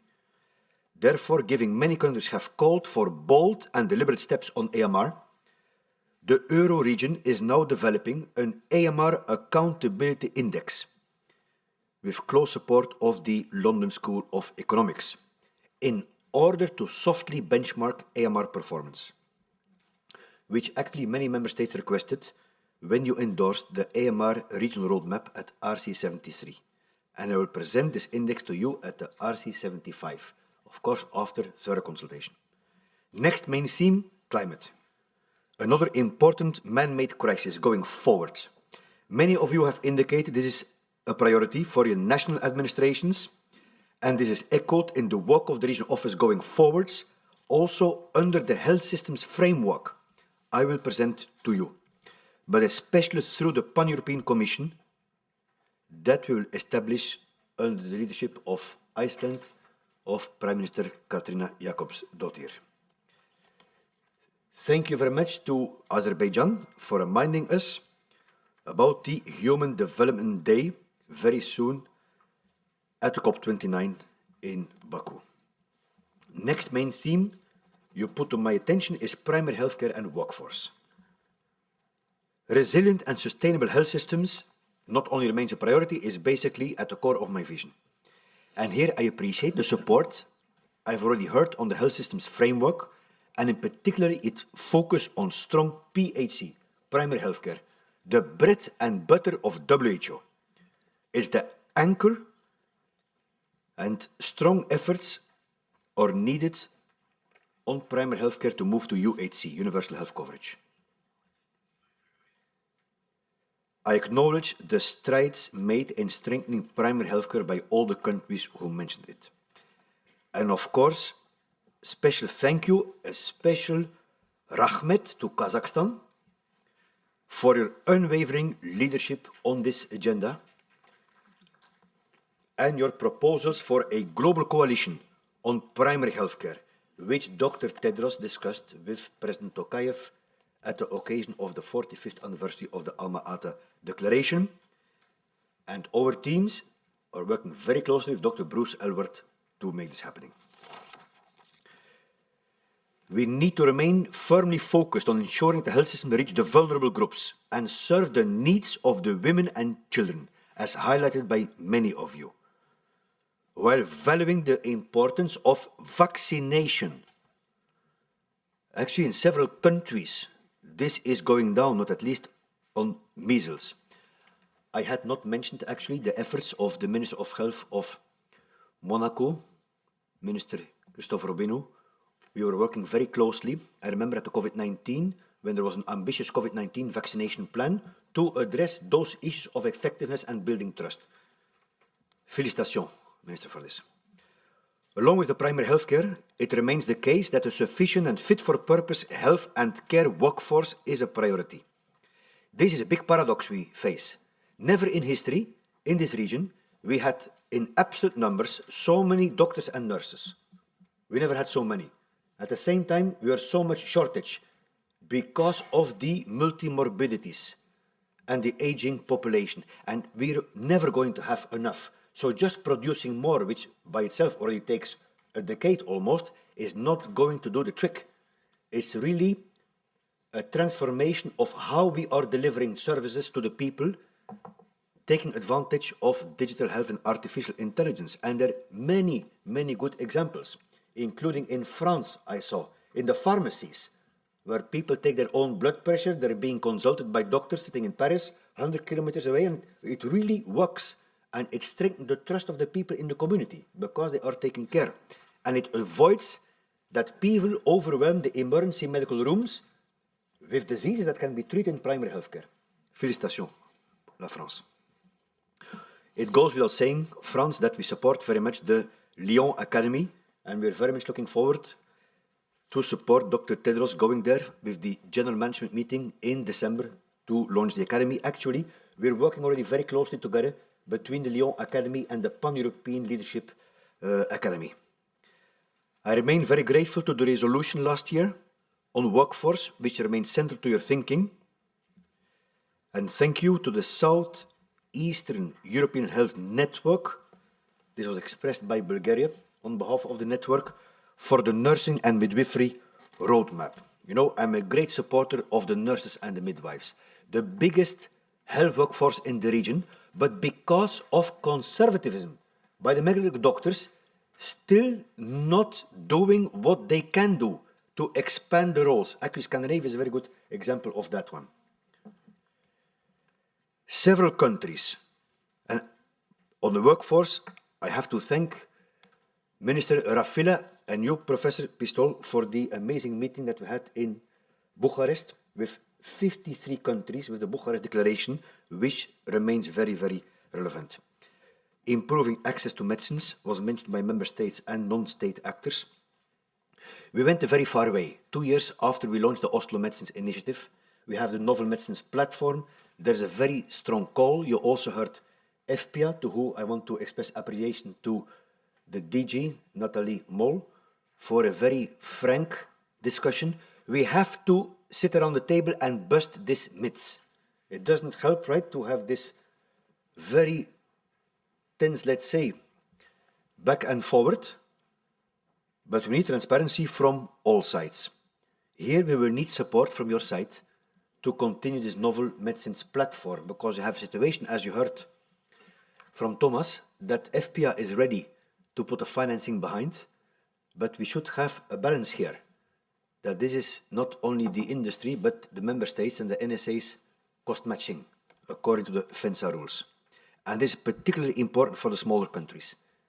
Thank you very much, Minister Helena Mas, for mentioning the visit. It was an amazing visit. It was the last mission I did before my holiday. Gave me very, very a good mood to go into a holiday. It's amazing what your healthcare workers are doing in Andorra, and please pass my very best regards to all your healthcare workers and to the Minister of Foreign Affairs. I would like to thank Portugal for the grant that we received on artificial intelligence. It's a real step forward in our region. Next theme, health promotion and prevention. One of the reasons for ensuring strong primary healthcare as the anchor is that we see backsliding in disease prevention. And one reason is a loss of trust in the health system. That's why the health system framework and the Tallinn conference mentioned by Estonia has rebuilding trust as a focus. We remain very committed to strengthening NCD actions in countries, and I acknowledge the priority you place on this agenda. We strongly believe in leadership by example. I was the regional director, and you can test me tomorrow evening at my reception, who no longer serves any alcohol on any WHO meetings with your funding. Every level of alcohol is hurting. It doesn't mean that WHO says that everyone should stop drinking, but it is, or as you told yourself, you expect from us that we put the evidence on the table. So we have to make you aware of the harmful effects. The same, you know, all the ministers who came at the third floor, the first gift you get is the T-shirt with Walk the Talk. 30 minutes of moderate physical exercise every day would save 12,000 lives in OECD countries. We had a report with the OECD, and would save €7 billion a day by a public health activity free of charge. I would like to commend the excellent progress made in countries in tobacco and alcohol consumption and the ongoing efforts to tackle other issues such as obesity and the wider social, environmental, economic and commercial health determinants. And I'm very inspired by the words of Deputy Prime Minister of Belgium, who commits to further support us in this field of tackling the commercial determinants of health. Very, very courageous Deputy Prime Minister. We need to redouble our efforts in routine immunization, dear colleagues, and fight the fake news. Aging. I was particularly pleased to hear that my recognition of the challenges associated with demographic aging, which confronts our region, is one that has resonated so clearly with this regional committee. 3 weeks ago, I was invited by Queen Mathilde at the Belgium Academy of Science in Belgium on the Queen's seminar on mental health in the elderly. And the theme of my presentation was that aging is living. Aging is not a disease to be cured. Aging is not a syndrome to be addressed. Aging is a privilege. This morning and tomorrow morning again, you will see again my father who I've invited, who is 91 years, and my mum, because I'm traveling the whole time to your countries. Thanks God that I have my parents to transmit the very important values to my 2 daughters. Aging is living. Aging is a privilege, but we have to age healthy. And here we need not to lose our focus on the quality of care. Evcharistopoli, thank you so much to Greece for giving this treasure of the quality of care of us, and thank you to my good friend, Minister Adonis Georgiadis. Mental health. Ladies and gentlemen, what a powerful opening from the House of SWAC. Actually, I'm very relieved because we played with different ideas and one was the opera. And I say, let's go back to the House of SWAC, which we had years ago. I cannot strongly enough express my appreciation to them for reminding us that it is okay not to be okay. The mental health crisis, which only promises to worsen, has been rightly raised by many of you. And thank you, Minister Katarzyna from Poland, for the commitment you expressed to place this issue very high at your upcoming EU presidency. We are very keen to collaborate with you on this. I was also very impressed by the impassioned call made by the Danish youth delegate that focused on mental health of the marginalized youth, and the point made by Professor Chris Whitty that we need to better understand how to prevent mental conditions. Investment round and sustainable WHO. Thank you for such a strong support for sustainable and flexible financing for WHO to go forward. And I have to commend really here my big brother, because I think it was Ambassador Menabdi who was telling that this is a very long-standing issue. Indeed, dear Nata, you're right. But UDG has been very, very brave and forward when many people were doubting. And I think after the incredible event in Berlin, thanks to Professor Karl Lauterbach, to the German Chancellor Scholz, co-hosted by Norway and France, 1 billion. This is really something, and still counting. Thank you to the countries which pledged also in addition today. Finally, many of you expressed the importance of the sub-regional approach. So we took your call to refresh the roadmaps on health and well-being for the Western Balkan, for Central Asia. I also would like to add here, very important, the Health Council of the CIS, the Commonwealth of Independent States, very important, the Inter-Parliamentary Assembly of CIS, we're always active in, the Eurasia Economic Commission, with whom we have also a memorandum of understanding. And I was also invited to the meetings of the Shanghai Cooperation and the BRICS Plus. Because the world is ultimately one village. Thank you, everyone.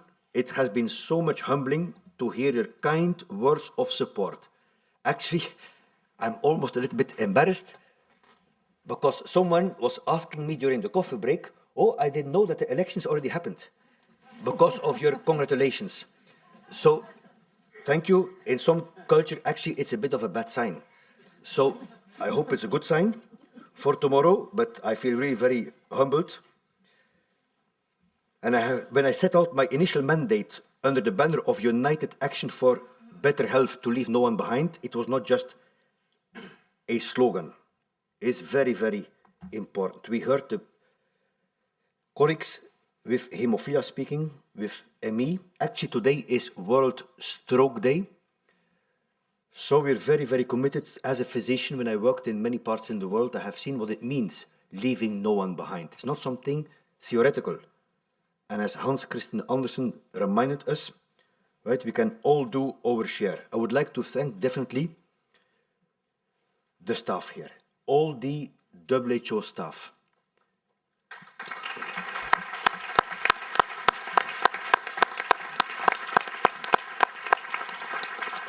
Thank you very much. Thank you for this applause. I mean, this was not in the script, but I'm very honored for this because they're working very hard. And you know, if they work with me, they have to work very hard. Because I always say, you have the best job you have. We have privileges also. Of course, you have to watch burnout. But also mobility. I strongly believe in mobility. And I'm very grateful to my big brother that this is being put forward again. There is no privilege to sit somewhere for 5 years or 10 years or 15 years. I have been working in some of the most difficult areas in the world, be it in Somalia, in North Korea, under the dictator in Myanmar. We are civil servants and we have to move. We have to serve the member states. At the same time, we are family people. We will always take into account the family situations.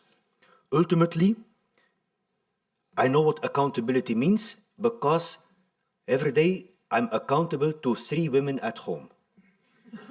My wife and my 2 daughters. And the first question from Anastasia and Sophia is, Dad, did you manage to save 1 more child in Gaza? If not, then what is the UN doing if this is unfolding in front of our eyes? And I really would appreciate another applause for the staff of Dr. Hanan Balhi, who is risking their lives to go and do polio vaccination of all the people in Gaza in very difficult circumstances.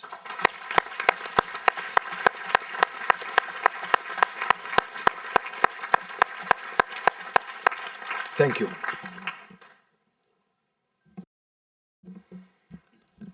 I think you are happy I asked you to speak first because you had a long list.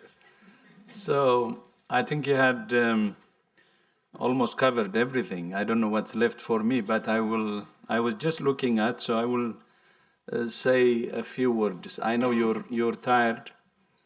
You need a break, so I will try to be as brief as possible. One, on the sustainable financing. Of course, my brother had already indicated, but just wanted to show you a different angle. Thank you for increasing your assess contribution, 50%. That's the largest in the history of the organization. And now investment round. The key in the sustainable financing is not just the amount of the money, but the quality of it.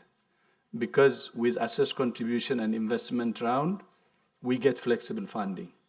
If we get flexible funding, we address 2 systemic problems in WHO that has been there for many decades now. The 2 systemic problems are, one, in planning. If it's voluntary contribution, we cannot, if it's voluntary inflexible funding, we cannot support countries based on their priorities. Meaning, if we don't support them based on their priorities, achieving SDGs would be a problem. And second, the quality of the funding, especially with assess contribution and investment round, helps us to improve the morale of our staff. As you may know, a good number of our staff are on 60-day contracts and temporary contracts, meaning uncertainty and instability.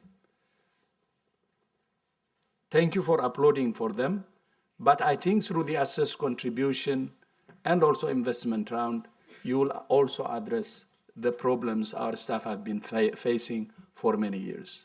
When we started the initiative, this is already 7 years ago, as soon as I started, many didn't believe that you would agree to this significant commitment in assess contribution and investment round. But you did, because you believed that your support will address these two chronic problems or systemic problems among others. So I want to use this opportunity to remind you that the assess contribution and investment round is actually going to address the systemic problems and make WHO even more productive. And of course, helping countries, as I said, to achieve SDGs. Then the other issue, dual, thank you for delivering on IHR, but we have the pandemic agreement now. And the pandemic agreement, I strongly believe that it can be done before the end of this year. What's left is not really something that would delay the deal beyond December. I think we have been discussing with some of you specifically what are the pending issues and where is the middle ground. So I ask, especially EU members and our European region members, to deliver the deal before the end of this year, because it's already close, and we shouldn't lose the momentum. You know what's happening now with Mpox and Marburg, and I think that should be a reminder that we are still vulnerable. And that's why concluding the pandemic agreement as soon as possible will be very, very important. Of course, while pushing for the pandemic agreement, we're doing many things based on the lessons learned. If I take two from the region, we have the Pandemic Intelligence Hub in Berlin. And this was established based on the lessons learned, especially the weaknesses we have seen in surveillance. And BioHub is established to exchange samples in Switzerland. Although the WHO Academy was proposed before even the pandemic, but capacity building is central, and that will also help. So what I'm trying to say is there's several initiatives that we're doing based on our mandate, based on the lessons learned from COVID, to strengthen our preparedness, but the key will be the agreement or the pandemic agreement, which we believe that you can conclude this year, and I hope you will push for the conclusion of this year. I think the IMB 12 meeting will be in early November, and I hope you will conclude that agreement. Then the other issue I'd like to raise is I'm really glad many of you have spoken about healthy populations and well-being, meaning focusing on the root cause of illness and helping people to lead a healthy lifestyle, be it for communicable or non-communicable diseases. That as number one. Second, as UHC with a strong primary health care foundation. You stress especially on primary health care, many of you, and I'm very glad to see that. By the way, I would like to use this opportunity to join the coalition that was proposed by the president of Kazakhstan to really act on what all of you have already said. And the third is the emergency preparedness and response. If there is one thing that's very critical now, it's the pandemic agreement. So it's the promote, provide, and protect. I can see that we're very much aligned. And by the way, in WHO, from headquarters to country level, we're very much aligned. And from what I heard from you, I see all the comments along these 3 lines, and it shows the alignment as well. And then, especially if you take the healthy population and well-being, climate change and health is critical. And just a reminder to do everything you can for the success of the COP29. And health is well positioned, and that could be the best argument actually to make progress in adaptation and mitigation. Then finally, just one issue I would like to raise, because the rest is already beautifully said by my brother Hans, is on war and peace. Somebody was asking, this is some time ago, what do you get from war? And then this guy said, 4 Ds, 5 Ds and 1 F. So the 5 Ds I will list are destruction, death, displacement, disease, deprivation, and the final F is famine. If you see in any conflict, you will find the 5 Ds and 1 F. There is nothing you get except the 5 Ds and 1 F.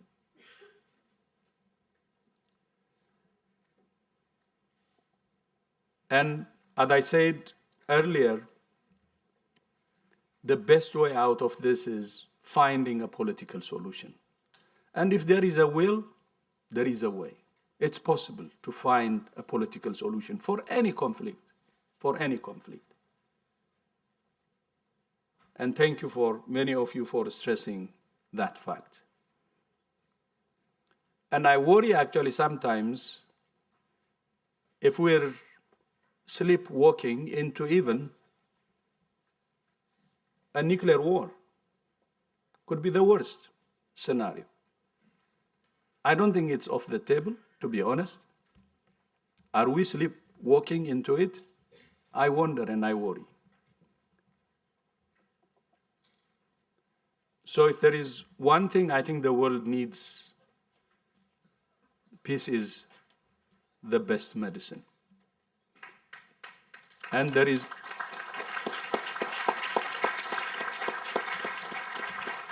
and we're talking about health, but there is no health without peace, and there is no peace without health. And related to this, just one thing I would like to tell you again, and I hope Israel will reconsider its position.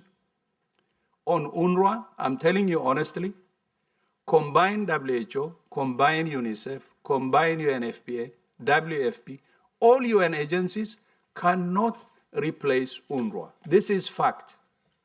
I know how they work. UNRWA is like the civil service of a government. If you remove that, I don't think how you will function in any country. That's the truth. And I hope this will be taken into consideration. Of course, I understand from UNRWA there could be some bad apple, as in any organization. And those who have done something wrong within UNRWA, the people who have been accused, 9 or 10, can be punished. But punishing UNRWA is punishing the whole Palestinian population. I need to be honest on this. And I hope there will be a reconsideration on that. And no combined agency of UN agencies, all UN agents combined, cannot replace UNRWA again. So thank you so much for this opportunity again. I hope it's only when hope dies that everything ends. I always believe that there is hope. I hope our world gets back to its senses and we get our peace back. Thank you so much.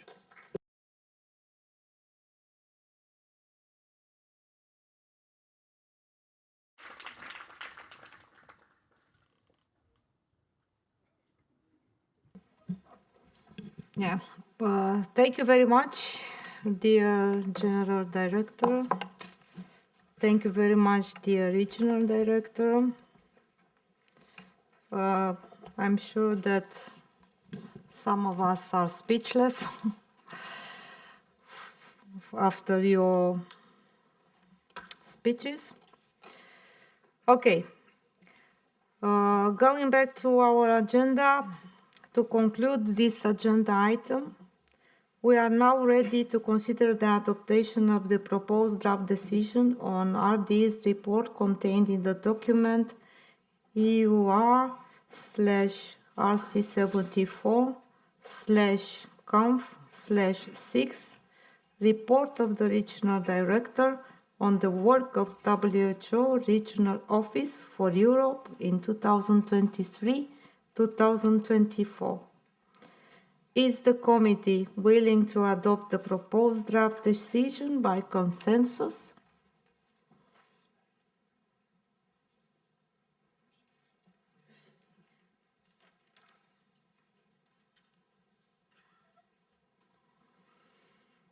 I see no objections, so the decision is therefore adopted.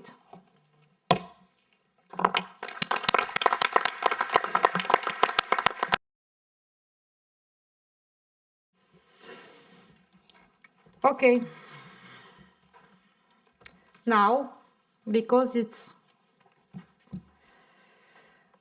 time for ending this day, as we have come at the end of this session for today, I would like to now give the floor to those delegations that requested to exercise their right of reply earlier in the day or would like to make such requests now.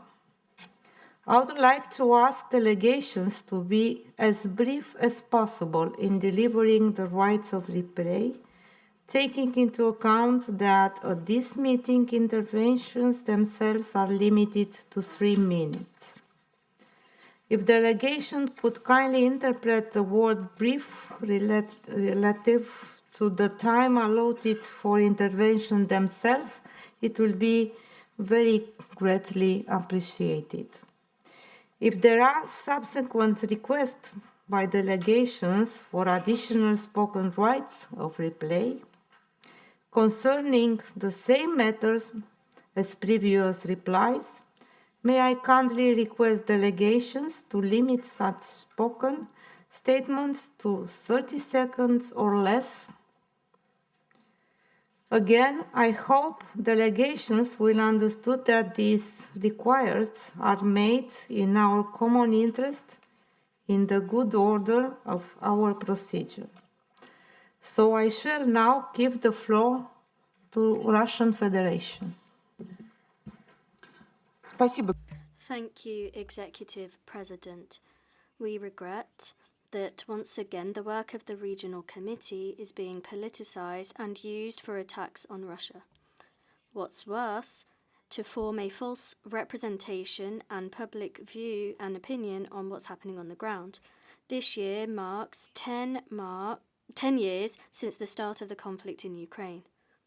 Evidence of this lies in WHO documents. The organization gave the internal situation in Ukraine health emergency status in February 2014.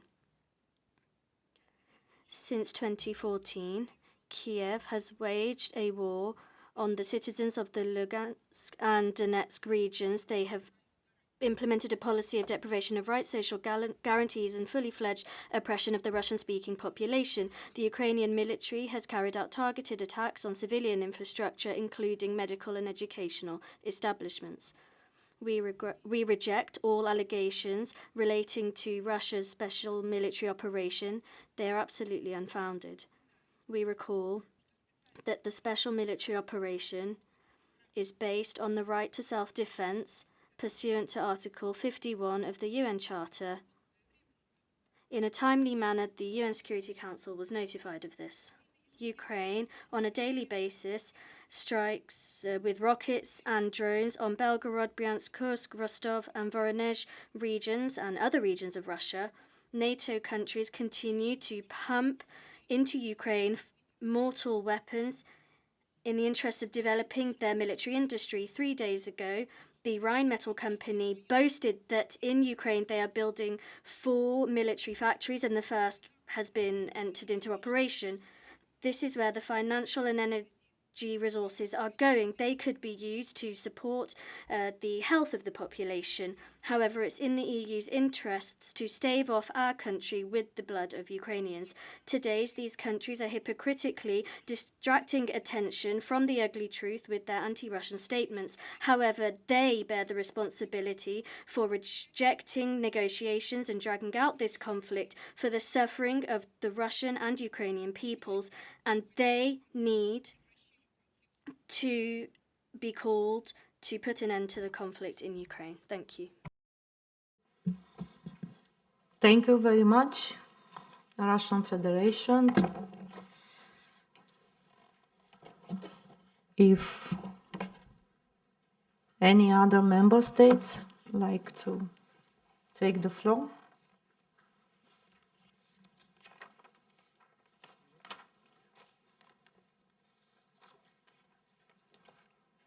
I see none. So for today,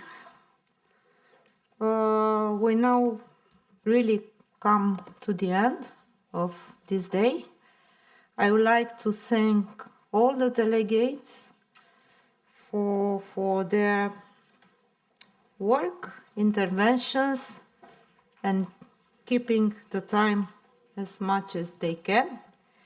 Tomorrow, we start the day 2 with the private session on election and nominations, where only member states' representatives, alternates, and advisors are participating, and relevant members of the Secretariat. The public session will resume after the morning coffee break at 11:30. During the public meeting, the outcomes of the private meeting on election and nominations will be presented to all RC74 participants. Thank you for your support, and let me pass the floor to Ms. Gabrielle Jacob for some household messages before we adjourn for today. Gabrielle, please.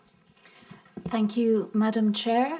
With regard to the agenda items that have not been taken up today, those will be taken up in the afternoon session tomorrow, and we will confirm this to delegations through an update to the programme. This evening, after the close of this session, there is a reception very kindly hosted by the Ministry of the Interior of Health of Denmark, and there are buses waiting to bring you to the very beautiful venue for this evening's reception. Further details are also in the app. Please do bring your badges with you for the reception because it's necessary for entry. Please leave your headsets here in the room though, so they're here in the morning.